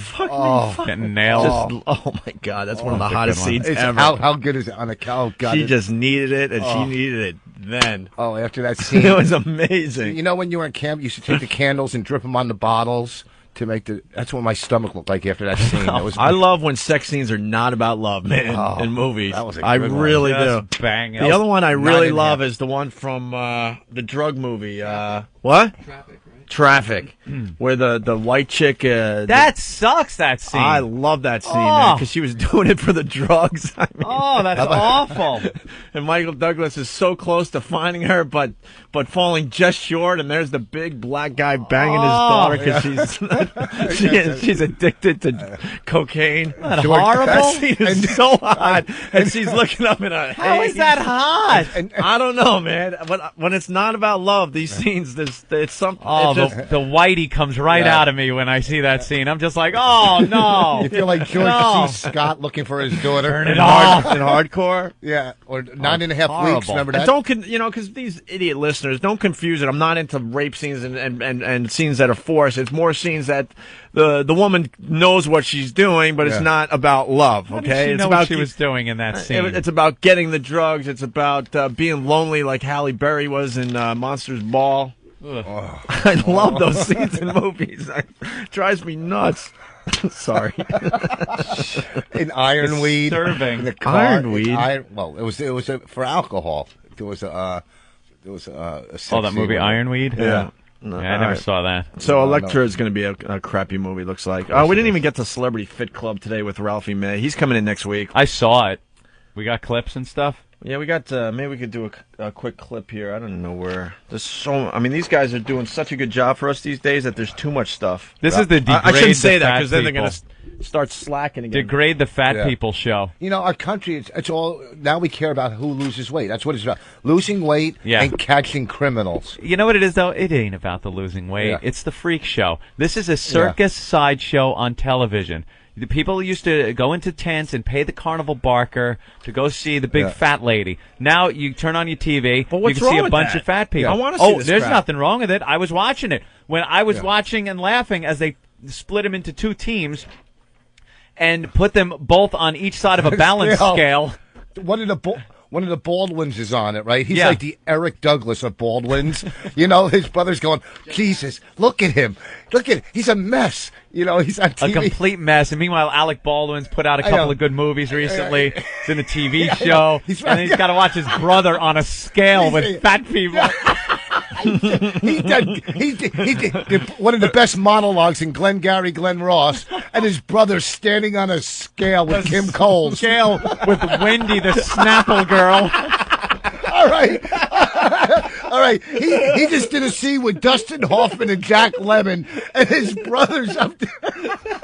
His brother's standing on a scale on VH1. He's doing sit-ups next to Biz Markie. That is life stinks. Oh man, that is awful. That is funny. I was digging the show. I was watching it. Yeah, cool. I think I called Ralphie May out on this. Maybe not on the air, but maybe off. I don't remember, but I did. I brought it up to him because they have that footage of him underwater. Underwater, swimming. man. They only film that because it looks absolutely awful. He's in swim trunks. Listen. You know, he's got no shirt on. Ralphie took his clothes off when we were at the house on Last Comic Standing. You couldn't see his unit. It was like a meat mud flap hanging over his unit, right? I've gone out to dinner with Ralphie many times. Yeah. I'm telling you, we went to a sushi restaurant. $400 a sushi he ordered. Like $400. I'm not lying. Because he ordered the baby seal. Everything's, I'm telling you. That old gag for the old listeners, Al Roker, blah, blah, blah. You know, we were watching that show, and I'm not giving anything away because it said on the show. Didn't he gain? Wasn't he supposed to lose weight or something? Yeah, he's supposed to lose weight. Yeah. On this show, does he gain? I don't know. It's what the show. I sort of come in the Jesus. like I never watch these shows, and if he's gaining weight, that's scary because he had the stomach thing done. He had. Listen to me. One, that show, he's got. You can't lose. He should weight. have his kitchen staple. Well, that's my line. All right, Ralphie's around. I mean, he's a great around the country. He sells out his race. But here's the thing. And he does do the black humor. He's. I saw him at Caroline's. I thought he was hilarious. Ant is the host. Ant's the host. Who's. I'm telling you, every time he speaks, Liberace rolls over in his grave. Oh, I know. Rolls over, butt up. You know, horrible. He is. I can't stand that guy. He is so unfunny. He's not funny at all. Sorry, not funny. It's that over-the-top gay act that just, sorry, it's being done already. Look up Mario Cantone. Yeah. And outside last conversation to me, he said to me, he goes, "Am I a hack?" What? What? To the third power. Does hack mean faggot? I know. Do you have to ask? Hold on, Baldwin's going back on the scale. We got the audio of Daniel Baldwin going on the scale. Oh, we do? On this new show. Let's take a listen. Daniel, your weight tonight. Uh-oh. is 264 pounds. How do you feel about that? That's high. That's high. You may appear to be the fittest and most athletic member of the group. Yeah. But your blood work actually reveals a different picture. You're on the very brink of diabetes. Wow, that's very scary. My mother was diagnosed with latent diabetes in her late 50s. It tends to run in families. Is Alec Baldwin sitting there watching this, just wanting to slit his wrists? Just like, what? I work hard to be an actor. I'm doing, and there's my brother standing on a fat scale, being told he has diabetes on VH1. On VH1. And you know, a lot of these stupid rubes that watch this show, they don't pay that close attention, so they're thinking it might even be Alec Baldwin on that scale because they look close enough. If you put those three brothers together, it's like the evolution of horrible in this poster. Just VH1, then a horrible movie, and then Alec Baldwin. Alec Baldwin. Who was banging Kim Basinger, and this guy's probably hitting on the Snapple girl, like you said. Oh, Wendy the Snapple girl. That's so funny. The next way in is Judge Maybelline from Divorce Court. Yeah, she's the divorce court judge. You saw the show last night? Yeah, I was watching it. They're standing there, very judgmental. The judges, whatever they are, they're sitting there on this panel, and there's this huge lighted scale. A platform, really. It's not even a scale. It's like a truck where the trucks pull up on the highway, and they stand on it. And then a little digital readout comes out in front of one of the judges, and he tells them their weight. And they're all like, oh, yes. Oh, yeah. It's a very somber moment, very serious. You know, you're not supposed to laugh. Meanwhile, like I'm home with my chick taking bets on what it's going to be. It's got to be over 3 bills. Got to be over 3 bills on this one, man. Wait, didn't you see when they were on the balance scale at the end? Oh, at the end is the best part. Yeah, it's not the balance. But then they put him on this giant balance. Ant comes down and go, and let's unveil the biggest balance scale ever. You know, and they load him on and talk about as a team, they're both like 1 ton each. It's horrible. And they put him on, and the scale tips over one way a little bit. It's the kind of scale Colombians weigh drugs on. Yeah, it's giant. You know. It's a giant balance beam scale. Balance scale. All right, here's Judge Maybelline getting weighed in. Good evening, Judge. Good evening, Dr. Katz. Please step on the scale. Doctor. Oh, my God. Do I have to? Ha, ha, ha, ha. They all make little scale jokes. Right so. Oh, goodness. They could already figure it out by looking at you, idiot. Tonight, your weight is 208 pounds. 208. You know what's great to watch about this show? When they step up to the scale, all these fatties are like trying to joke about it. Yeah. Like they're all going, all right, well, like one guy stands on 1 foot. Like that's going to make a difference on the scale, and haha, and they try to get a laugh, and the judges are just looking at him because they know where that humor attempt is coming from that sad place in that fat little chest.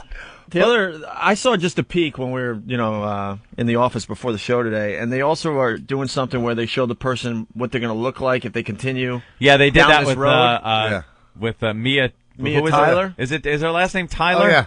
Or did she change it? It's Liv Tyler's fat sister.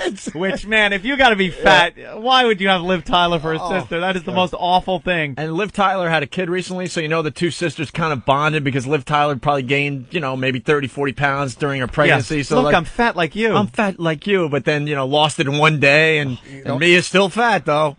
And the judges go, what went wrong? They say that, none of them want to tell my uncle touched me. But, Ralphie goes, well, I was in a car accident. I broke a lot of bones. Obviously not your jawbone. Okay?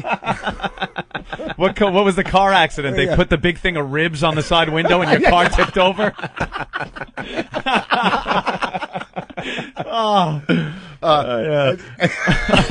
Unbelievable.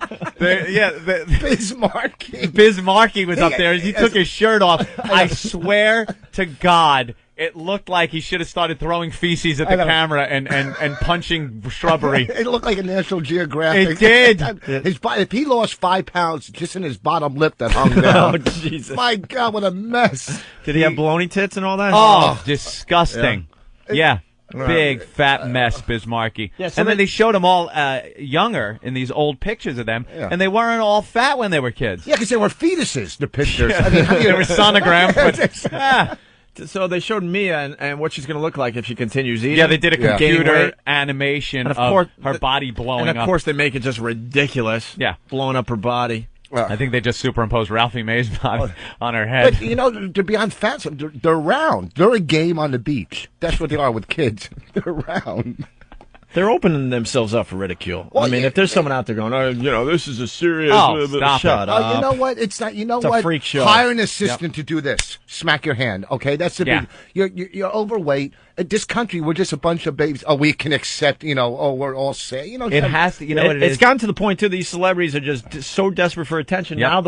Now they'll just ridicule themselves. They Like, present it under the guise of helping. Again, this Yeah. reality show. You can't put a reality show on and actually be real about what it's about. This isn't about, let's try to help them lose weight and get healthier. It's no, let's put a bunch of fat people on a balance scale. That's what it is. Yeah, because it's not about them losing weight, because the payoff's not enough on these Right, shows. right. You know, because it's not a big enough payoff Who in cares? 10 episodes. Okay, so they lose 12 pounds. Ooh. It's a big deal. No, Big it's deal. get That's Ralphie May in a bathing Yeah. suit and throw him in the pool with an underwater camera so it looks Yeah. like a trip a manatee. Yeah, a trip to Aqua World. Yeah. You know? Ralphie May gets out of the water. He's got propeller marks on his back from the speedboats in the channel. Sure.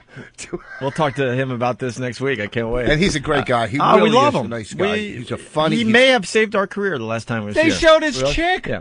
They showed his chick on this show. They showed him at home eating in the kitchen. I'm like, his chick is pretty hot. Yeah, but you know what his chick said on beautiful. the show? She's sweet. She's too. beautiful, really she nice goes, girl. She goes, I met Ralphie, and it would have been rude if I didn't go out with him. Because it was, what do you Rude? mean talking about? You know, if Well- you met, you know, if you met, you know, what do you call it? The kid from Mask, it wouldn't be rude not to go out. I mean, Ralphie's a great guy. He's a friend. I'm not trashing Right. Ralphie at all. He's Yeah. really my friend, and I think he's really funny. Well, she thinks that way because she's from Canada. It's odd. The chick is from Canada too. Yeah. It's odd that you would get an attractive, skinny girl. Yeah. She's by no stretch of the imagination even chubby. She's skinny. And it's rare that you would get a girl like that hooking up with a fat guy. Well, maybe she always wanted to be a top. What? Here's audio of Mia Tyler getting weighed. Right? Good evening, Mia. Hi. Please step on the scale. Boing. Spring Mia, shoots out. tonight, your weight is 210 pounds. 210, baby. Over the last year, roughly, you've gained a considerable amount of weight, about 30 pounds. About 35 pounds. 35 pounds. 35 pounds she gained over the past year because she got married. That's Was that- the whole deal. Yeah, that's what she said. She married the drummer from what band? Damn it. Can't remember. Mia?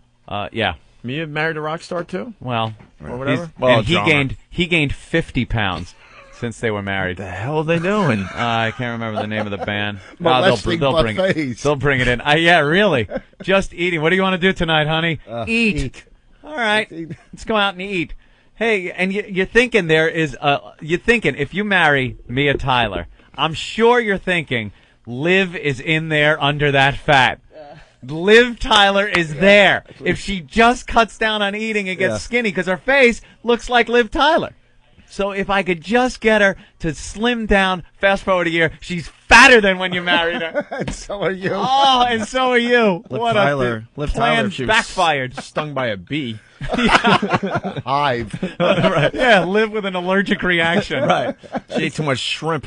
That's right. That would be a great show. Is you take hot girls that are just trying to lose 5 pounds. Oh, that'd be great. You know? And just ridicule them Yeah. because they gained a pound. Yeah, you know. That would be the way to go. They tell you, Give them an hot eating girls, disorder. yeah. And you know that's the direction we're going. And Yeah. it starts with this, but Yeah. then it's like, you know, It's just- you got to top yourself. Fox's binge and purge. Right. Right. Yeah. Before we weigh you this week, we'll allow you 5 minutes in the bathroom.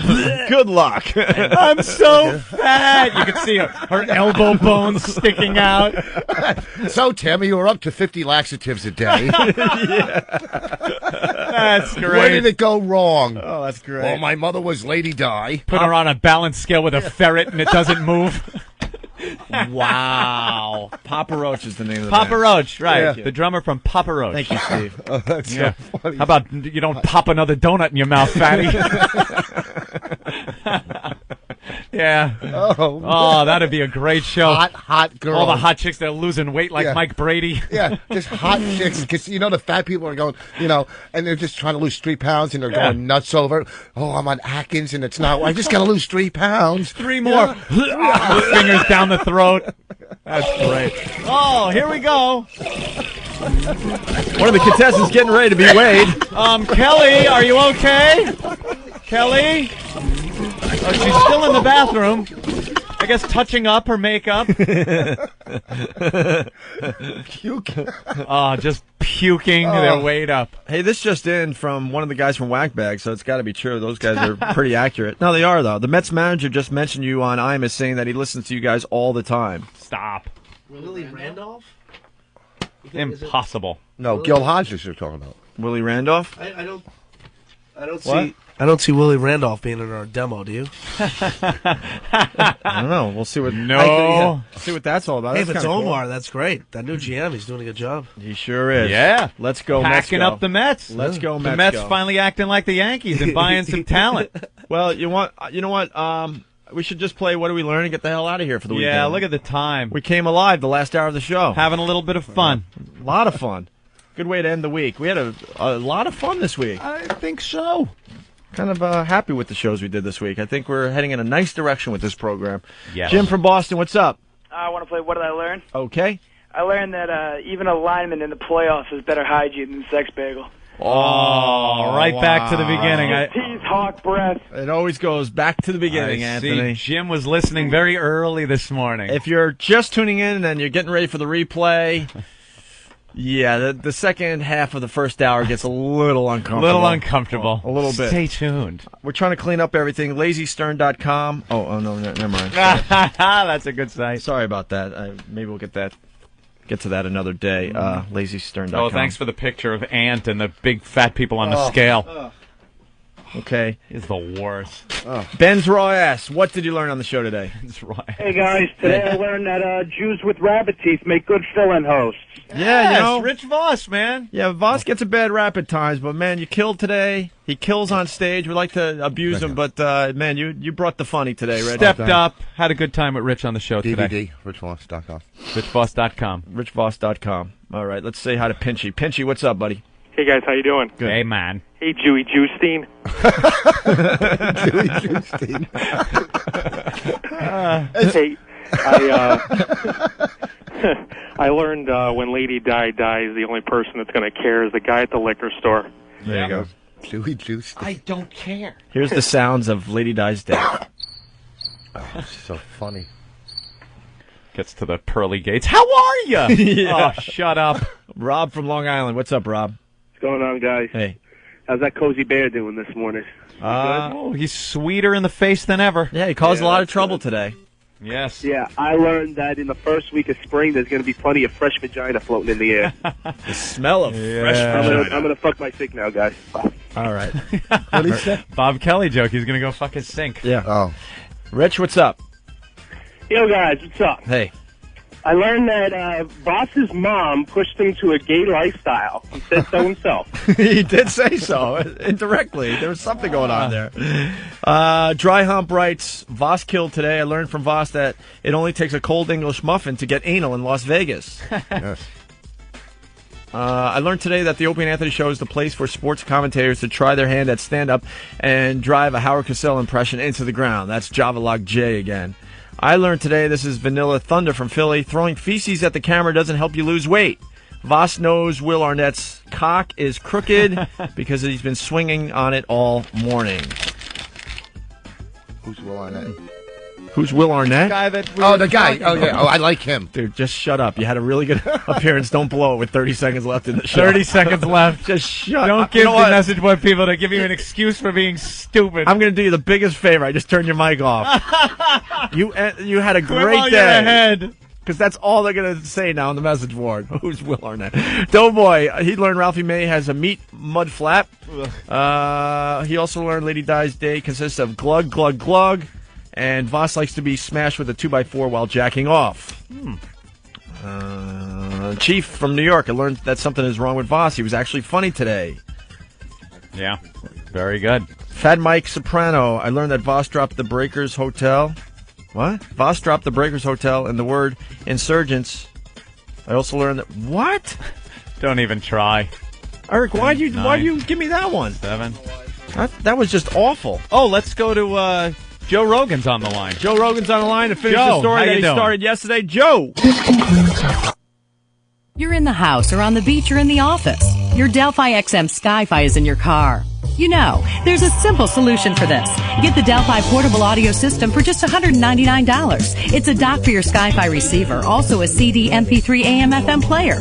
And right now it comes with a free charger and 6 free rechargeable batteries, a $60 value. Get it and you've got XM to go. Just visit delphi.com/free. Limited time offer. Sky-Fi receiver sold separately. XM service required. Details online. We've made it even easier for you to give XM. Share the XM experience with your friends and family, especially with XM service gift cards. It's a convenient and flexible way to give XM service. And you can order gift cards, XM radios, accessories, and gear at the XM Radio online store. Check out XM's new online store at xmradio.com.